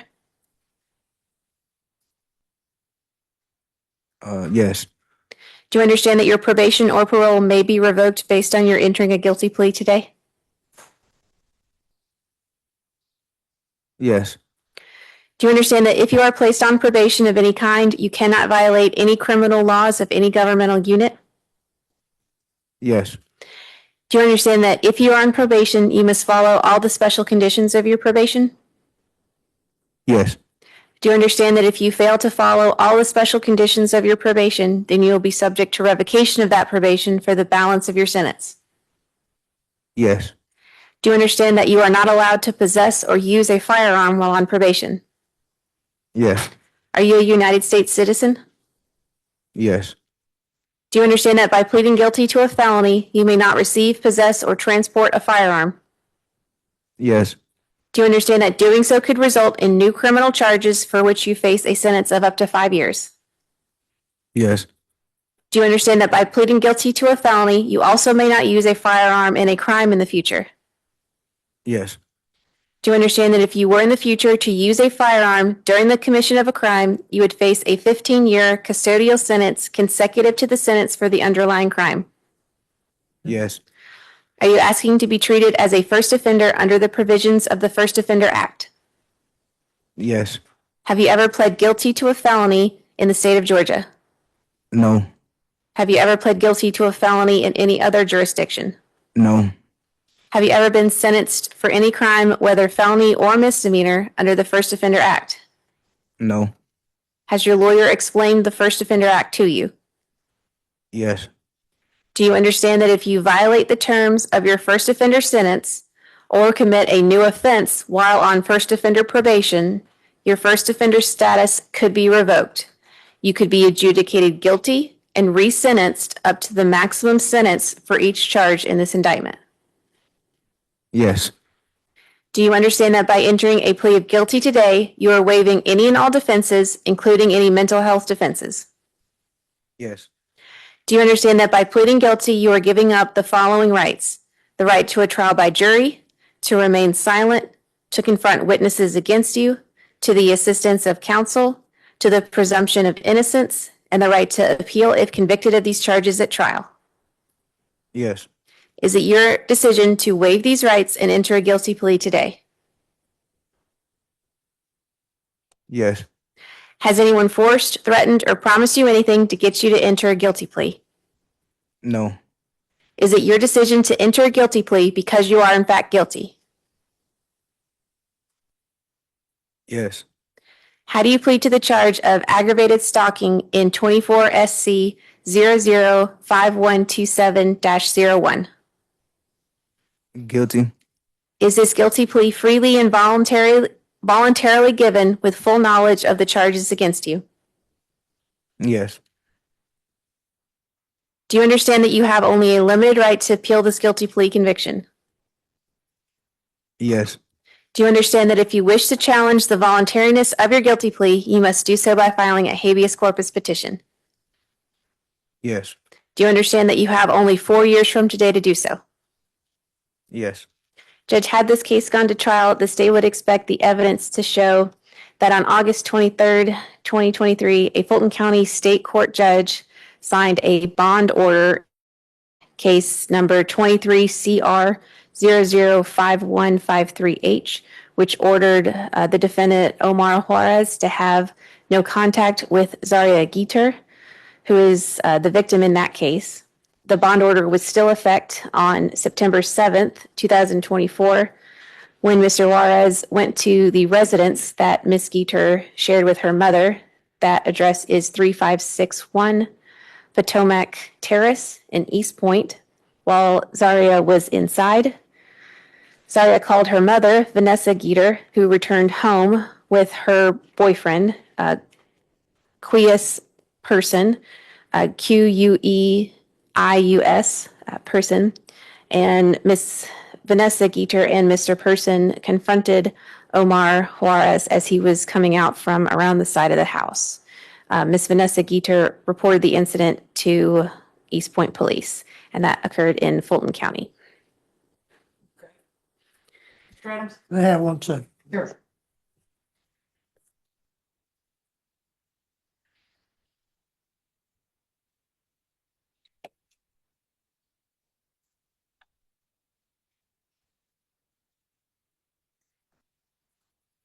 Go ahead, Mr. Adams. Yes, Your Honor, the end of this plea, can't talk, apologize for it. All right. The victim is here. I've had a long talk with her. She sent an email to the court, I believe. She wishes to see him. They still see each other. I heard the state station, no contact. We'd like to just be no violent contact. Other than that, he is gainfully employed. We ask you accept the recommendation. Where is she? She's in the back, Judge. And I'll add that the case, the state court case, the 23 CR, in which the defendant violated the bond order, he did subsequently plead guilty in that case, or it might have been a Nolo or a Alfred, I can't remember. There was a permanent no contact order entered in that case, which is to stay. I did speak with Ms. Geter about that and told her that if she wants that to be removed, that's something that she can talk to the solicitor's office about, but that it is still in effect. And I did tell her that no contact means no contact, that even if she wants to have no contact with him, that no contact is in place, and he can be held accountable for having contact with her, even if she wants to have contact with him. Juarez, my suggestion to you is find another girlfriend. Period. Because she's going to get along with you. She's going to call you over there, honey, baby, I love you, I love you, I love you. The first time you make her mad, she's going to call 911 and you're going to go to prison for 5 years. Find another girlfriend. I need a verbal yes. Yes, ma'am. All right. I Sorry, understand. Ms. Jeter, but I'm not going to go against any state court judge's order for you to stay away. And that's part of the penalty you violating those bond conditions. Ms. Jeter, you should probably go off and find another boyfriend. Judge, Right? Yes. just FYI, also there's another open case where I'm sure he's supposed to stay away. 24 PI 003727, an ag assault and reckless conduct where Ms. Jeter is the victim. I think. Say that PI number again. Isn't she the victim in this ag assault? 3727. 3727. Yeah, she is a witness in that case. She might be listed as a state. There might be a no contact in that because she's a witness. She's not the victim in that case. The victim in that case is the defendant's brother. Okay. Thank you, boss. All right, so I'll accept this plea as freely and voluntarily given with the understanding of no contact, absolutely no contact. Whether she calls you, whatever. If she would happen to, by no chance, happen to pass away, and I find out that you go to the cemetery, I'm gonna put you in jail for 5 years. Am I clear? Yes, ma'am. All right. So no drugs unless prescribed, no alcohol, no weapons, no replicas of weapons, no further contact with Ms. Zaharia Jeter, no further contact with Ms. Vanessa Jeter, and stay away from 3561 Potomac Terrace in East Point, Georgia. Best of luck to you, sir. Thank you. Thank you. Hey, Freddie, you gonna try to help Ms. Hall out or no? Next, let's go. Come on. Ms. Hall. Who's that? Oh, whatever. Mr. I had your approach on that. We were doing Oh, I'm gonna see if it was. Yes. Macomb. Davis. Oh, sorry. Davis. That's We why gotta I get walked this out, on. because what y'all was saying didn't make sense. Judge, what's it gotta do? So, There's no charging document. If you're telling me you're being indicted, Oh, nobody is trying to waive that on the record. Oh, I just have to approve. What's bring it? Okay, let me just wait for quick. I mean, I don't know Yeah. what y'all can do. But I gotta have something. Let me just add it real quick. it's not in Odyssey yet, so. But I'm sure that December will be DACA one. I guess we can just give you permission to sign on our behalf. For Adam right there? Yeah. Step out here real quick. I don't know, like those, don't ever do that. And then I asked for the indictment on Davis earlier. I don't know if you typed it in. Oh, you did this. Davis. Oh, and I need gravy. Mr. Adams, we're back on the record, so are you waiving the fact, Mr. Adams, that the new indictment's gonna end in probably 0-1? Hasn't been uploaded yet, and are you gonna give us permission to sign your name to it? That's tough, that's tough. Yeah, that's fine. Yes? Okay, okay, thank you, Mr. Adams, you can go back. All right, who's next? We're gonna approach real quick. Yes. This is one of we got. We got 3 cases, one of which is a home invasion. And we get extra. And got the issue. And it ended up in this. They're going up with all kinds of stuff. And you talk about the extra.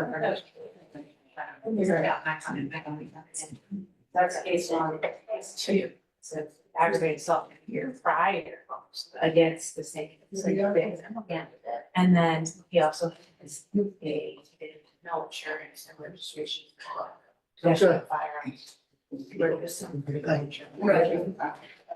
State law, they see 30, 1. And so our request is, should I say, do you want, I'm just talking, I don't know if you want to add. I will. Okay, so their offers for the baby on the basically grant. Right. However, I was asking to get 15 or 10 on to wrap up. Well, we put it on 3 numbers. Reason, part of the reason I am actually. During this. You say both. And she'll see where, that. My bills here, as a school, stores, it comes. She's going to leave us, but I mean, she'll see. He's had some surgery. Vein and stuff like. Rehab to get the hand. And then he's also due to previous. Issues for your mother. Thank you. I have to do both. So, when he writes, but, that, we've been going back and forth.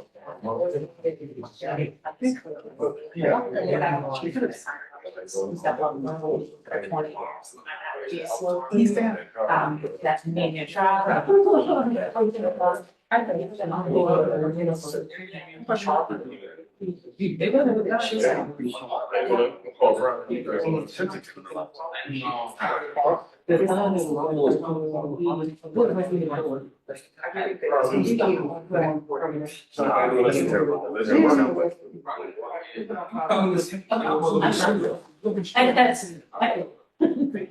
So now which one do you want back out now? We're ready on Davis. Davis? For 38? Oh, thank you. For 38, Bostic. Jane Davis. I don't have a 38. What's his first name? Shane. Shane? Okay. This is just the paperwork I told you you were gonna sign. Remember we signed you up not guilty. But for and so- Matt, we might get to bring him up, so we put this on the record. Okay, we'll tell him. Because he's a recidivist, and he goes to trial, that's a whole different All situation. right. Until everything gets done, we'll see who's out. That's it. You have to go a long way for your appointment. I also took advice with the doctor's one. I'm just gonna do, I ain't want to do it. No. This is my last name is Ford, so I'm gonna get it done, so don't fall into my head.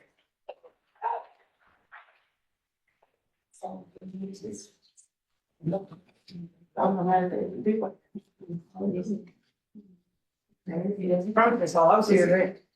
I know you were, when I logged in, I was in Richardson, and I logged in, I saw your name, I was like, what?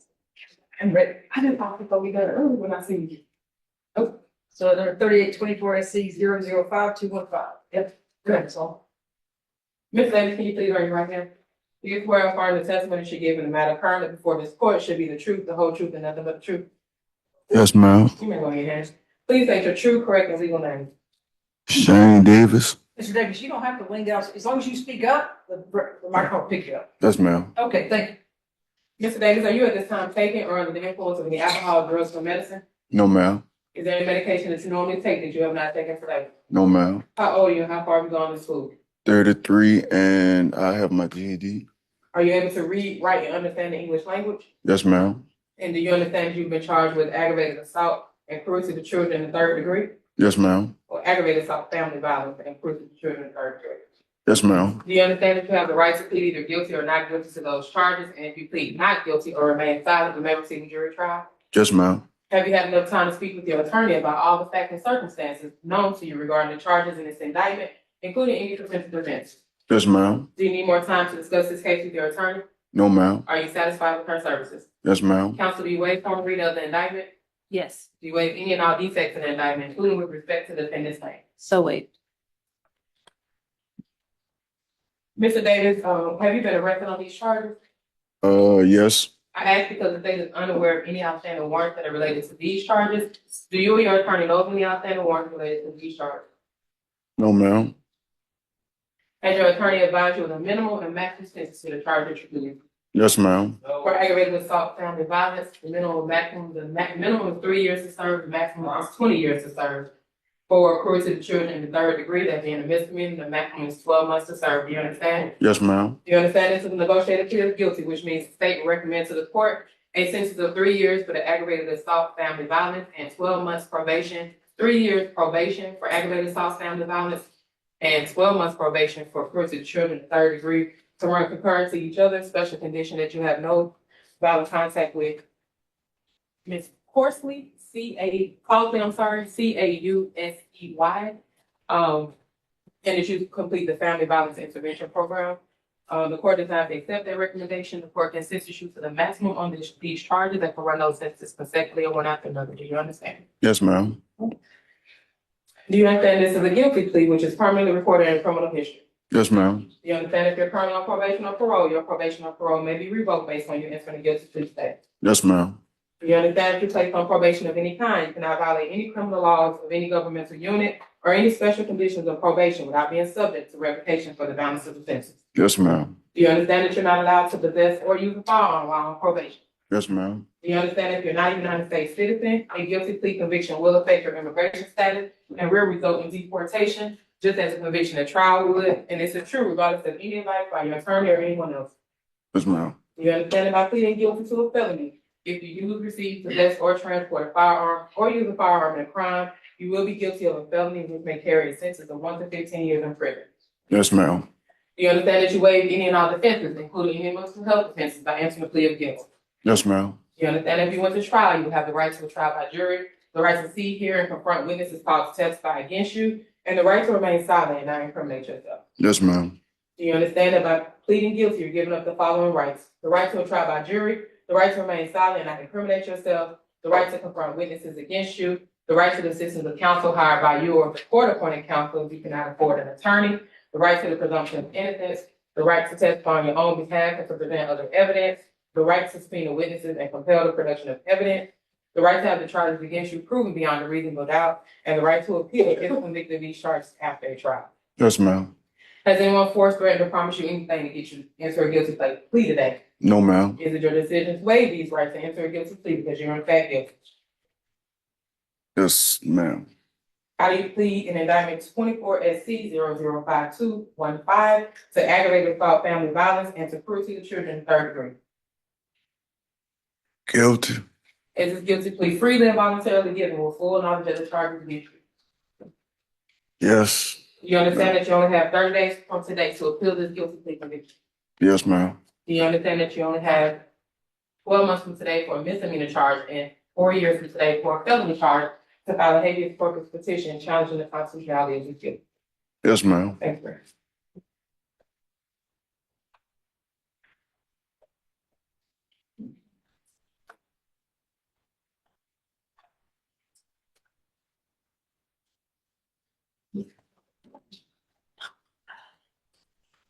Your Honor, had this case received a trial date of proving beyond a reasonable doubt that on August 8, 2023, officers responded to 6670 Buffington Road, that's Atlanta, Georgia, and Fulton County.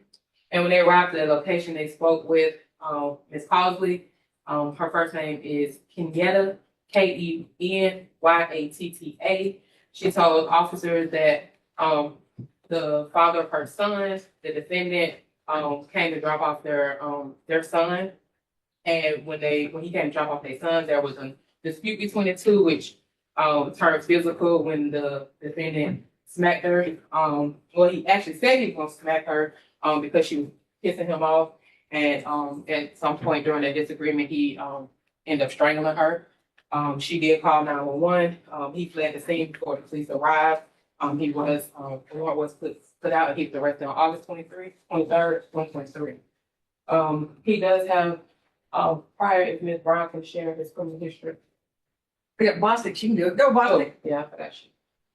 Judge, in regards to the defendant, 5 cycles, he has a prior conviction for aggravated assault, weapon, terroristic threats, and armed robbery out of Clayton in 2015. Nothing further. Okay. Nothing further from the state. Go ahead, Ms. Courtney. Your Honor, I just ask that you accept the plea as negotiated. Also, in talking with Mr. Davis, there is some financial hardship, so we are requesting a suspension of any of the probation fees. How long? The whole term? If we could, but for at least a year, we would ask.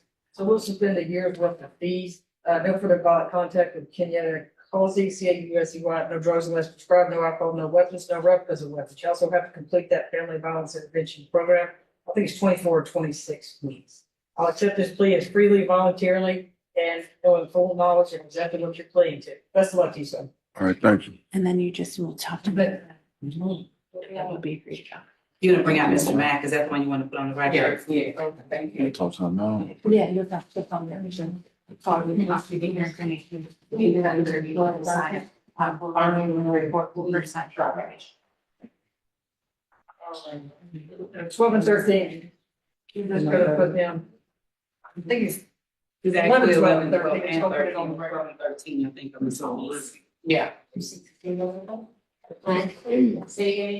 said 11 to 13 is Rodriguez Mack, but the ones that we called is for position 12 and 13.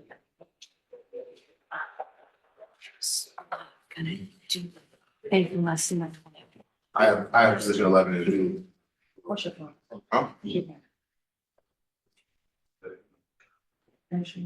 I told you that I was gonna ask her about the non-negotiated and she specifically just say ready for trial. And so they want to bring you out just to put it on the record, the offer. And you're also recidivist, so they'll explain that as well. But I'll definitely come. I'm gonna be on vacation next week, but I'll come see you at the jail when I get back. And then we'll talk some more. Okay? This position 11, 12, and 13. All right. Oh, Your Honor, I did, the state just want to put on the record the offer, for 24 SC 005237, count 1 home invasion, the state's offer 20 years to serve. For count 2 aggravated assault, the state's offer is 10 years, 10.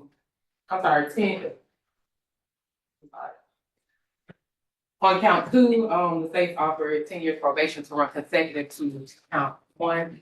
And then count 3, aggravated assault, count 4, aggravated assault, both the same 10 years probation to run consecutive to count 1, but concurrent to each other.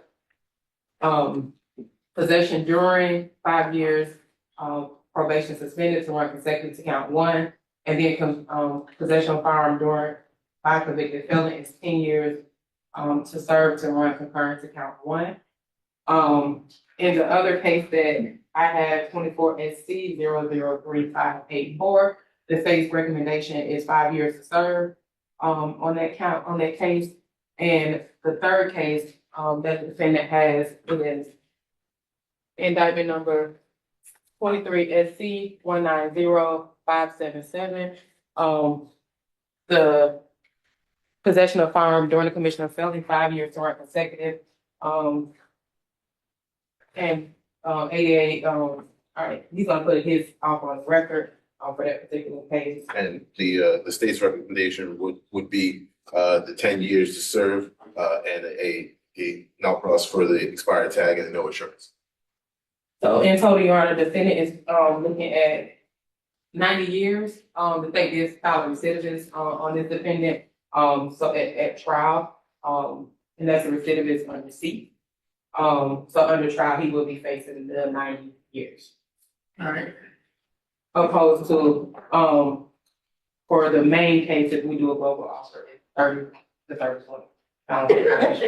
Anything, Ms. Carter? No. All right, thank you. Best of luck to you, Mr. Mack. What's that? Is there an expiration on this offer is what I wanted to Oh, no, know, number today. one.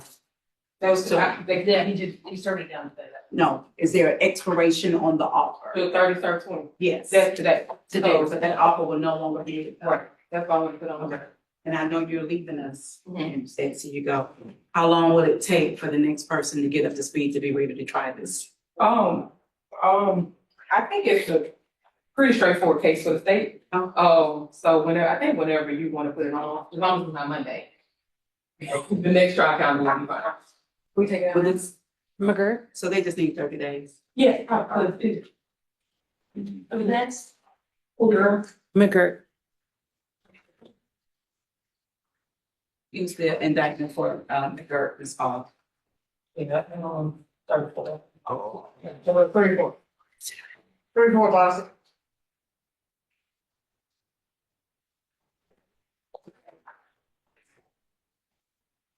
Ms. Barry? How to spell the last name? McGirt, Karon.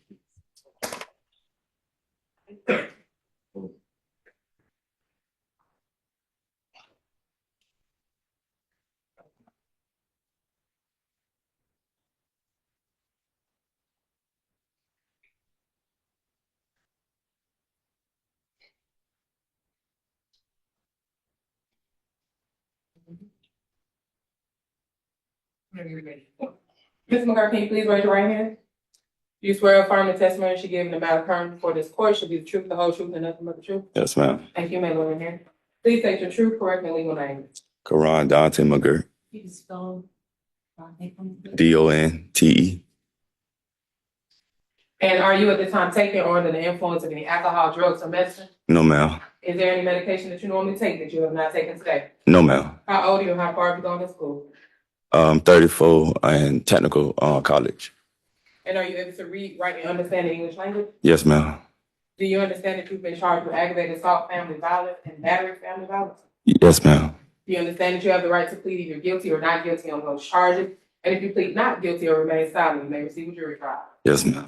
Have you had enough time to speak with your attorney about all the facts and circumstances known to you regarding the charges in this indictment, including any potential defenses? Yes, ma'am. Do you need more time to discuss this case with your attorney? No, ma'am. Are you satisfied with her service? Yes, ma'am. Counsel, do you waive formal reading of the indictment? Yes. Do you waive any and all defects in the indictment, including with respect to the defendant's name? So wait. Ms. McGirt, have you been arrested on these charges? Yes, ma'am. I ask because the state is unaware of any outstanding warrants that are related to these charges. Do you or your attorney know of any outstanding warrants related to these charges? No. No. No, ma'am. Has your attorney advised you on the minimum and maximum sentence to the charges that you're pleading to? Yes, ma'am. For aggravated assault, family violence, the minimum and maximum is 3 years to 20 years to serve, and for battered family violence.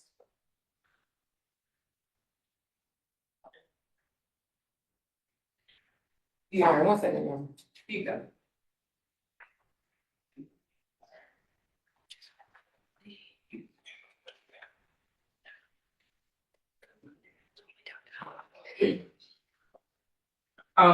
For aggravated assault, family violence is 3 to 20 years to serve, and for battery family violence is 1 to 5 years to serve. Do you understand? Yes, ma'am. Do you understand this is a negotiated plea of guilty, which means the state will recommend to The court may offer 5 years probation for both counts to run concurrent to each other, special condition that you have no contact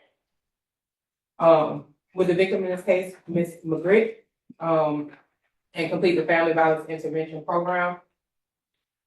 The court does not accept that recommendation, though. The court can sentence you to the maximum on these charges and can run those sentences consecutively on one after another. Do you understand? Yes, ma'am. You understand this is a guilty plea, which is permanently recorded on your criminal history. Yes, ma'am. You understand if you're currently on probation or parole, your probation or parole may be revoked based on your incident guilty plea check. Yes, ma'am. You understand if you're placed on probation of any kind, you cannot violate any criminal laws of any governmental unit or any special conditions of probation without being subject to revocation for the balance of the sentence. Yes, ma'am.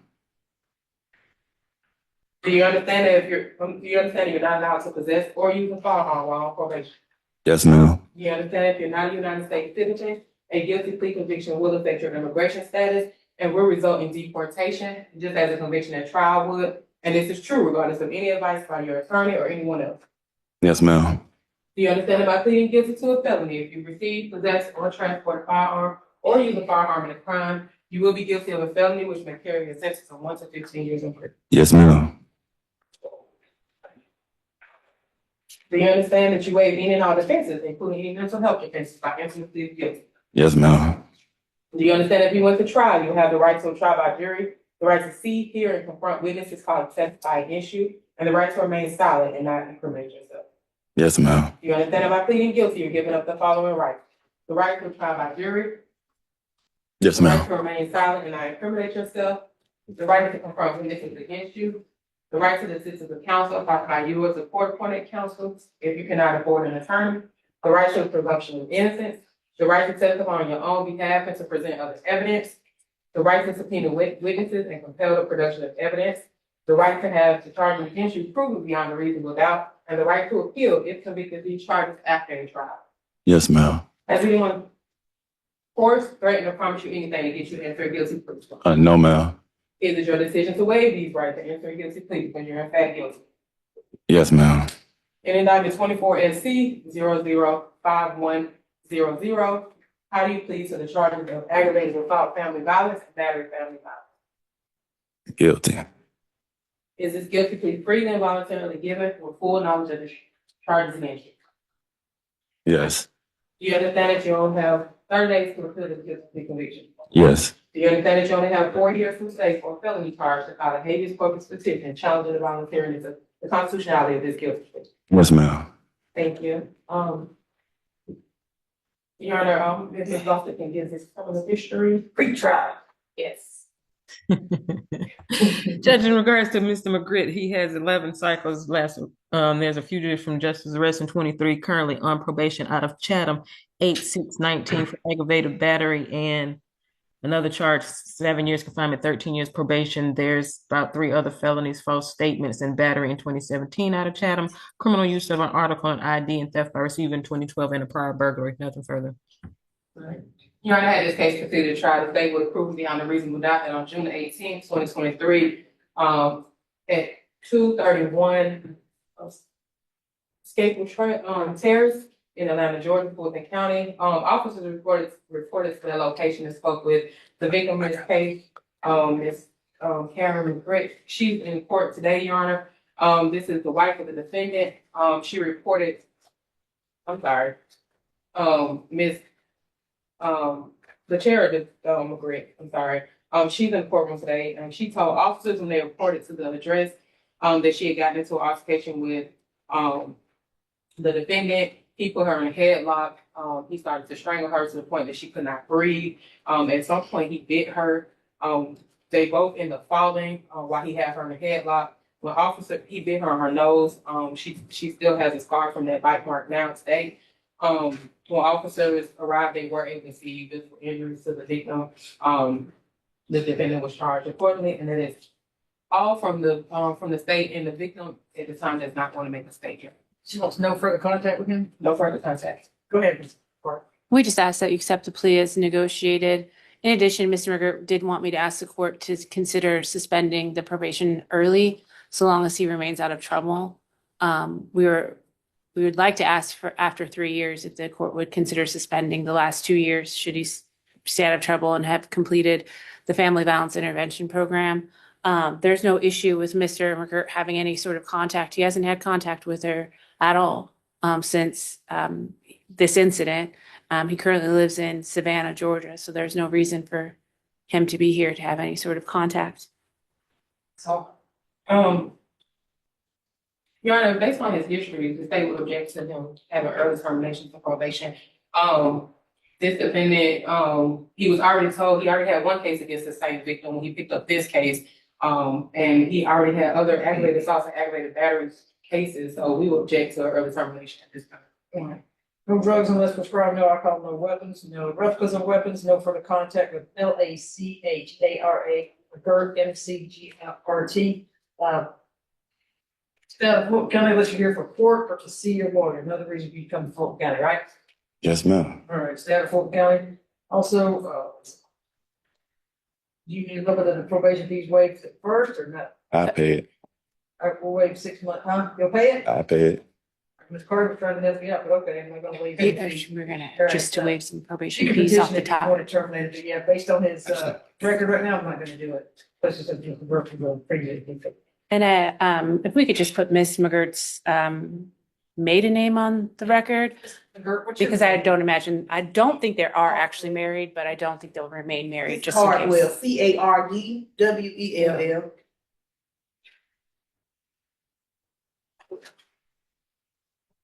Are you divorced now? My court date is on the 6th. Okay, all right. I don't know if they're married. It's a publication. There's a question of whether or not they're married. I don't think that matters. That's what I just requested that they put the maiden name on there. They won't. Come for divorce, you have to have contact. Yeah, you have to talk to probation. Right. Best of luck to you, sir. Next. I've got, Horses been on. yes. No, work is on Zoom.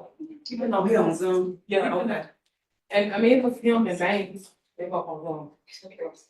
Horsley, Hosley, I'm sorry, it's position 6. Position 6, Boston. Can you turn on your microphone, Mr. Mosley?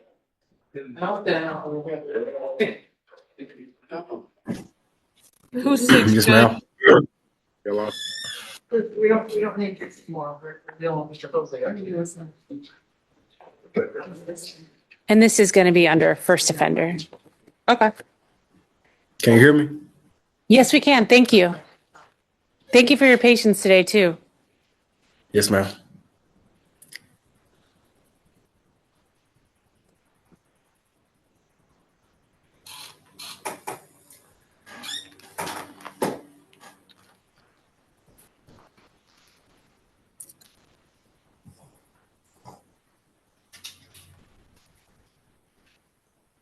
I have 4.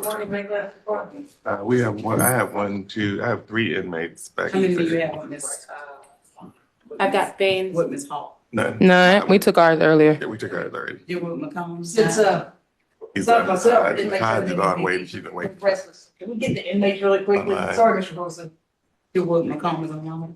No, Derwood is here. Ms. Hodge is on Zoom. The prosecutor. Let's just get the inmates really quick. Which inmate?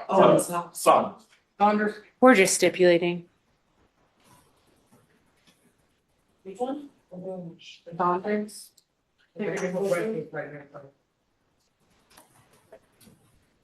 Give me 1 second, Mr. All Holster. right, yeah, sorry, Mr. Hopefully, we got some inmates back here that need to go back to. Yes, ma'am. Officer Brown, Dunn, Sands, Saunders.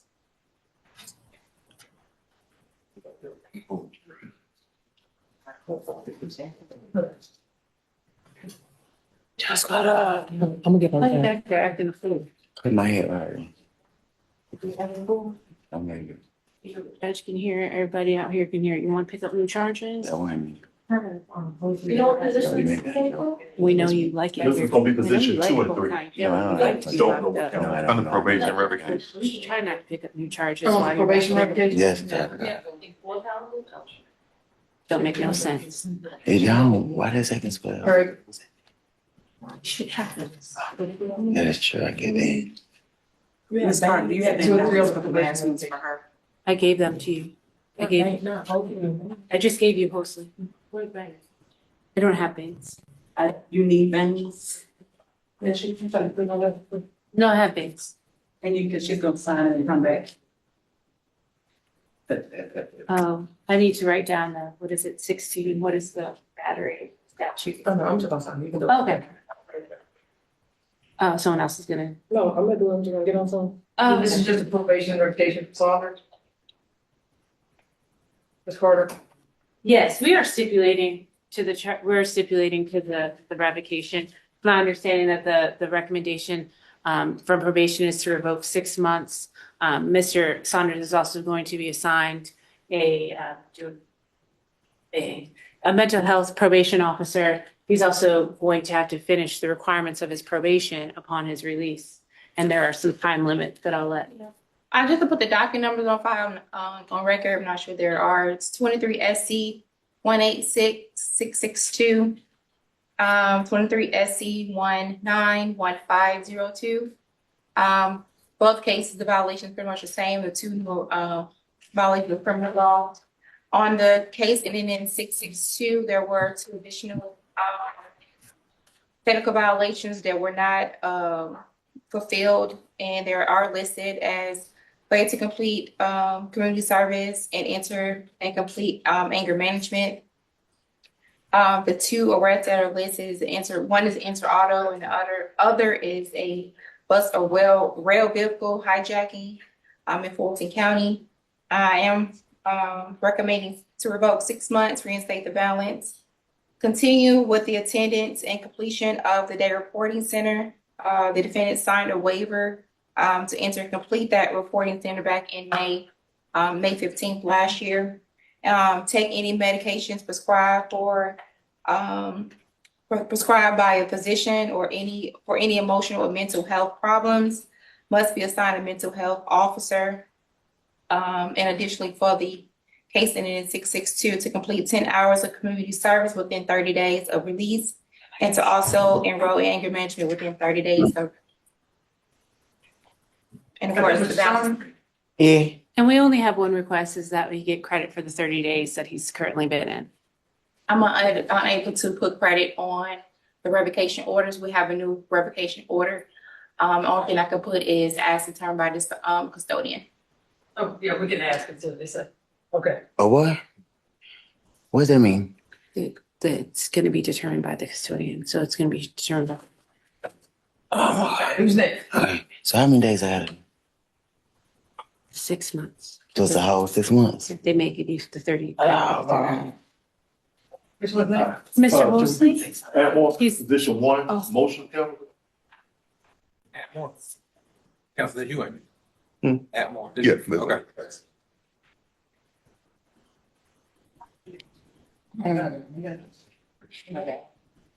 I didn't know what it is. That was the one from the other day. Oh, We okay. dealt with. Oh, yeah.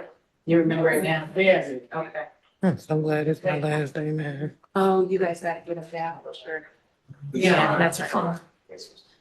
And it was 22 SC 18521. Here goes, just a one shooter. It was a one shooter. We had to, he gave, still give you one. It's a 1-sheet motions count. Yeah, we had to. We're doing the correct sentence based on this. Yes, that's all we're trying to do. Add more, position 1 on the motion, Council.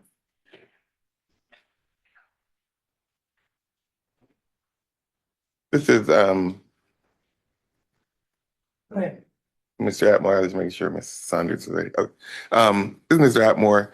I filed a motion to correct his sentence. On January 31st, he was in front of Your Honor on a probation violation. There were 4 allegations. We stipulated to 3, that he left the state and didn't complete 2 classes. Each class was a separate list. In addition, there was an allegation on the order that he allegedly had violent contact with a Ms. Curtis. Ms. Curtis was present on Zoom but couldn't be heard. She sent an email to the court, if you recall, saying that she had made up the violent contact to help her custody case against Mr. Atmore. And so the order that was done by the court, and he was revoked for 1 year, day for day, according to the order. The order reads that he had contact with Sade Curtis, that he violated no contact with Ms. Curtis, no contact is not a violation of his probation. And so I'm asking the court to find that there was no, that is not a violation, to remove that from the order. Also, I'm asking the court to give him credit for the time that he spent on probation from 8/31/24 until the present, which is approximately 177 days. So just asking to correct those two issues on the sentence. Okay. That's what I said. And I think it was put in there, not, she alleged it was violent contact, but sure, or did we talk, you gonna break up there, right? Yes, ma'am. They're no longer having any contact. And Your Honor, I also wanted to remind the court that although it's not, he did not spend it related to this case, Mr. Atmore spent another 586 days in the Fulton County Jail. He was arrested January 24th of 2024. And that case was subsequently dismissed. So even though it wasn't related to this case, Mr. Atmore has spent approximately 700 days or almost 800 days in the Fulton County Jail. And so I would hope that the court would be willing to maybe even consider commuting his entire sentence to time served at this point. So I'm hearing that you're asking for credit to be granted to 2024. Probation didn't even start to 2026. I mean, let me see. I think he was incarcerated, so he wasn't able to actually start it till 2020. Correct. He was sentenced in November 28th of 2023, but he didn't actually start until August 31st of 2024. Well, at this moment, the revocation that was is put in, and it's showing me that his probation is not going to start back until 2026. So I don't see those numbers now due to that revocation being put in. And what was put on the transcript is what was put on the order. Right. So, Your Honor, the statement just take a position that with regard to the transcript, if you look at page 12, it does reference the date of 12/23/24 as when he went into Fulton. And then on page 15, Mr. Norman again states, and credit for the 40 days that he's been in. And if he did the 40 days, that's from January 31st, which is the date that we were in court, to the 12/23/24. And again, that is when he went into the Fulton County Jail. Because the credit for his probation time before he got arrested. Correct, Your Honor.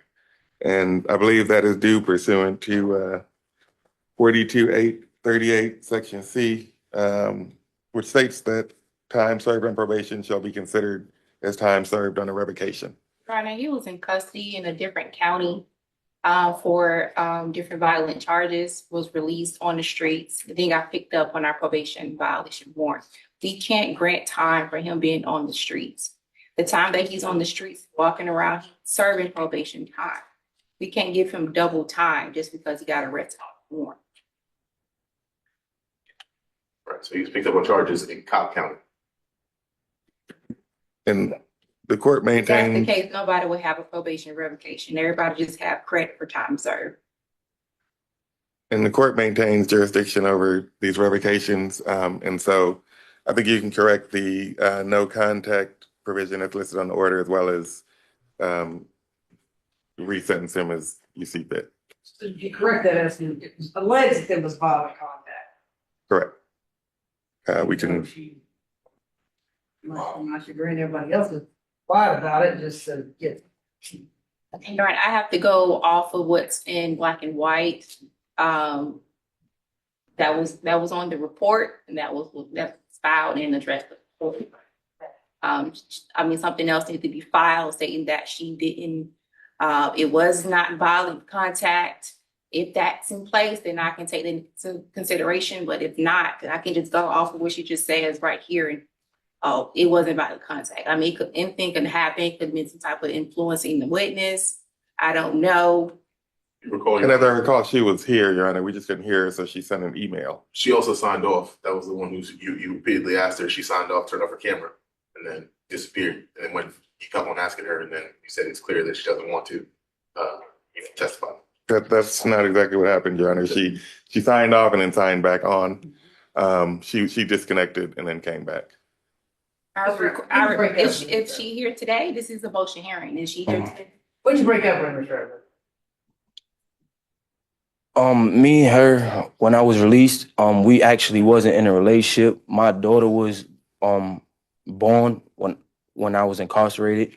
So the whole thing about me going to New York for 3 days and everything was me coming home, trying to get my family right and everything and stuff like that. And she's on her own journey with CPS and stuff. So one of the CPS workers or whatnot told her that. No, that doesn't. She just wants to know if you guys broke up. Oh, no, I'm not. His girlfriend is actually, I think, present or was present earlier. So so he is not with Miss Carter or Curtis anymore. All right, so what we need to do to, Ms. Woods, like, we need to correct, right, that it was alleged violent contact, but it was contact, right, Ms. Brown? If it's, from what I heard, everything was stipulated. Stipulated means you agree to all the allegations in the petition. And if we look now we're coming back and saying it's not stipulated, please remove the verbiage. No, and if we go back to the transcript, we stipulated to 3 things, and I specifically said we were not stipulating because we had a witness who was going to testify about the violent contact. So I stipulated to 3. Why don't we just do this and give him because you've been in there since December? All in all, he's been in there since January 24th, 2023, essentially until now. No, I'm talking about when he got arrested, picked up on this morning. Oh, and this one he got picked up December 23rd, 2024.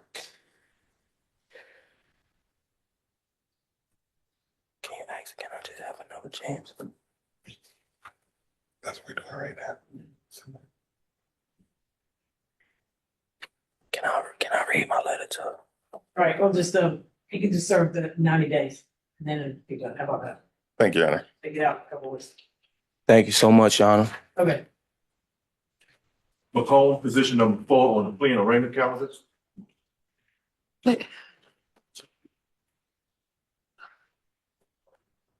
Report, Boston.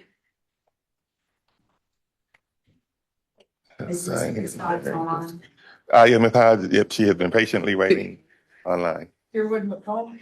with her wonderful glasses. Sherwood McComb, is that right? Yes, Your Honor. All right. Is that the last defendant? And may I ask Ms. Hodge if the court can sign her name on the indictment? Yes, please. Your Honor, one question. So you say it's gonna be 90 days and you're gonna release, is he going back to probation or not? It was 90 days, I think, in return to probation. Yeah, return. So the order is gonna come from the court. No. I'll prepare an order and email it to you if the court would like, or. Absolutely. Thank you. Yeah. We keep it here late, we're here late. We're all in trouble. I mean, y'all have gone, I'll be in 8 o'clock. I'm not going to stay here by yourself. Oh, I got work to do. Fine, All right, so I'm deciding, give her permission to sign your name in the indictment. Contact orders between me and my partner. It's gonna have to Too late. be Yes, Your Honor. Okay. no violent contact because and relate whatever. All right, number CPS. 4, 24 SC 005199, Durwood, McComb. All right, go ahead. Thank you, Your Honor. This is a negotiated plea for the court's consideration. The defendant is charged with 1 count of cruelty to children in the first degree. Mr. McComb, please raise your right hand. Do you swear or affirm that the testimony you shall provide the court in this matter will be the truth, the whole truth, and nothing but the truth? Yes, ma'am. Okay, please lower your hand. I'm going to ask you some questions. Please answer yes or no. Are you at this time under the influence of any alcohol, drugs, or medication? No, ma'am. Is there any medication you normally take that you have not been given today? No, ma'am. How old are you? 21 years of age. And how far have you gone in school? Graduated. High school or college or? High school diploma. Okay, so you are able to read, write, and understand the English language. Have you had a chance to review the indictment with your attorney? Yes, ma'am. Do you understand you're charged with 1 count of cruelty to children in the first degree? Yes, ma'am. Do you understand that this sentence, the sentence for this charge has a range of a minimum of 5 years, a maximum of 20 years in custody. Yes, ma'am. Do you understand you have the right to plead either guilty or not guilty to this charge? Yes, ma'am.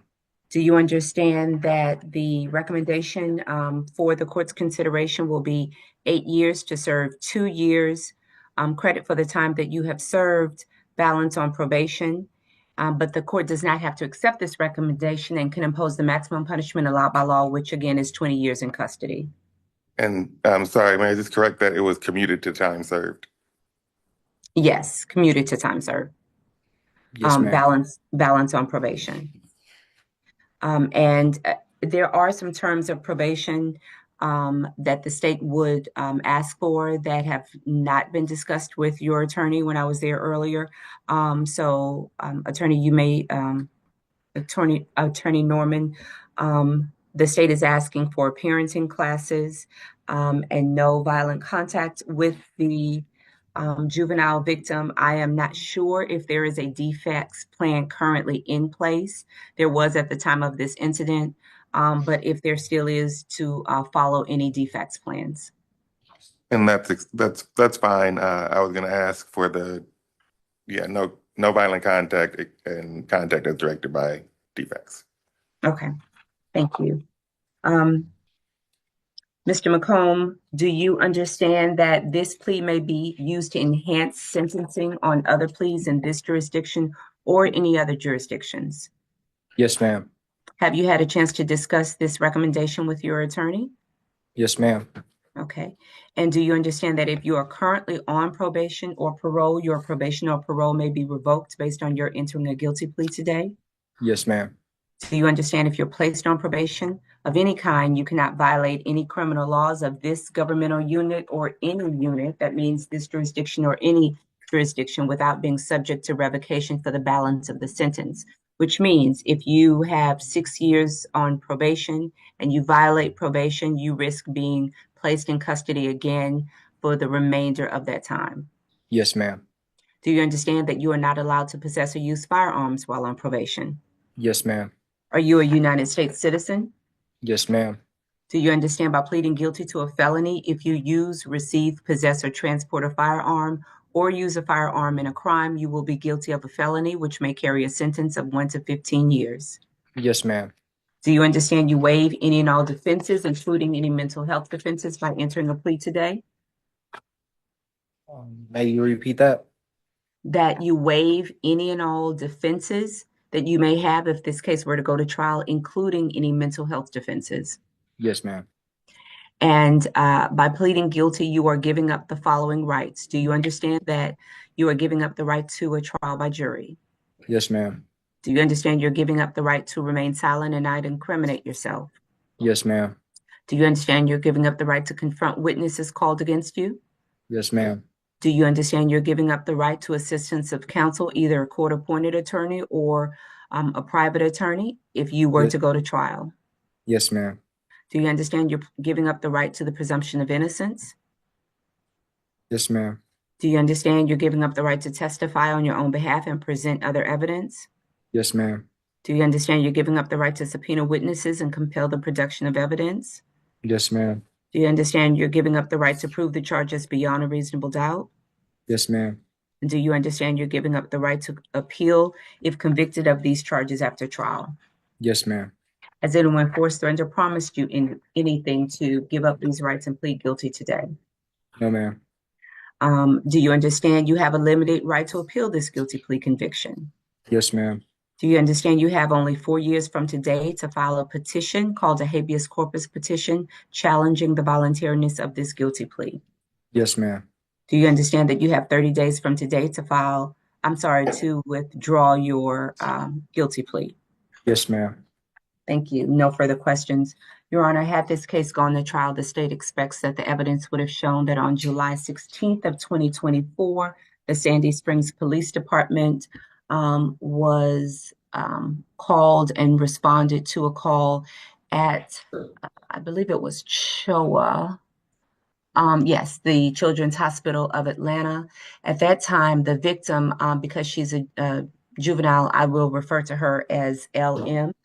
She was 13 months old at the time. She was in the hospital because she had been taken to the hospital and had a fracture in her skull. Her parents reported that she had fallen, and that's what the cause of the fracture was. She was being treated for that when a nurse observed that the defendant was in the room with her, pushing her head down into the mattress in an aggressive manner. Police were called to the scene, and he was arrested for that charge.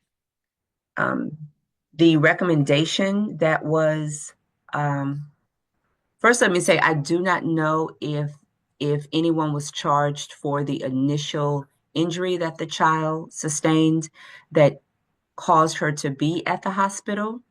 But that case, if there is a case, and I'm not sure if there is not being resolved by this plea here. This plea is only for the purposes of the action of the defendant being seen grabbing the child by the head, which already had an injury, and pushing her head into the mattress of the hospital bed. This recommendation was previously offered to the defendant in November of last year by the previous ADA assigned to the case. And today that offer did expire. So if we had moved forward, the state's intention was to withdraw that offer. In terms of his criminal history, I will defer to probation.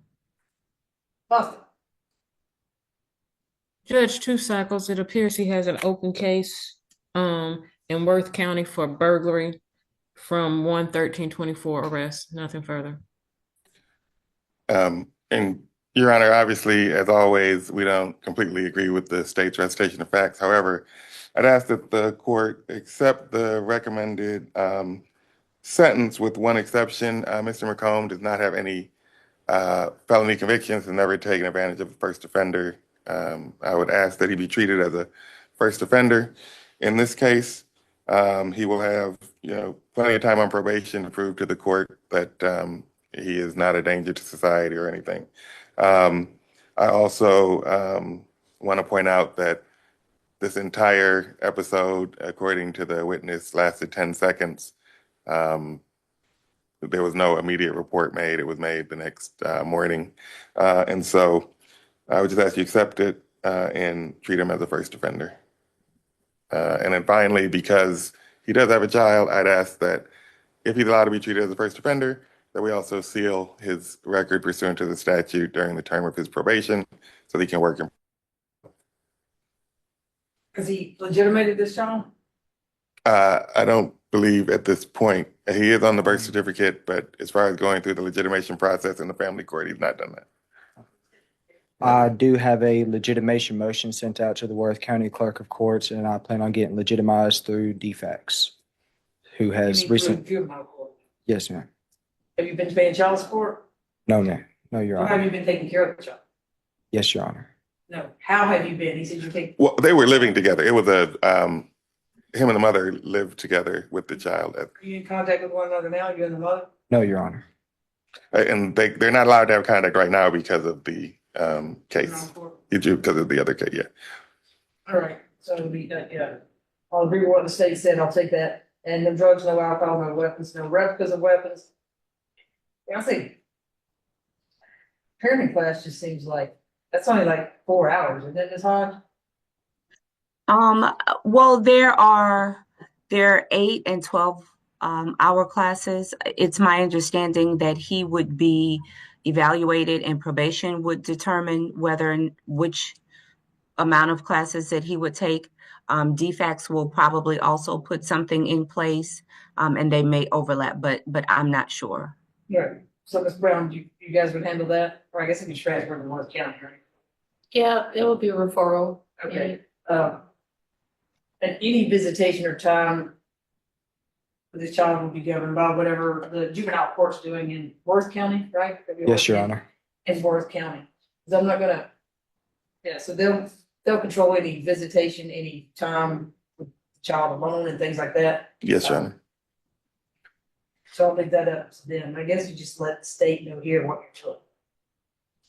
Well, Your Honor, if that's the case, can a term of probation be that visitation be determined by Worth County? Right, yeah. Okay. Yes. So, yeah, the Worth County Juvenile Hall, what have you. Because I'm sure they have a plan that you're gonna work. Okay? Correct. So make sure you follow that and take care of that. Best of luck to you, sir. Your Honor, will you treat him as a first offender? Ms. Hodge?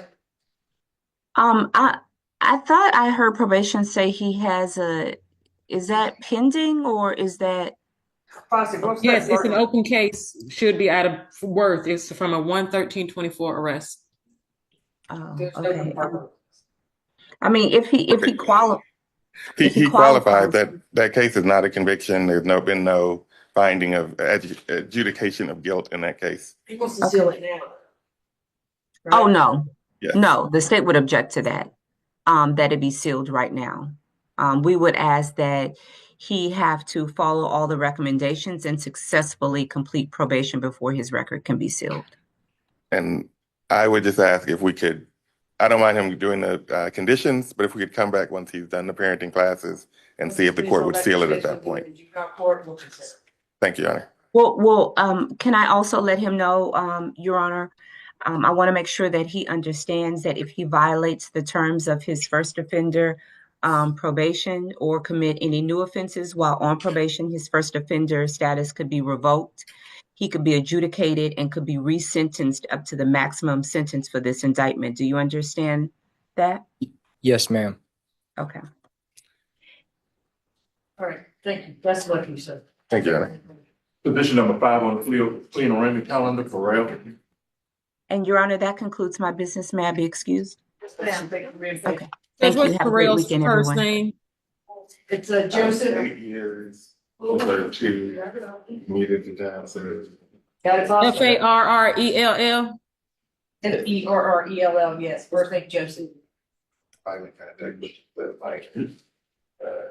Who's on this? Is you, Mr. Brown, or who? Okay. Sorry, Your Honor. This is Mr. Farrell. There was an. I don't know where's the press. Are you good? Yeah. Oh, good. Oh, okay.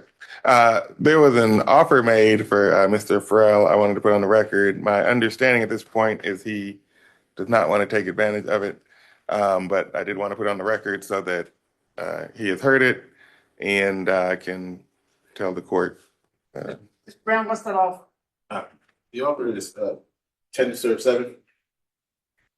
And just to put on the record, Your Honor, the issue, or not the issue, but rather the something for him to contemplate is that if this offer is only for today, if we were to have to move forward to trial, we would be looking at re-indicting the matter to add 2 additional armed robbery charges, and that maximum would be then 30 years mandatory. So just right. Out there.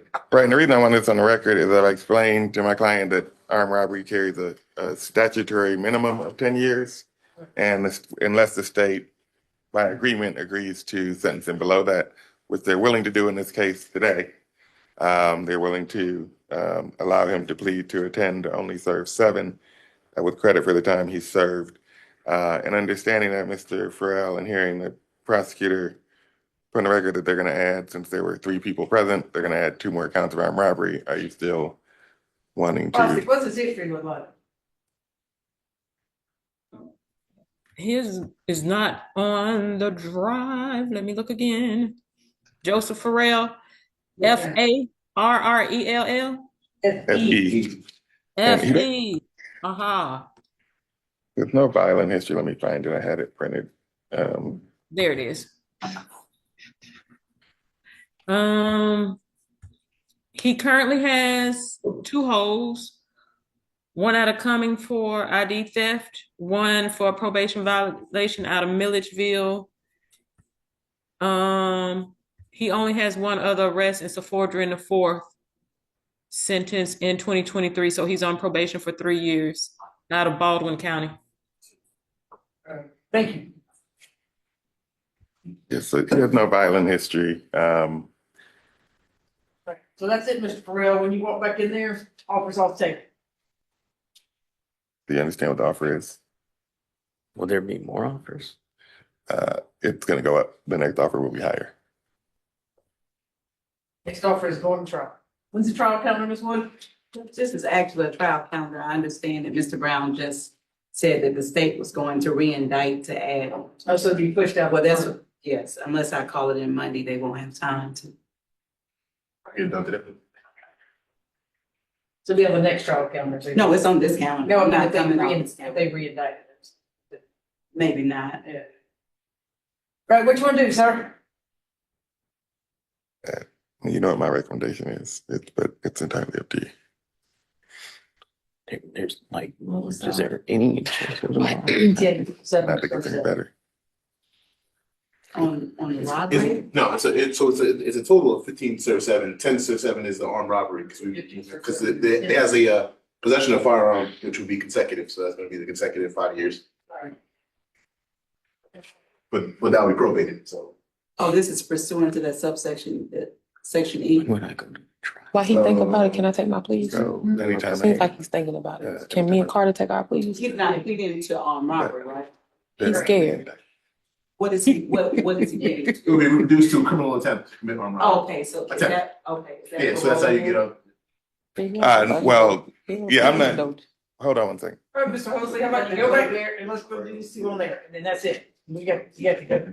Do what? And we have one more person in custody, I think. What's the last one? Okay. Yeah, no, that, yeah. Yeah, but Let's do just- the bond hearing on. Can you give us a minute and recall the Yeah, case? yeah, well, yeah. All right, 1 minute, that's it, they're gonna get them out of here. Yeah. And then, Okay, you're going back there in the back, talk to him, okay. so we're taking Mr. Hosley. Thank you, Mr. Hosley, for being the patient once again. All right, y'all. You still got, I gave it back to you, right? Yeah, I think, I didn't, I forgot what number. I got Hosley, I mean Baines. I gave you back Baines. you gave me bangs. Okay. Hosley, number 6 on the final plea and trial calendar. No, we stopped, so we can get rid of that. Yeah. I think you had set it up. 23 SC 18559. Then the deputy started talking about the inmates. What was the one we didn't send it was Mars? Yeah. Yeah. It's only. All right. All right, Mr. I'm ready to Mr. Hosley. Mr. Hosley, can you hear me? Yes, ma'am. All right. Everybody ready? Yes. All right. Ms. Hosley, can you please raise your right hand? Do you swear or affirm the testimony you should give in the matter currently before this court shall be the truth, the whole truth, and nothing but the truth? Yes, ma'am. You may lower your hand. Please state your true, correct, and legal name. William Tavares Hosley. Can you repeat it again, Ms. Hosley? William Oh. Tavares. I'm Can you sorry. spell your middle name? Tavaris. Got it. Okay. And are you at this time taking or under the influence of any alcohol, drugs, or medicine? No, ma'am. Is there any medication that you normally take that you have not been given today? I take my my mental health medicine, but that's about it. Did you take it today? Yes, ma'am. I took it this morning. Will that affect your ability to understand what's going on today? No, ma'am. Okay. How old are you and how far have you gone to school? Graduated high school. Are you able to read, write, and understand the English language? Yes, ma'am. And do you understand that you've been charged with aggravated assault, family violence, theft by taking, cruelty to children in the 3rd degree, obstructing or hindering a person from making an emergency phone call? Yes, ma'am. Do you understand that you have the right to plead either guilty or not guilty to those charges? And if you plead not guilty or remain silent, you may receive a jury trial. Yes, ma'am. Have you had enough time to speak with your attorney about all the facts and circumstances known to you regarding the charges in this indictment, including any potential defenses? Yes, ma'am. Do you need more time to discuss this case with your attorney? No, ma'am. Are you satisfied with her services? Yes, ma'am. Counsel, do you waive formal reading of the indictment? Yes, Do you waive any and all defects in the indictment, including with respect to the defendant's name? so waived. Mr. Jose, have you been arrested on these charges? Ma'am? Have you been arrested on these charges? Yes, ma'am. Okay. I ask because the state is unaware of any outstanding warrants that are related to these charges. Do you or your attorney know of any outstanding warrants related to these charges? No. Okay. Has your attorney advised you of the minimum and maximum sentence to the charges that you're pleading to? Yes, ma'am. For aggravated assault, family violence, the minimum is 3 years, the maximum is 20 years to serve. For the 3 remaining counts, theft by taking, cruelty to children in 3rd degree, and obstructing or hindering a person from making an emergency phone call, those are all misdemeanors. The maximum is 12 months to serve. Do you understand? Yes, ma'am. Do you understand that this is a negotiated plea of guilty, which means the state will recommend to the court a sentence of 3 years probation for the aggravated assault, family violence, 12 months probation for the remaining 3 misdemeanor charges to run concurrent to each other. Special condition that you have no contact with Zanicia, Zanieshia, Cloud, and complete the family violence intervention program, but the court does not have to accept that recommendation. The court can sentence you to the maximum on these charges and can run those sentences consecutively or one after another. Do you understand?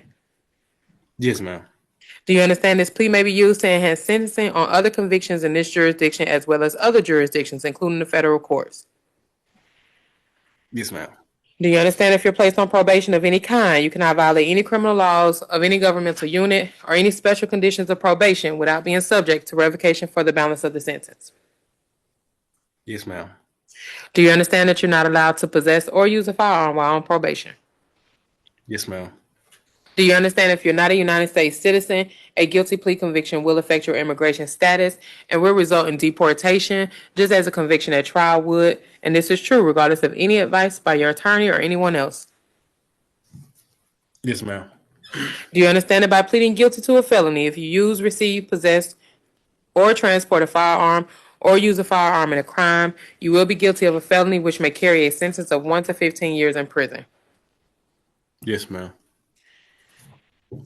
Are you asking to be treated as a first offender under the provisions of the First Offender Act? Yes, ma'am. Have you ever pleaded guilty or no lo contendere to or ever been convicted of a felony in the state of Georgia or any other jurisdiction? No, ma'am. Have you ever been sentenced for any crime, felony, or misdemeanor under the First Offender Act? No, ma'am. Has your lawyer explained the First Offender Act to you? Yes, ma'am. Do you understand that if you violate the terms of the first offender sentence or commit a new offense while on first offender probation, your first offender status could be revoked, you could be adjudicated guilty, and you could be resentenced for up to the max of each charge in this indictment? Yes, ma'am. Do you understand that you waive any and all defenses, including any mental health defenses, by answering a plea of guilty? Yes, ma'am. Do you understand if you went to trial, you will have the right to a trial by jury, the right to see, hear, and confront witnesses called to testify against you, and the right to remain silent and not incriminate yourself? Yes, ma'am. Do you understand that if you went to trial? Do you understand by pleading guilty, you're giving up the following rights: the right to a trial by jury, the right to remain silent and not incriminate yourself, the right to confront witnesses against you, the right to the assistance of counsel hired by you or to court-appointed counsel, the right to the presumption of innocence, the right to testify on your own behalf and to present other evidence, the right to subpoena witnesses and compel the production of evidence, the right to have the charges against you proven beyond a reasonable doubt, and the right to appeal if convicted of these charges after a trial. Yes, ma'am. Has anyone forced, threatened, or promised you anything to get you to enter a guilty plea? No, ma'am. Is it your decision to waive these rights and enter a guilty plea because you're in fact guilty? Yes, ma'am. In indictment number 23 SC 185599, how do you plead to the charges of aggravated assault, family violence, theft by taking, cruelty to children in 3rd degree, and obstructing or hindering a person from making an emergency phone call? Guilty. Is this guilty plea freely and voluntarily given with full knowledge of the charges against you? Yes, ma'am. Do you understand that you only have 30 days from today to appeal this guilty plea conviction? Yes, ma'am. Do you understand that you only have 12 months from today for a misdemeanor charge, 4 years from today for a felony charge to file a habeas corpus petition challenging the constitutionality of this guilty plea? Yes, ma'am. Thank you, Mr. Hosley. Your Honor, the state is unaware of any prior felony convictions by the defendant, and had we proceeded to trial, the state would have proven beyond a reasonable doubt that on June the 21st, 2020, at 6127 Highway 29, that is in Atlanta, Georgia, Fulton County. That's Union City, Georgia, Fulton County. Officers arrived to their location and they spoke with Ms. Cloud, the victim in this case. She told officers that her boyfriend, the defendant, had physically assaulted her, and when she was trying to call 911, he took her phone, he left the apartment. He ended up coming back to the apartment. When he took her phone and left the apartment, he also took their baby as well. They share a child together. He took the baby, left the apartment, came back, gave her back the baby, but kept her phone. At some point, during the physical altercation, he got on top of her, and he scratched her face. She did run over to the neighbors to call for help. She did decline medical attention, but warrants were taken out for Mr. Hosley. He was gone when the officers arrived, so he was not arrested on scene. I have spoken with Ms. Cloud. Ms. Cloud just wishes for this case to be over. She doesn't want any contact with the defendant. If he chooses to have contact with his child, he'll have to go through the legitimization process. That is all from the state. Ms. Carter. Your Honor, on behalf of Mr. Baines, we'd like to request an early termination of the probation after. Mr. Hosley. Sorry. That's okay. For Mr. Hosley. I apologize, Mr. Hosley. On behalf of Mr. Hosley, we'd like to request that the probation terminate after 2 years, so long as he's able to complete the family violence intervention program and has no further contact with the law. We'd also like to ask the court to consider waiving all the probation fees for the entire time he's on probation. Mr. Hosley is currently confined to a wheelchair. He is receiving I think it's SSD, Social Security Disability. So any funds that he does have should be going to his child support.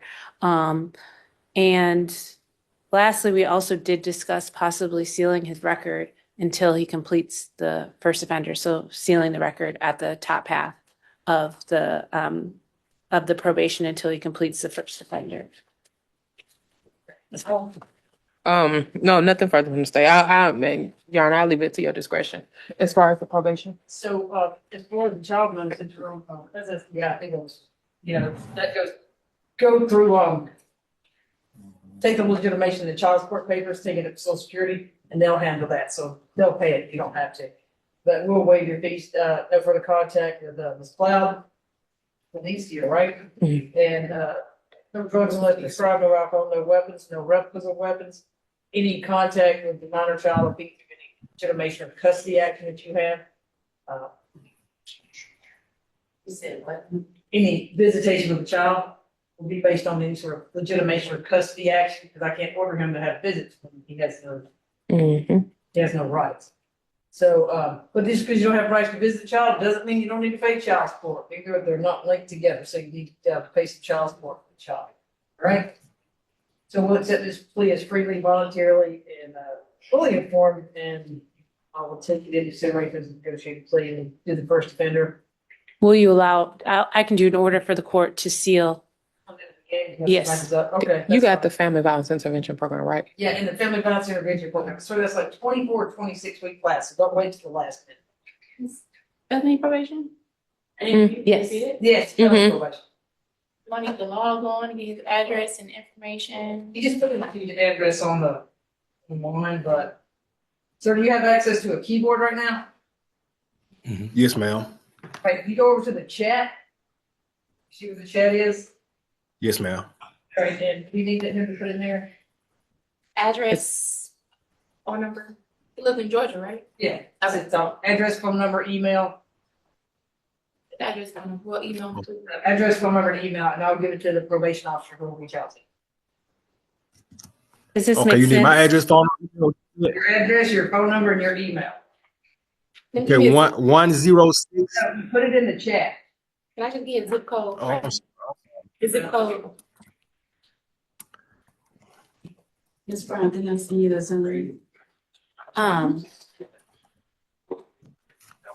think I have it. Carter, you have all of, I know there was a.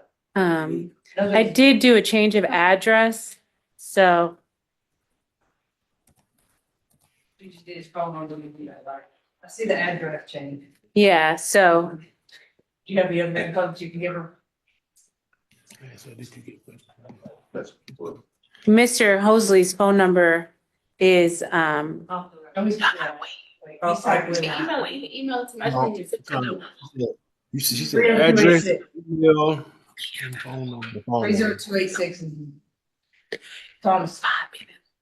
we've got it. I'll email probation, both your phone number and your father's phone number. I'll email your address and both your email and your father's email. I'll make sure probation has that. So probation is going to follow up with you about how you're going to report to probation, okay? Thank you, Ms. Carter. Did he get first offender? We did do the first offender, and we're also going to seal it as well. Remember, Okay. I talked to you guys about that. So whoever else is talking, don't talk because it won't make the record clear, okay? Thank you, Mr. Hosley. Best of luck to you. Yes, ma'am. Thank you. Thank you. Thank you. All right. Can we do Mr. Baines? Yes, sir. Have a good day. Mr. Okay. What? I was talking to him. I was like 5 minutes. What's he gonna do, Mr. Norman? Oh, we're entering the plea, Your Honor. We're just writing down Why they still write down what they want? Can we do Baines? Still working on it? Yeah, they over there looking at the codes. All right, let's go, Mr. Baines. We're ready for Mr. Baines. Mr. Baines, can you please raise your right hand? I'm not ready. And if I could just ask Mr. Baines one quick question. Did you want to use your first offender today? You do have the benefit of using that before the court today, and that would, upon your completion of the probation, it will seal your record. But if you use it, you lose it. So you won't be able to use it. If you have a felony in your future, you're not going to have that available to you. What happened if I don't, what's gonna happen to my record if I don't seal it? And will I be able to get it expunged? I mean, you can still go through the expungement process. Yeah. Would that, if I seal it through the expungement process, would it count as my first offender? No. Then I'm not gonna use my first offender. Okay. We're ready to go forward. Sorry.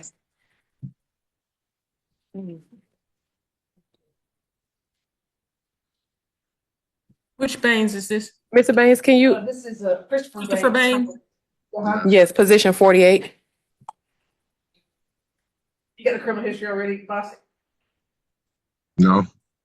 Not you, Bostic. Your name's not Bostic. Your name's not Bostic. Mr. Baines, 2 cycles. I didn't hear the last name. That's okay, sir. Just one prior arrest for disorderly conduct in the OIG. Okay.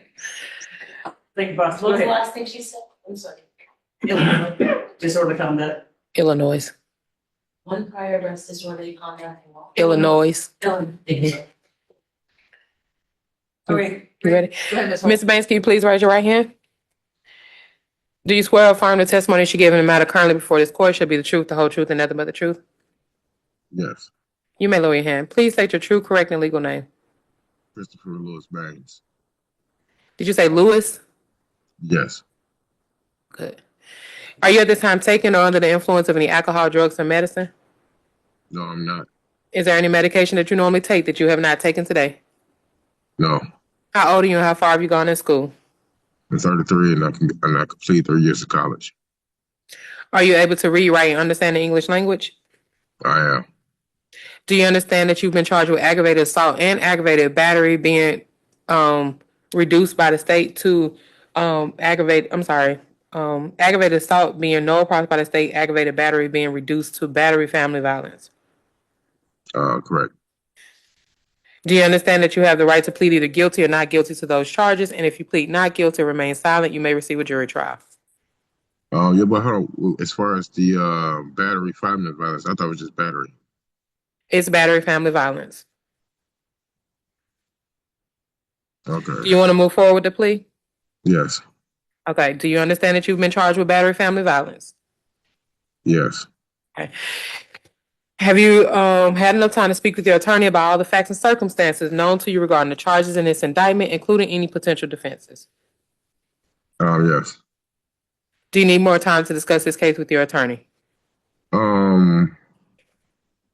Yeah, because I didn't know that it was going to be family violence. I thought it was going to be a battery. I didn't know. Can we drop the family No, violence just for battery? no, it's either battery, family violence, or we're gonna move forward on aggravated assault, aggravated battery. It's your decision, Mr. Baines. I just have a question as far as why wasn't that discussed in the deal? I was just told it was battery. I'm not sure why, but this is that I'm making the offer of battery, family violence, and it's your choice if you want to move forward or not. We put it on the record before. It's been on the record, right? When we first talked about it before we went to break. Mhm. Oh, yeah. I didn't hear the family violence part. Okay, Mr. Baines, would you like to move forward or not? Yes. Do you understand that you've been charged with battery, family violence? Yes. Okay. Do you need more time to discuss this case with your attorney? No. I'm sorry? Mr. Baines. No. Okay. Are you satisfied with her services? Yes. Mr. Baines, you gotta speak up. I said yes. All right, you're turning away from the microphone, so it's hard to hear. Can you hear me Counsel, do you waive from reading of the indictment? Yes. Do you waive any and all defects in the indictment, including with respect to the defendant's name? So wait. Mr. Baines, have you been arrested on these charges? Yes, I would. Wait, not previously, but currently. Okay. I ask because the state is unaware of any outstanding warrants that are related to these charges. Do you or your attorney know of any outstanding warrants related to these charges? No. Has your attorney advised you of the maximum sentence of 12 months to serve on the charge that you're pleading to? Yes. Do you understand this is a negotiated plea of guilty, which means the state will recommend to the court a sentence of 12 months probation, special condition that you complete an anger management course or program, but the court does not have to accept that recommendation. The court can sentence you to the max, which is the 12 months to serve. Do you understand? Can you repeat that? Do you understand that the offer is 12 months to serve and you have to complete an anger management program?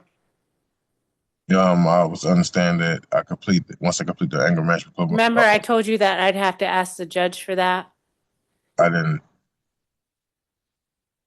Well, do you understand now, Mr. Baines, that the offer from the state is 12 months probation and that you have to complete an anger management course? Yes. Do you understand that the judge can then not accept the recommendation from the state or from your attorney and can sentence you to the max, which is 12 months to serve? Do you understand that? Yes. Okay. Do you understand this is a guilty plea, which is permanently reported on your criminal history? Yes. Do you understand if you're placed on probation of any kind, you cannot violate any criminal laws of any governmental unit or any special conditions of probation without being subject to revocation for the balance of the sentence? Yes. Do you understand that you're not allowed to possess or use a firearm while on probation? Yes. Do you understand if you're not a United States citizen, a guilty plea conviction will affect your immigration status and will result in deportation, just as a conviction at trial would, and this is true regardless of any advice by your attorney or anyone else? Yes. Do you understand that by pleading guilty, do you understand that you waive any and all defenses, including any mental health defenses, by entering a plea of guilty? Yes. Do you understand if you went to trial, you would have the right to a trial by jury, the right to see, hear, and confront witnesses called to testify against you, and the right to remain silent and not incriminate yourself? I understand, but I'm sorry, but I do have to talk to my lawyer about this because I'm be honest with you. It seems like We got other police. I'm sorry. I'm sorry. Okay, well, that's fine. Your Honor, can we just reset this case and? It's ready for trial. Yeah, we're done with the Ready record. for trial. Get the trial notice, sir. April the 14th, he needs to be here. April 14th, you need to be here at the courthouse, ready for trial. Okay. Thank you, sir.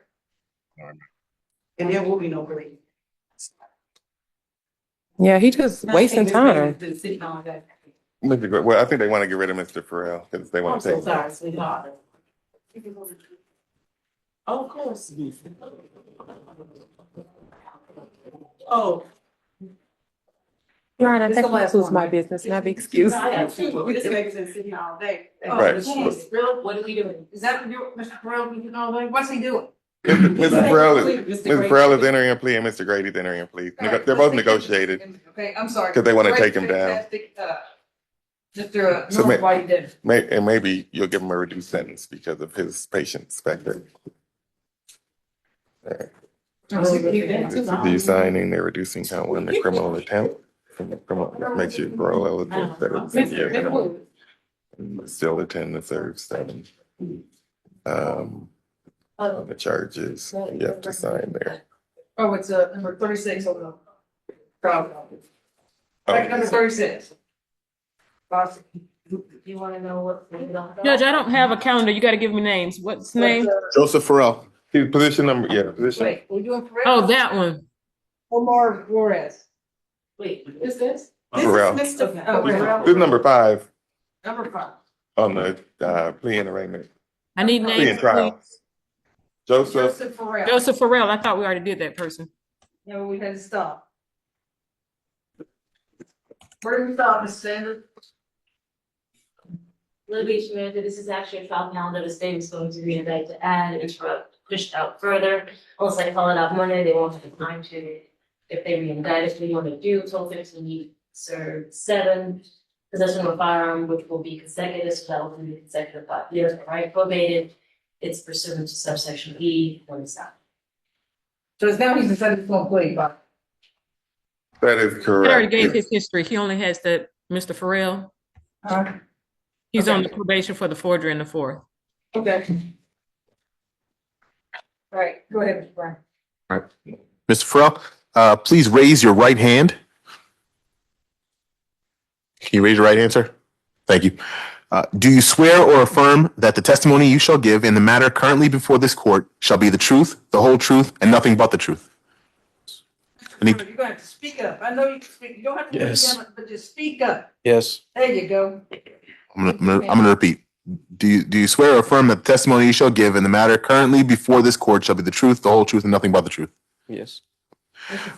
Wow. Yes. All right, you can talk about it back there. Thank you. Put it on there. State your true, correct, and legal name.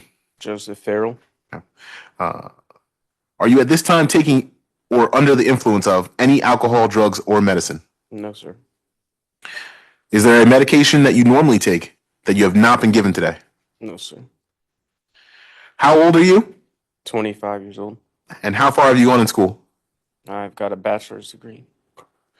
Are you able to read, write, and understand the English language? Yes, sir. Do you understand that you are charged with the following offenses?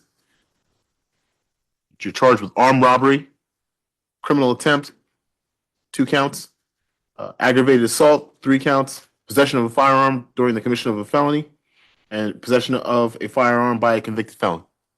Yes, sir.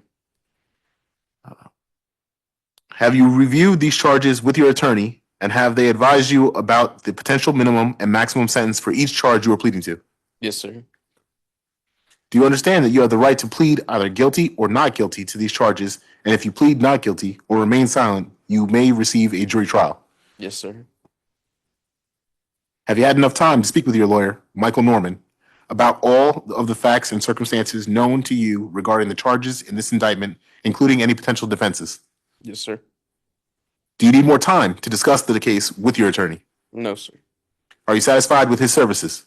Yes, sir. Do you waive formal reading of the indictment, Mr. Norman? Yes. Do you waive any and all defects in the indictment, Mr. Norman? For the purposes of the plea, so waived. Have you been arrested on these charges? Yes, sir. The state is unaware of any outstanding warrants related to these charges. Do you understand do you or your attorney know of any outstanding warrants that are related to these charges? No, sir. Do you understand that this is a negotiated plea of guilty, which means that the state will recommend to the court a sentence of 15 to serve 7, and that's for the count 1 will be reduced from armed robbery to criminal attempt to commit armed robbery, and then aggravated assault 10 years to serve 7. 3 counts, and then possession of a firearm during the commission of a felony, 5-year consecutive probated, and then possession of a firearm by a convicted felon, again 10 years to serve 7, concurrent with counts 1, 2, 3, 4, and 5. Yes, sir.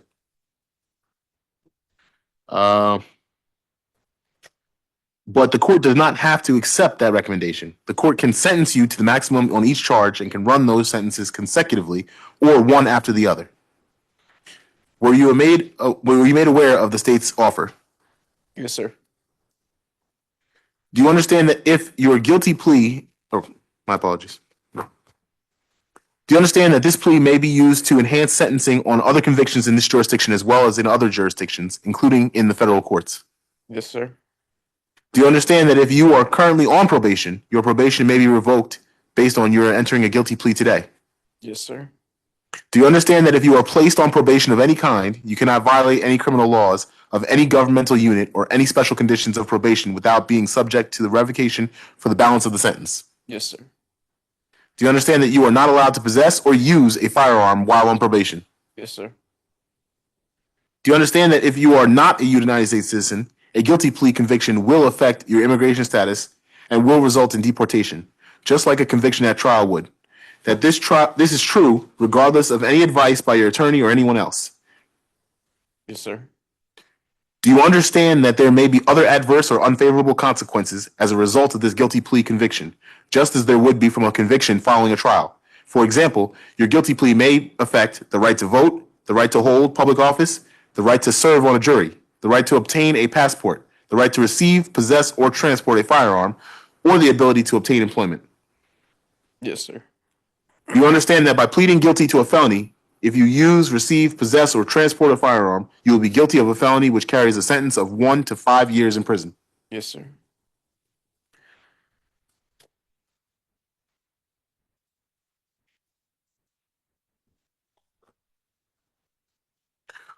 Do you understand that by pleading guilty, you are giving up the following rights?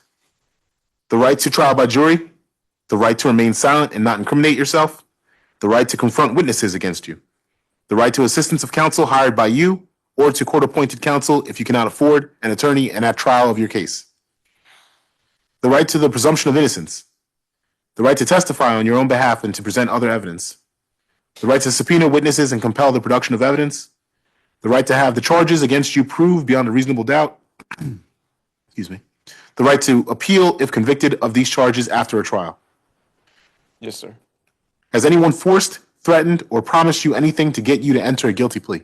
No, sir. Is it your decision to waive these rights and to enter a guilty plea because you are in fact guilty? Yes, sir. How do you plead to the charges of criminal attempt to commit armed robbery, Guilty. aggravated assault, Guilty. aggravated assault, Guilty. aggravated assault, Guilty. possession of a firearm during the commission of a felony, Guilty. possession of a firearm by a convicted felon? Guilty. And those are all charges on indictment number 24SC004828. Is this guilty plea freely and voluntarily given with full knowledge of the charges against you? Yes, sir. Do you understand that you may have only a limited right to appeal this guilty plea conviction? Yes, sir. Do you understand that you have only 4 years from today for a felony charge and 12 months from today for a misdemeanor charge to file a habeas corpus petition challenging this guilty plea? Yes, sir. Your Honor, if this case had gone to trial, the state would anticipate that the evidence would prove beyond a reasonable doubt that on August 7th, 2024, officers responded to the paleo massage therapy at 195 Cliftwood Drive in Sandy Springs in Fulton County in reference to an armed robbery in progress. Officers were told that a black or Hispanic male robbed at gunpoint and was still on scene at the location. Upon arrival, officers met with 3 victims, Mai Ramey, Mai Park, and Jenny Wang. Now, I can spell them for you. For the record, Mai, M-I, Ramey, R-A-M-E-Y. Victim 2, Mai Park, M-I, Park, traditional spelling. And Jenny Wang. They explained the accused, Joseph Farrell, came to the location wearing an all-black and carrying a black backpack. They refused service to Mr. Farrell several times due to his dress in all-black apparel, but he returned a short while later. Service was again refused, and the third time he returned, he was permitted to get a massage. While receiving services, he asked if there was anything else that they could do, implying happy ending, which the victims promptly declined and returned his money. My park then escorted him to the front of the business and gave him the refund and asked him to leave. Defendant Farrell returned, stating that he left something in the massage room and was told that the room was cleaned and nothing was there. He then left the establishment and came back to the business with a shiny pistol. He yelled at my Ramey, Ramey, and pointed his pistol at her and requested that she give him all of her money and phones. Ramey stated that she did not have any money. He then went down a long hallway to Jenny Wang, victim number 2, and began yelling at her again, requesting money and phones. While in her presence, he took 3 cell phones that were on a table belonging to her and Paleo Massage. My Ramey ran out of the business and flagged down a vehicle whose driver called 911 for her. Farrell went through the business looking for all parties present, requesting money and phones. My Park was another employee in the business at the time. Farrell was described as stocky, 5'3", black or Hispanic male in his late 20s to early 30s with a tattoo of a bullet on his left forearm. He was wearing a black sweatshirt, black pants, black shoes, and a black hat, carrying a black backpack. While processing the crime scene, Mr. Farrell was located and arrested. Mr. Farrell had a black backpack that contained a handgun, a black sweatshirt, a black hat, a knife, a wallet containing his GA ID, and miscellaneous cards, pre-tied zip loops, a pair of gloves, and other miscellaneous unrelated items. Mr. Farrell was questioned and stated that he stashed the phones in a bush near 201 Allen Road. Officers went to the location and confiscated the phones.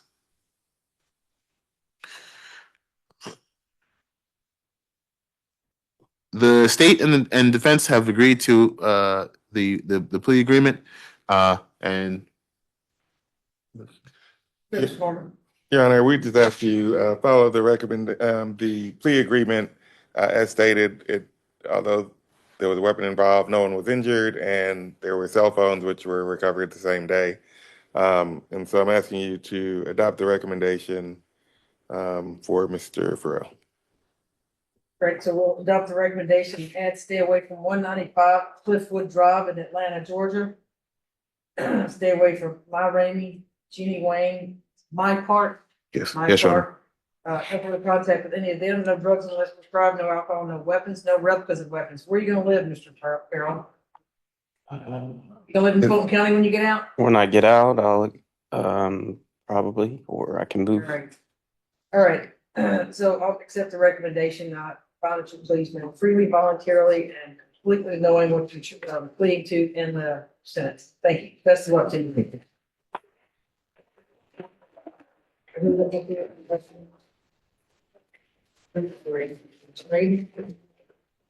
Mr. Grady is ready.